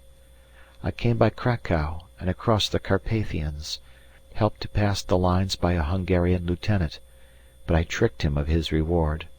I was not ready for that sacrifice. Then across the Hungarian plains to Budapest, where I remained 3 weeks, singing in a third-rate café, to make some money for my next stage. But I had to leave too soon. The old story. This time it was the proprietor's son. What beasts men are, my Karl! And yet to me you were above all other men, a prince amongst your fellows, and never did I love you so distractedly as that first night at the shooting box, when I read the scorn in your eyes as you rejected me. I have no shame in telling you this. Am I not already in the grave? And then I must be silent, and can only await your coming. After many struggles, wearisome to relate, I came to Hermannstadt, and there, whilst pushing my trade as a dancer, came into touch with a Hungarian band of smugglers working across the mountain passes between eastern Hungary and Roumania. I did certain work for these men, and in return crossed with them one bitter night in a thunderstorm into Roumania. At Bucharest I got a good engagement, and when I had saved 1,000 marks, I bought a passport for 500 and came to Serbia, then staggering beneath the great Austrian offensive. Once again I was in the horrors of a retreat, but I escaped, reaching Valona, and crossed to Brindisi, by the aid of a French officer to whom I told my story and who believed me. His name is Pierre Lemonceau, and he lives at Bordeaux. If fortune places him in your power, be kind to him, my Karl, for your Zoe's sake. I came to Rome and thence to Paris. I stayed here 3 weeks, singing in a cabaret. Whilst here I tried to advance my plans in vain. What could I, a small girl, do for the Allies? The embassy laughed at me, all except one young attaché who tried to make love to me. Then I thought of England. England and her cold, hard islanders, phlegmatic in movements, slow to hate, slow to move, but once roused. Ah, they never let go, these islanders. One of their poets has said, "The mills of God grind slowly, but they grind exceeding small." That, my Karl, is like England. They are your most terrible enemies, and you know it. Do not be angry with me when you read this. For me it is Poland, for you Germany. Where I am going in a few hours there is no Poland, no Germany, no England, no war. And perhaps no love. You and I, Karl, have loved, too well perchance, but our love was above even the love of countries. God made the love of men and women, then men and women created their countries. I see the future before me, Karl, and I foresee that the struggle will be at the end of all things between England and Germany. One will be in the dust. Thus I crossed to England and was swallowed up in the great city of London. England has always had a corner of her calculating heart for the small nations, and in London there is a Polish organization. I applied there, and one day I was taken to the Foreign Office, and found myself alone with a great Englishman. His name was... No, I promised, and it will not matter to you, for though he gave me my chance, I have no love for him, and he will never be in your power. Even as I write these words, he has probably taken a list from a locked safe and neatly ruled a red line through the name suitably. I tell you they know everything, these Englishmen. I told him my story, and then he asked me whether I was prepared to do all things for the Allies. I told him I was. He then said that I could go as agent for a back area in Belgium, and my centre would be Bruges. I agreed, and asked him innocently enough how I was to live in Bruges. He looked up from his desk and said, "You will be given facilities to cross the Belgium-Holland frontier as a German singer." "And then?" I asked.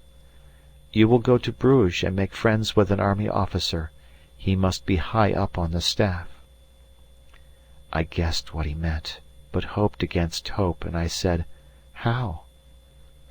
I can still see his fish-like face, hair brushed back with scrupulous care, as without a shadow of emotion he looked up, puffed his pipe, and said in matter-of-fact tones, "You have a pretty face and an excellent figure. Need I say more?" I could have struck him in the face. I was speechless, my mind a whirl of conflicting emotions. I was roused by the level tones again. "Is it too much for Poland?" Oh, the cunning of the man! He knew my weakness. Mechanically I agreed. Certain details were settled, and he pressed a bell. Within 5 minutes I was walking back to my lodgings. Thanks to a marvellous organization, which your police will never discover, my Karl, within 3 weeks I was singing on the Bruges music hall stage, and accepted without question as being what I was not, a German artist from Danzig. The men were soon around me, but I had no use for youngsters with money. I wanted a man with information. At last I found my man, the Colonel. He was on the headquarters staff of the 11th Army, the Army of Occupation in Belgium, when I first met him. Subsequently he went back to regimental work, but by the time he was killed, and to realize what a release that meant for me, you would have had to have lived with him. I had established regular sources of information concerning which I will say no more. Let your country's agents find them, if they can. This must I say for the Colonel. He was a brute and a drunkard, but in his own gross way he loved me, and he licked my boots at my desire, but I had to pay the price. You are a man, and with all your loving sympathy you can but dimly realize what this costs a woman. To me it was a dual sacrifice of honour and life, but it was for Poland, and the memories of my parents and Alex steeled me and strengthened my resolution, and so, my Karl, I paid the price. My special work was on the military side, and consisted in making quarterly reports on the general dispositions of large bodies of troops, the massing of corps for spring offensives, and big pushes and hammer blows. Then you came into my life. When the Colonel used to go away it was my habit to mix in the demi-mondaine society of Bruges, to try and live a few hours in which I could forget. Oh, don't think the worst. That sort of thing had no attraction for me. I didn't seek oblivion in that direction. I'd never even kissed anyone in Bruges until I kissed you, that first night we met at dinner. I was attracted to you from the very first. The Colonel was due back in a few days, and I suddenly felt mad, and kissed you. I suppose you put me down as one of the usual kind, out to sell myself at a price varying between a good dinner and the rent of a flat. You will now know that I had already mortgaged my body to Poland. Then a few days later you will remember we went down for that wonderful day in the forest, and for the first time, Karl, I began to see that I was really caring for you, and a faint realization of the dangers and impossibilities towards which we were drifting crossed my mind. Do you remember how silent I was on the drive back? In a fashion, my Karl, I could foresee dimly a little of what was going to happen. I had a presentiment that the end would be disaster, but I thrust the idea away from me. Then came the day, just before one of your trips. Oh, the agony, my darling, of those days, each an age in length, when you were at sea, when you told me at the flat that you loved me. How I longed to throw my arms round your neck and abandon myself to your embraces, but I was still strong enough in those days to hold back for both our sakes. Each time we were together I loved you more and more, and each time when you had gone I seemed to see with clearer vision the fatal and inevitable ending. But I refused to give up the first real happiness that had been mine in my short and stormy life, and so I clung desperately to my idle dream. I prayed for hours, Karl, that the war might end, for I felt that in this lay our only hope. But what are one woman's prayers, a sinful woman's prayers, to the Creator of all things, and the war ground on in its endless agony just as it does tonight. Karl, Karl, will this torture ever end? But I must hurry. There is still much to tell you, and time goes on relentlessly just like the war. It is only life that ends. Then came the days I took you to the shooting box for the first time, and that night I broke down and, unashamed, offer you myself. Think not too badly of your Zoe, my Karl. When a woman loves, as I do, what is convention? A nothing, a straw on the waters of life. I wanted you for my own, passionately and desperately, for I feared that any moment the end might come, and to die without having felt your arms around me would have added 1,000 tortures to death.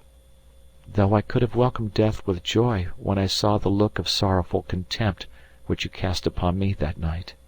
Heavens above! But you were strong, my Karl. I am not ugly, and yet you resisted, and I hated and loved you at the same time. Oh, I know that sounds impossible, but it isn't for a woman.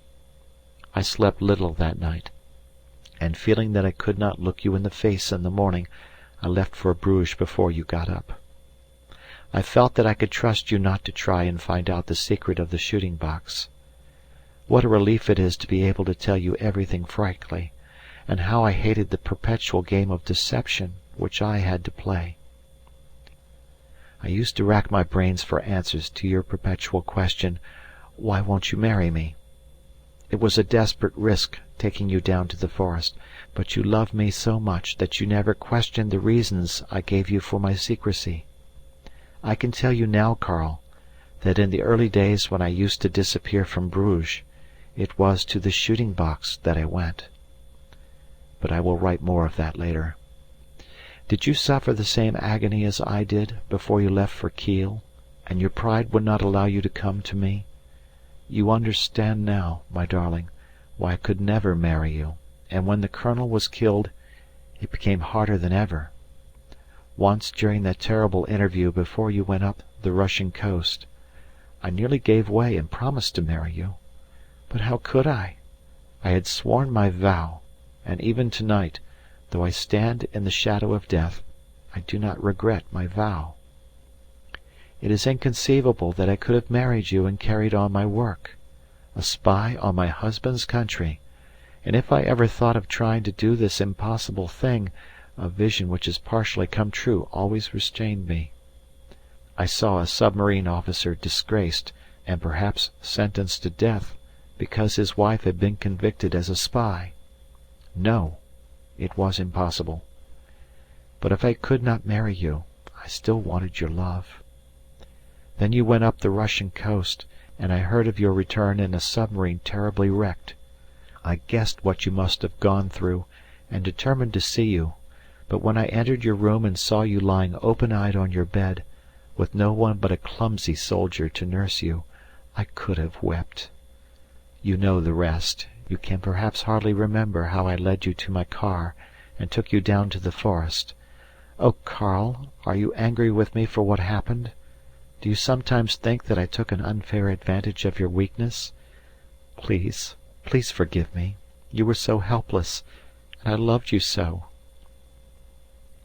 Then came those unforgettable weeks whilst your boat was being repaired, weeks which opened to me the door of the paradise I was never to enter. Oh, Karl, I pray that all those memories may remain sweet and unclouded all your life. Think of those days when you think of your Zoe. Alas, they came to an end too soon, and you left for the Atlantic. When you came back all was over. I had been caught at last. The evidence at the trial was clear enough. I have no complaints. I was fairly caught. You remember the big open space in front of the shooting box? I do not mind saying now that 5 times have I been taken up from there in an English aeroplane, and landed there again after 2 days. Each time I took a full report on military affairs. Not a word of naval news, my Karl. You will remember I never tried to find out U-boat information. I even warned you to be cautious. Well, they caught me as I landed. The English boy who had flown me back tried hard to save me, but it only cost him his own life. My first thought was of you, and there is not a jot of evidence against you, save only your friendship for me. Remember this fact, if they persecute you. Admit nothing, believe nothing they tell you, deny everything. They have no evidence, but they are certain to try and trap you. It was noble of you, Karl, to engage Monsieur Labordin in my defence, but it was useless and may do you harm. I also know of your efforts with the governor. I hoped nothing from him, but what you did has made me ready to die. I tremble lest you are compromised. If only I could feel absolutely certain that I have not dragged you down in my ruin, I should face the rifles with a smile. For my sake, be careful, Karl. When it is all over, cause a few little flowers to cover my resting place, if this is permitted for a spy. Order them, do not place them yourself. You must not be compromised. I have told my story, and the end is very near. What else is there to say? Mere words are empty husks when I try to express my thoughts of you. Do not sorrow for your Zoe, to whom you have given such happiness. I am not afraid to die and cross into the unknown, which, however terrible it is, cannot be much worse than this awful war. Karl, Karl, How I long to kiss you and feel your strong arms crushing the breath from this body of mine, which has caused so much sorrow. O Mother Mary, support me in this hour of trial. I cannot leave you. May the saints guard you and keep you through all the perils of war, and grant that we meet again in the perfect peace of eternity. Forever, your devoted and adoring Zoe. End of section.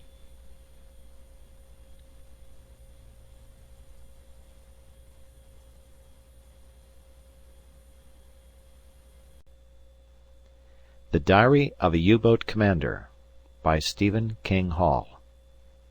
Section 12. Karl's diary resumed. She is dead. They have killed her, my Zoe, my adorable darling, and I am still alive, under close arrest. Perhaps they will shoot me too in their insatiable thirst for blood. Oh, if they would! Perhaps, my Zoe, if I could only die and leave this useless world behind, I might find you in the mysterious regions where your spirit now dwells. Oh, is it well with you, Zoe? Give me a sign, a little sign, that all is well. I have knelt in prayer, and asked for a sign, but nothing comes. All is a blank, forbidding and mysterious. Is God angry with us, my Zoe, that we have sinned before him? Surely, surely he understands. He must have mercy on me if he is going to make me go on living. If this is my punishment, I can bear it. I will live without you happily if only I may know that all is well with you. New entry. Your letter, Zoe. Can you read these words as I write? Can you sense my thoughts? Speak. Ah! I thought I heard your voice, and it was only the laughter of a woman in the street. Your letter has filled me with joy and sorrow. I read and reread the wonderful words in which you say you love me from the beginning, but when you plead that I shall not turn in loathing from your memory, with these words you smash me to the ground.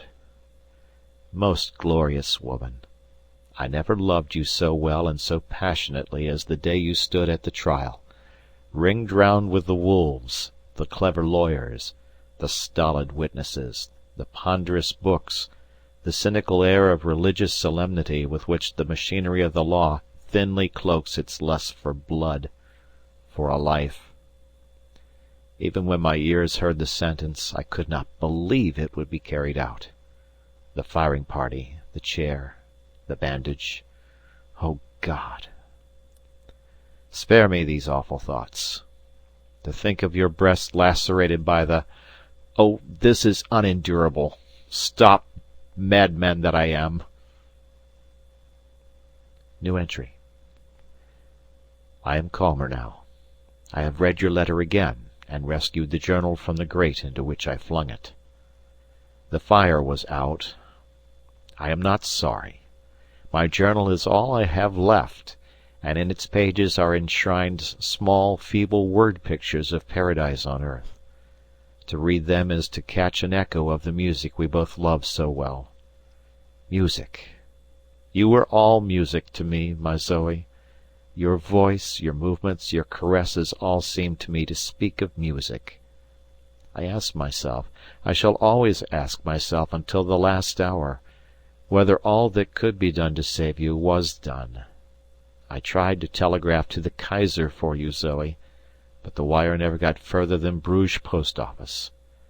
They stopped it and put me under arrest. It was only open arrest, my darling, and on that last awful night I forced them to let me see the governor. I, Karl von Schenk, knelt at his feet and begged for your life. He simply said, "You are mad." I left the palace under close arrest. Was ever woman's nobleness of character so exemplified as in your life? Be comforted, Zoe, that in all my black sorrow I cling desperately to my pride in your strength. I long to shout abroad what you did and why you would never marry me, to tell all the gaping world that when you died, a martyr to duty was killed. I am so unworthy of what you did for me, my darling, and it tortures me with mental rendings to think that whilst I prided myself in my strength of mind, I was dragging you through the fires of hell. When I think of those 6 weeks we had together, my brain says, and they might have been months had you not spurned her in the forest. Oh, Zoe, if the priests say truth and all things are now revealed to you, forgive me for this act of mine. Come to me in spirit, and give me mental peace. As I write like this, as if it was a letter that you might read, I am comforted a little. I rely utterly on the hope, which I struggle to change into belief, that you can read this, and know my thoughts. For when I think that had things been otherwise you might have been leaning over my chair at this moment, and running your cool fingers through my stiff hair. When I think of this, my darling, the full realization comes to me of the gulf which must divide us for some uncertain period, and the lines of this page run mistily before my eyes. Zoe, my Zoe, strange things have happened in this war. Wives declare that they have seen their husbands, mothers have felt the presence of their sons. If the powers permit, come to me once again, I implore you, and give me strength to live my life alone. New entry. Examined before the court of inquiry today. Fools! Can't they realize that I don't care if they do shoot me? In the mess, people avoid me. What do I care? Not one of them is worthy to stand on the same soil that holds her beloved body. They have buried her in the castle grounds. In accordance with her wishes I have arranged for flowers.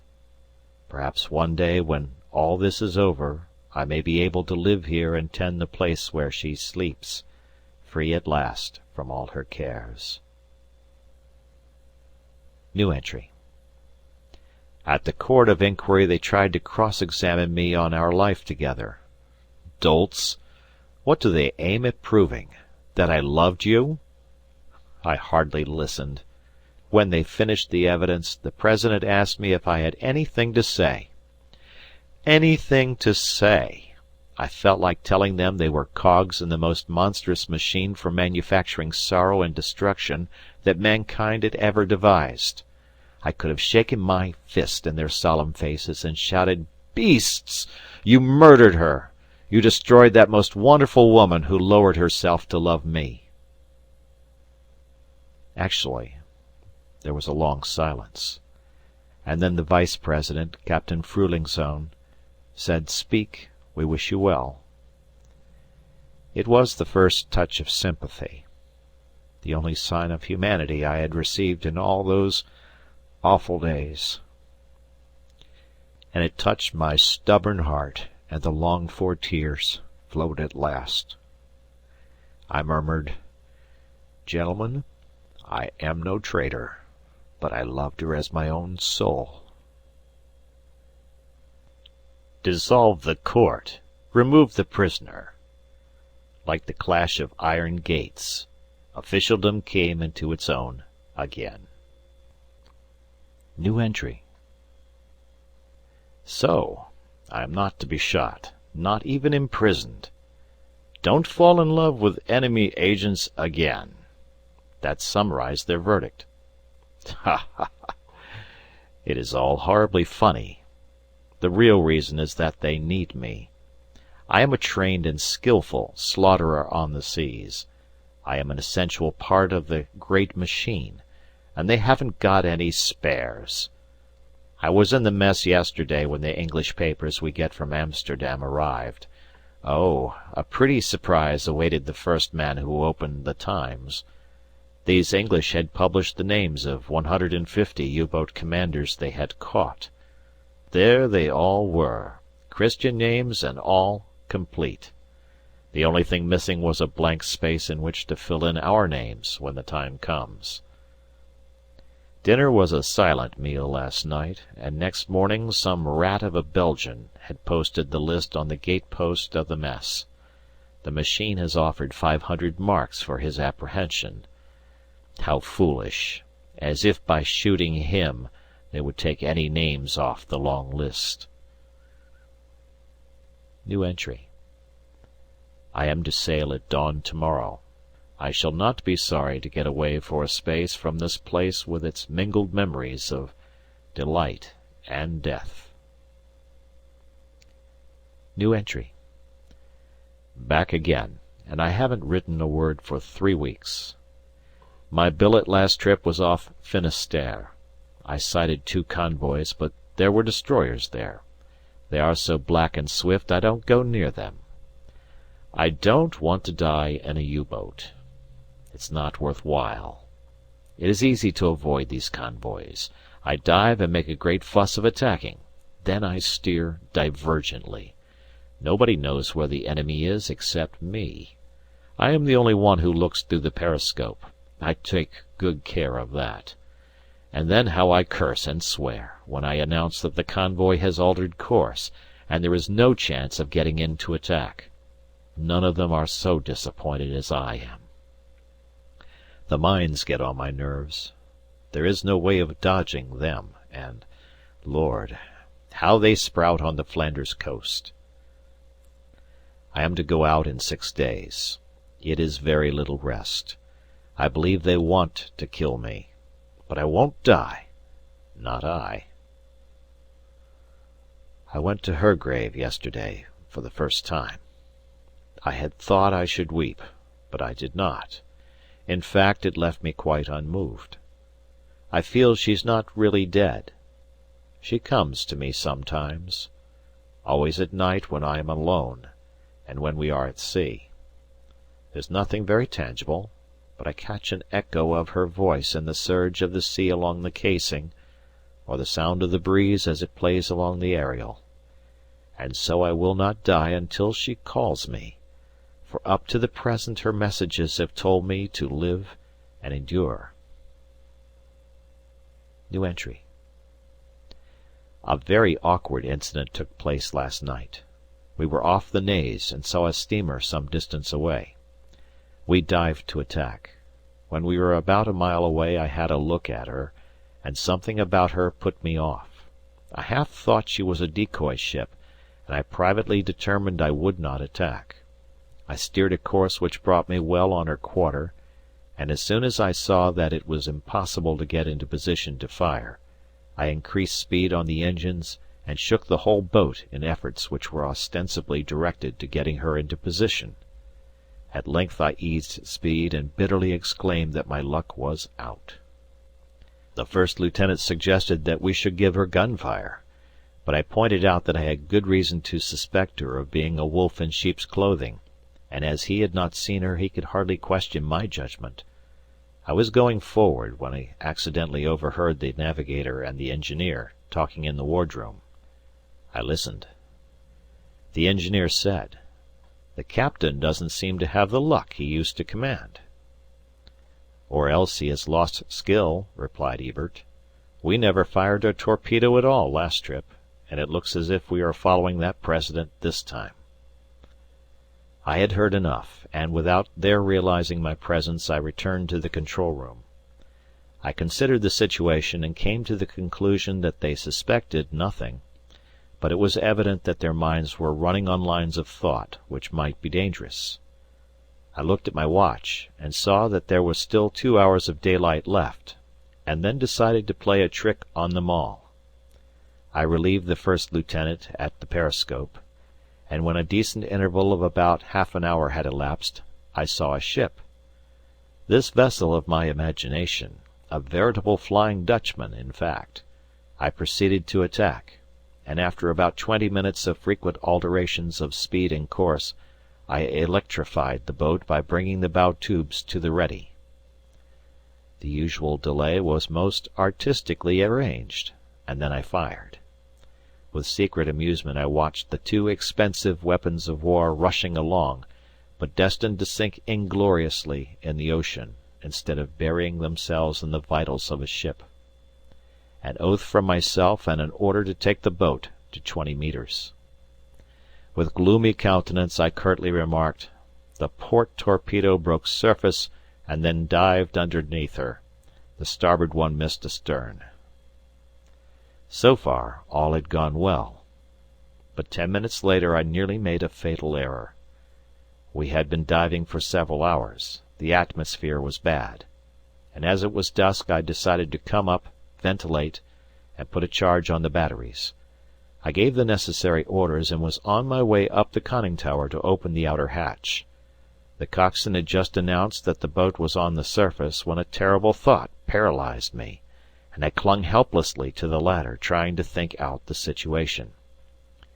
It had just occurred to me that as soon as the officers and crew came on deck, they would naturally look for the steamer we had recently fired at. This ship, in the time interval which had elapsed, would still be in sight. As I came down, the first lieutenant was at the periscope, looking round the horizon. Quickly I thrust the youth from the eyepiece, and as calmly as I could said, "I thought I heard propellers." Half an hour later we surfaced for the night. I have been wondering ever since whether they suspect, for the three of them were talking in the wardroom after dinner and stopped suddenly when I came in. I must be careful in future. New entry. I was sent for this morning by the Commodore's office, and handed my appointment as senior lieutenant at the barracks Wilhelmshaven. No explanation, though I suspected something of the sort was coming, as 3 days after we got in from my last trip I was examined by the medical board attached to the flotilla. So I am to leave the U-boat service and leave it under a cloud. It is a sad come-down from captain of a U-boat to lieutenant in barracks, a job reserved for the medically unfit for sea service. Am I sorry? No. I think I'm glad. Life here at Bruges is one long painful episode. No one speaks to me in the mess. I am left severely alone with my memories. The night before last I found a revolver in my room, and attached to it was a piece of paper bearing the words, "From a friend." Perhaps at Wilhelmshaven it will be different. And yet, when I went down to the boat at noon and collected my personal affairs, and stepped over her side for the last time, I could not check a feeling of great sadness. We had endured much together, my boat and I, and the parting was hard. New entry. At barracks. As I suspected, when I was appointed here, my job is deadly to a degree, and my main duty is to sign leave passes. Our great effort in France has failed, and now the Allies react furiously. The great war machine is strained to its utmost capacity. Can it endure the load? Our proper move is to paralyze the Allied offensive by striking with all our naval weight at his cross-channel communications. The U-boat war is too slow, and time is not on our side, whilst a hammer blow down the channel might do great things. But we have no naval imagination, and who am I, that I should advance an opinion? A discredited lieutenant in barracks, that's all. Worse and worse. There are rumours of troubles in the fleet taking place under certain conditions. It is the beginning of the end. Last night the High Seas Fleet were ordered to weigh at 8 a.m. this morning. A mutiny broke out in the König and quickly spread. By 9 a.m. half a dozen ships were flying the red flag.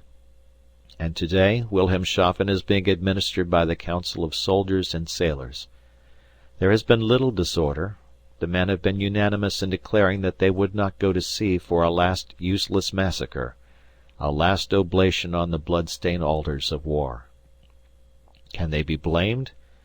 Of what use would such sacrifice be? Yet to an officer it is all very sad and disheartening. I have seen enough to sicken me of the whole German system of making war, and yet if the call came I know I would gladly go forth and die when tout est perdu for l'honneur. Such instincts are bred deep into the men of families such as mine. We approach the culmination of events. Today Germany has called for an armistice. It has been inevitable since our allies began falling away from us like rotten print.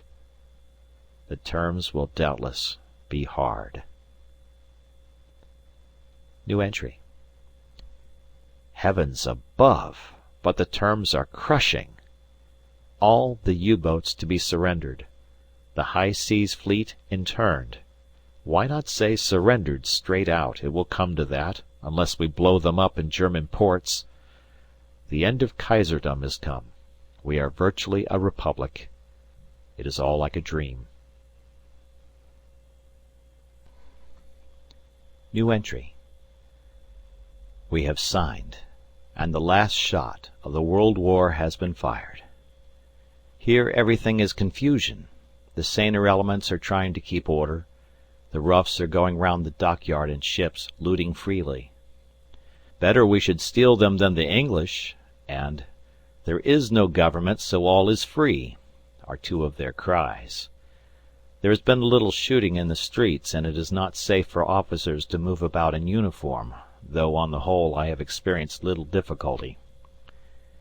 I was summoned today before the local council, which is run by a man who was a petty officer of signals in the König. He recognized me and looked away. I was instructed to take U-122 over to Harwich for surrender to the English. I've made no difficulty. Someone has got to do it, and I verily believe I am indifferent to all emotions.